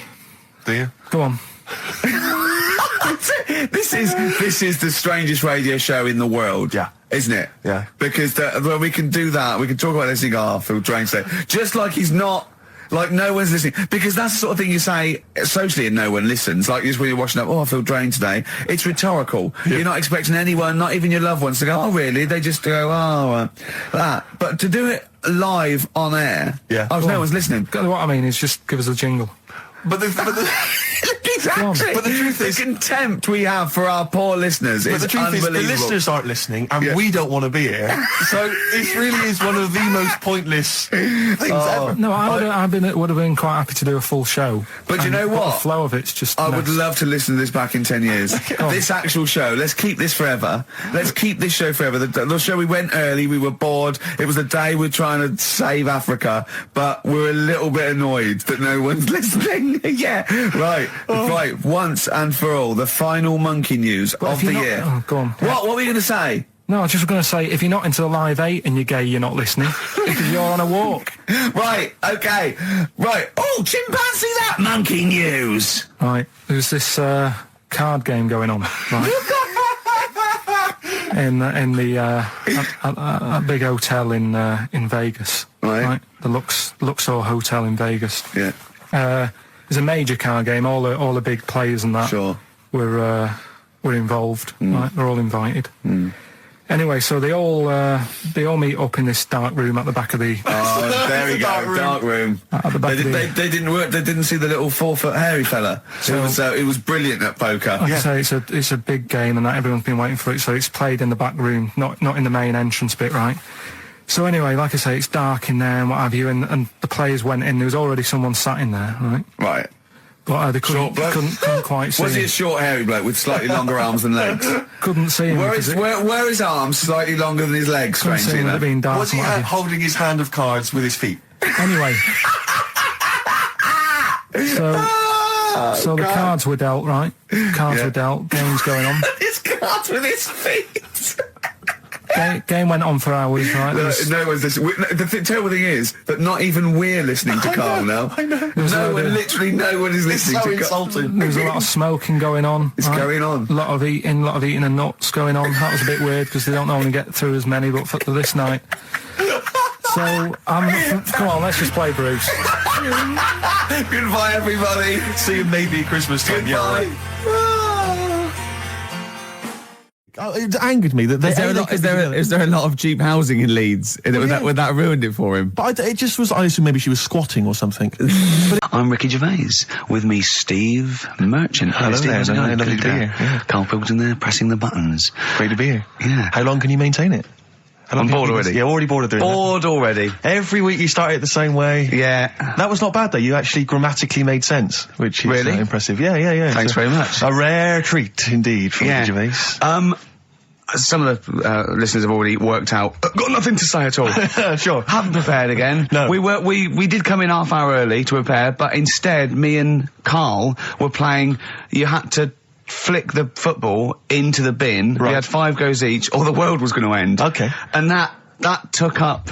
That took up a good 25 minutes. Yeah, I liked it when we came back, and then we started just trying to beat each other in the corridor, and I beat him. I scored a goal. He was gutted because he thought he fancied himself a football, and I beat him. And I was knackered and sweating. Yeah. As I walked back to you about 5 minutes ago, you were looking through the records. You went, and this was lovely, you went... Well, we've done the preparation then. Yeah. Like a sarcastic teacher. Yeah, like a teenager, like an annoyed teenager whose parents have embarrassed him once again. And you beat Karl, did you? Yeah. Because you're not... Yeah. I mean, you're not particularly... I'm not good at football, Well, you're not particularly nimble on your feet. Oh, come on. No, you're not. Douglas Bader is more nimble. I'm all right. But Karl's sort of... I think he's got more skills than me, but he hasn't got the aggression and the weight. Yeah. So I just pushed him aside. Yeah, good work. Yeah. Good work. I'm going on holiday. Are you? Yeah, I'm not here next week. What are you going to do, Karl? Are you going to do the best of or something next week, aren't you? Yeah, that's what we've got to sort out. Well, I can't sort it out. I've got to go to the airport after it. Straight after the show you've got to do some links. No, I'm not doing any links. I said I wouldn't, so... That's what we planned. No, we didn't. I said I'd do some during the show, and then you I thought you were joking. I honestly can't do it today, so we do some during the show. What are you going to do? Just put the shows that we've done in this year? Sorry, guys. I hate to interrupt. This is the sort of stuff we should have been discussing when you were playing football. I know. Play rec. What are you going to play? Let's have a bit of Foo Fighters. Okay. Let's just discuss this off there. Okay. 104.9 XFM. You alright? This is Karl, producer of Ricky Gervais and Steve Merchant. They're not about today. Ricky's on holiday. Steve couldn't be bothered.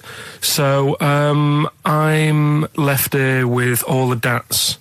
That's a digital audio tape of all the shows they've done since they've been here over the last, I don't know, year and a half or something.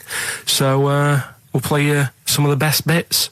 All right, so here's the first bit. I just wish we could maybe tape the bits we're not on air, just because that's when Karl comes into his own. Yeah. He just said to me, I don't know what I was doing, I was sort of like pottering around, dancing around, doing something annoying probably, and he just looked at me, I don't know, and he was looking at me, and I looked back, and he went, have you ever used a Y-front properly? Genius. It's a great question, because the answer is definitely no. Definitely no. Does anyone use their Y-front properly? And by that, I mean, get your winky out of the little sort of slot provided, as opposed to like put it to one side or pull them down or whatever. Has anyone used a Y-front properly? I don't think I've ever done it. I don't think I've ever done it. I've never seen anyone in a toilet doing it, Rick. You should be looking. I wish I hadn't said that. I caught you. Really? Yeah. That's actually how you prove people are gay. Yeah. Get them into this conversation. Yeah. Yeah, it's a trap. Yeah, it's a trap. It was the trap. Yeah. I'm not gay, by the way. Yeah. You didn't prove I was gay. I double bluffed you. As I knew the old gay trick. I thought it was the old gay lord say no thing. That is another method. Yeah, there's innumerable methods of doing it. That's how Oscar Wilde was caught. Yeah. Yeah. What happened there? Well, the judge went to him. Did you see that film last night? Gay lord say no, and he went no, and they went take him away. Yeah. Take him down to the cells. Yeah, take him to Reading. It is true. Well, it originated in America. Yeah. So many of these things do. It's a brilliant point, Karl. I'd like to hear from anyone listening who's, and I mean, well, they'll just lie, wouldn't they, I suppose? Yeah.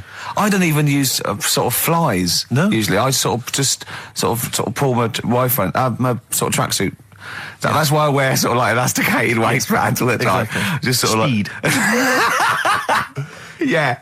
Yeah, you got to get in there with the minimum of effort. Yeah, and out. Sure. Often I won't shake.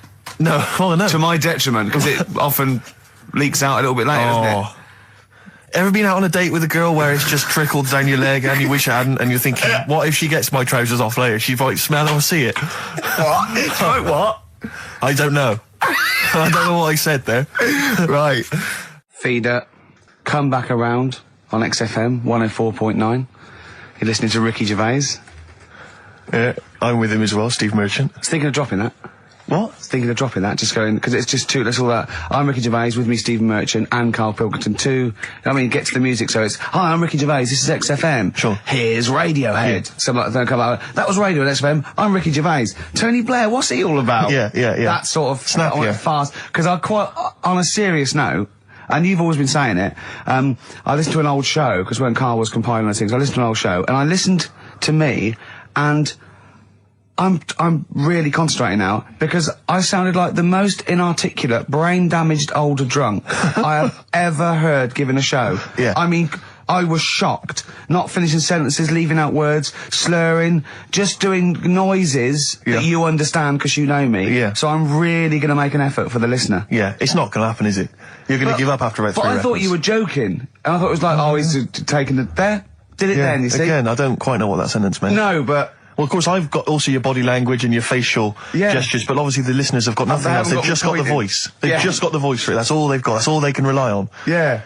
And when Karl Pilkington is the man holding the show together, when he's the most damning. articulate, exactly. How did I come across? You came across as lovely. I mean, I did an interview yesterday, right? And I was trying to describe you to this journalist, and I was going, it's like a cat can talk. Because the things you say, I just want to know what your world is. You know, when a cat comes in, you go, where have you been? And it looks as you're like, you know, it can nearly understand you. And you're like, I wonder, I'd love to know what that cat thinks. And with you, it's almost like we've got one. Yeah. Yeah. Did you like that? You can also lick your own testicles, I think, can't you? So, yeah. Should we play the Doves? And Envy on XFM 104.9. I'm Ricky Gervais, with me Steve Merchant. Absolutely, yeah, hello. That clang you heard there isn't Karl. No. Karl's away. It's Sturgis. Claire Sturgis is here. Yeah. You'll know her from the Claire Sturgis show, but we know her from our early days on XFM, and, you know, we're good friends. It's sort of like old times, isn't it? And Karl has had a little surprise birthday present. What's the story with this, Claire? Because I don't know about this. Do you know, I came in on Monday expecting to see his little smiley face, as usual, and it's always not here. What do you mean? So, apparently his girlfriend had surprised him and dragged him off to the Caribbean for a week. Wow. No, Canaries, isn't it? Oh, I mean, I don't know. He likes the Caribbean. He likes the crabs. Yes. Yeah. I thought he was bored of the Caribbean. I thought he didn't enjoy it last time. No, he loved it, didn't he? No, I don't think he did enjoy the crabs. Tunisia he didn't like. Right. He's been travelling, hasn't he? I know, yeah. He didn't like Tunisia because there's flies the size of matchboxes. Of course. And, and midgets in the kitchen. No, there's nothing wrong with that. Yeah. Midges or midgets? Midgets, he said. Right. It was midgets. He wasn't saying anything bad. He said that there were lots of midgets in there. Lots of midgets in the kitchen. And I thought he'd gone away to some sort of like theme holiday. Yeah. But no, this is I think Gran Canaria or the Canaries or whatever it's. And how old is Karl? 30. Is he 30? 30 last week, I think. Yeah. Oh, so it was actually a birthday present. Oh, yeah. Right. Yeah. Okay. I just thought, but that's all right. So have you got a competition that you can regale us with, Claire? Because obviously Karl provides a lot on this show. Hold on. We could do White Van Claire. White Van Claire? Yeah. Are you familiar with this? We ask you questions, topical questions, just getting your opinion really on the week's news. Okay, yeah. It's on the spot. If you look forward to that. But you know I'm a little bit, A little bit simple? That's fine. Just a little bit, What? I always sit on the fence. Oh, right. Well, don't sit on the fence. You see, the worst thing there was she was saying I'm a little bit like, liberal or undecided, and you went simple. Yeah. You assumed. I didn't know. I thought I'm a little bit, coked up? I don't know. Who knows? It's Sturgis. Anything could be possible. But the other thing is with Karl, we didn't know how good value Karl was until we asked him sort of intelligent questions. True enough. Yeah. Because he looks quite intelligent. Well, this is it. I mean, the thing with you, Claire, is I don't think we've probed you enough. We don't know what, your views are on a lot of things. You haven't probed me enough, actually. We don't know what your views are, This is what I'm saying. We don't know where you stand. I mean, don't sit on the fence. This is the new Claire Sturgis. Okay. Yeah. Okay. All right, we're going to delve deep, find a personality in there, Claire. Let's go back to the old days. How about a bit of the Smiths? That was beautiful, Rick. Go on. Oh, you've been practicing. Richard Ashcroft. Check the meaning on XFM 104.9. We're back, Steve. It's Saturday. That's true enough. Steve Merchant, that is. Hello there. I'm Ricky Gervais, obviously. Hello there. Carl's still away. Claire Sturgis is back. That's absolutely true. Yeah. Hello there, Claire. Nice to see you. So, I think a lot of people were hoping that Karl will be back this week, but we're pleased to have you. No, they were actually. I did get some emails during the week. Really? Saying what? Just saying it's really nice to hear you again on the Saturday afternoon. It's nice, and but you're not really very funny. And when's Karl coming back? So it's sort of being sure nice it wasn't to to me. us. No, it was definitely because they think that as well. Yeah. But no one can compete with Karl.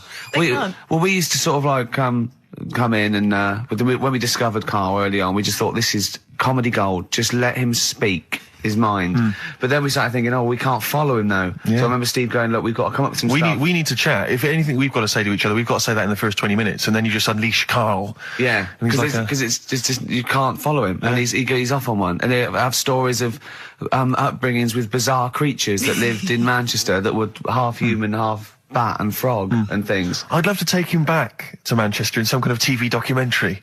When Karl went home. And just wander back, maybe try and find the amphibian twins or whatever those people were. They weren't there. So there was two boys, both had big heads and webbed feet. They weren't related. They didn't hang around with each other. That was all the information we had. I went, why not? He went, that would have been too obvious. Yeah. Like they look at each other across a room and go, you think if I'm coming to see you just because we're a similar species? Yeah. You're mistaken, mate. Yeah. You make your own friends. One starts to walk over, the other one shakes his head and just mouths too obvious. Yeah. Don't do it. Too obvious. Out of one of his mouths. Yeah, that's what they're expecting. Yeah, don't do it. Don't do it, Webby. Yeah, but anyway, he'll be back shortly, I'm sure. He phoned me. His dad's ill. His dad's in hospital, so Karl went back to sort of look after his mum. And he was so sweet. He said, I'm back out just driving my mum around. He said so unbegrudgingly. He just went, it's like old times. And I said, sorry to hear that. And he went, that's all right, yeah. I think it's going to be fine. And I said, how was your holiday? He went, yeah, it was good. Except it were a nudist beach, so didn't tell me. I went, of course it was. I went, what do you mean? He went, well, sitting on the... I don't know why they have to do it. I don't know why they have to do it. Why do they have to do it? He went, Suzanne said they think there's nothing wrong with it, like being a transvestite. Right? I went, I love the fact that your girlfriend has to tell you what's wrong and right in the world. And he went, well, we're walking along the beach, fella coming towards us with knob out. I went, what's going on here? Right? And he said, and because it wasn't all nude, he's walking round, he's stark naked, and he wants the freedom of that, but he's got a big rucksack on his back with his clothes on, just to get changed. He went, so what's the point in that? Right? And I went, he should just carry the book. He went, what, and covered it up? When he went, oh yeah, good idea. See? He went, but I wasn't happy. He says, and that was the first day, so we didn't go there again. I can just imagine his little face. Yeah, just going, all right, gobsmacked. That's out, that's out. What's that doing out? Why has he got his out? I imagine Karl sort of dressed in a suit, in a sort of safari suit, done right up with a cravat. I'm not undressing. I don't want people seeing the flesh. That's for you, love, and no one else. But I love the fact that it's going, goes, Karl, they don't think there's anything wrong with it. They're just happy that way. and he in his own mind just goes, like being a transvestite. He knows there's nothing wrong with that. I'm always a little bit suspect about people who like walking around nude. I think you meant transvestite. No, nudists. What? Hold on. Can you be a naked transvestite? What are you then? Yeah, I suppose you're a... When Eddie Izzard's naked, is he a naked transvestite? That's an interesting metaphysical question. Yeah. Yeah. On XFM 104.9. If you know the answer to that metaphysical question, or indeed any of the famous ones, if a tree falls in a forest and no one hears it, has it fallen over?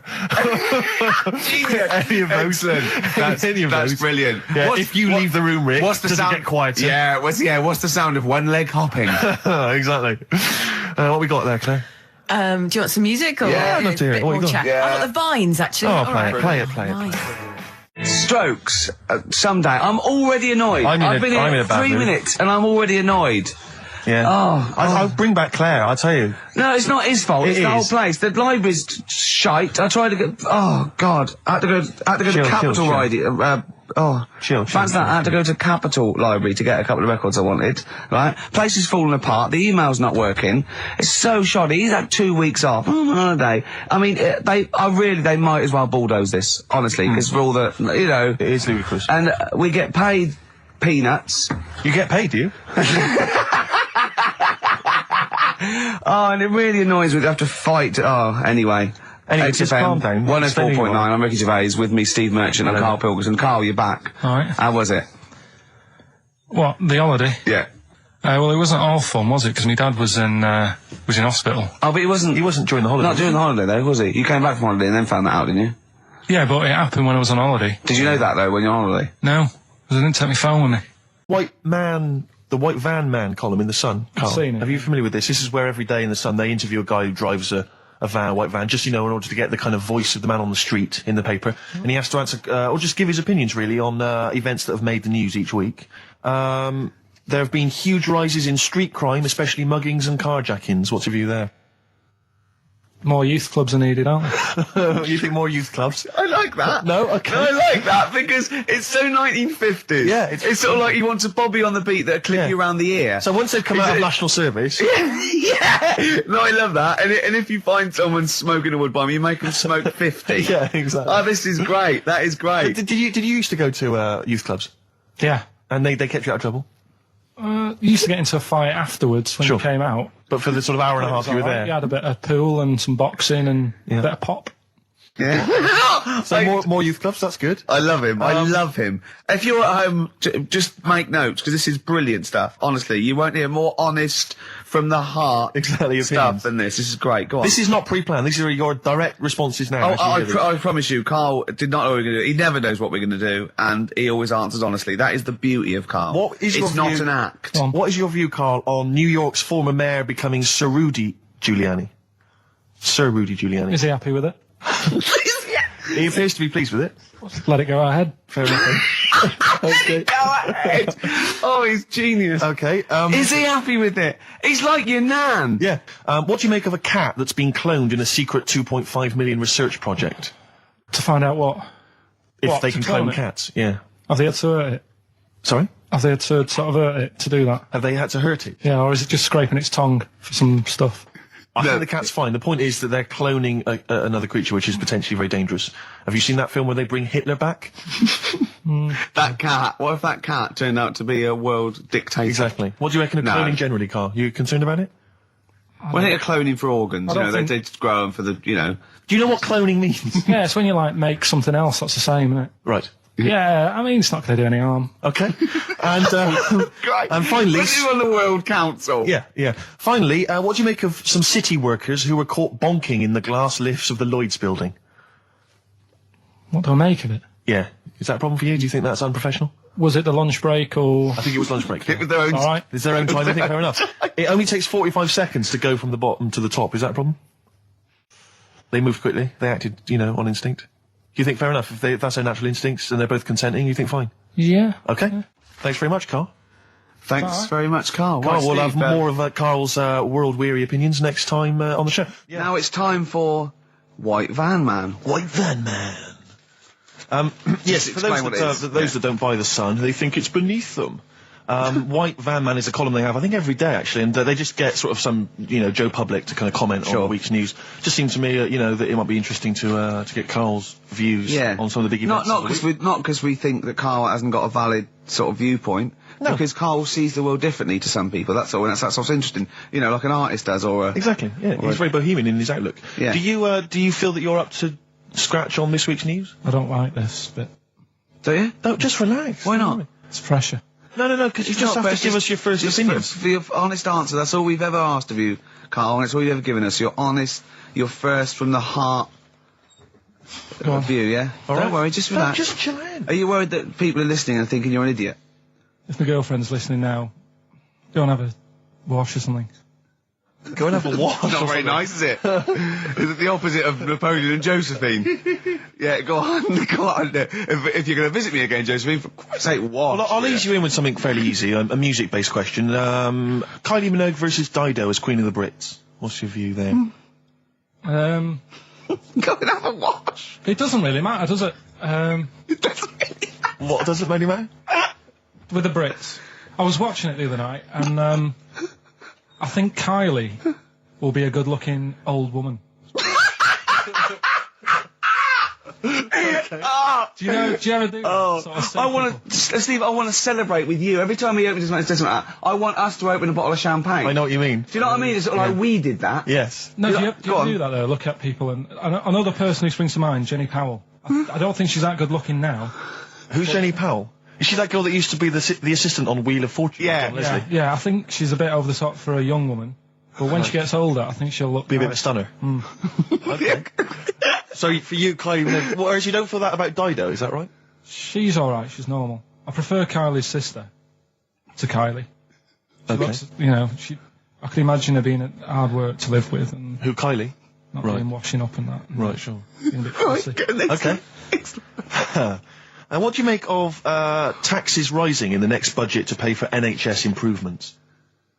Well, my dad went to hospital to have an operation once. Yeah. So I feel like it's worth paying it, because I've got something. Because people might have to go to hospital. Yeah. Yeah. But it makes a change when it's someone in your family, doesn't it? Yeah. Because you sort of realise... Yeah, a change is as good as a rest. And the weird thing is, if it weren't for my dad, I wouldn't be here doing this show, because when he was in hospital... Well, no, I'll stop you there. Yeah. To be honest, that's all you need to know. You wouldn't be here, true, but no... Well, no, because this was after I was born. So, I would be here. But for his more direct involvement was what? Yeah, because when my mum was seeing my dad in the hospital, I got a bit bored, went for a wander, found the hospital radio station... Yeah. And got a gig. Really? So, in a real sense, if it wasn't for Carl's dad, Carl wouldn't be here. And did your dad, while he was listening to you, did he, sort of tap the nurse and go, can you get that twat off the air? Who's put him in that? Yeah. Oh, go on. Okay, what do you make of the real-life Mowgli who's surviving in a Transylvanian countryside? Apparently, I don't know much about this story. I don't know. You know Mowgli, he's the guy from the Jungle Book. Yeah. The little kid that grew up with bears and animals and stuff. Apparently there's a real-life one in Transylvania. What were the things in Gremlins? What were the what? In Gremlins they were... Wait. Okay, this is an example. This is what your girlfriend said. Think. What were the things in Gremlins called? I can't remember. Really... It's something like that, isn't it? No, wait. Just really think now, Carl. Just with everything you've ever... With all the brain power you've ever used, think what the things in Gremlins were called. It's not there. There's a clue here. Oh, no. Yeah. They're not. What? Gremlins. Yeah. Play a record, Carl. What about the fact that the world's tallest man is living in a semi in Neasden? It's alright, isn't it? Something that someone told me in the week is that, do you know all these tall people like this guy? Yeah. It's just a bit weird they've only just found him, considering he's the tallest man. You're excellent. Well, in I didn't do that well at school and that, right? But we had biology, and I didn't take much of it in. But there was one day when it was about, knob news and stuff. And it was all about how blood,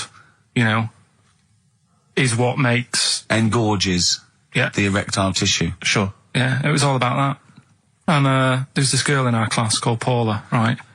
We were sat there watching it, and she fainted.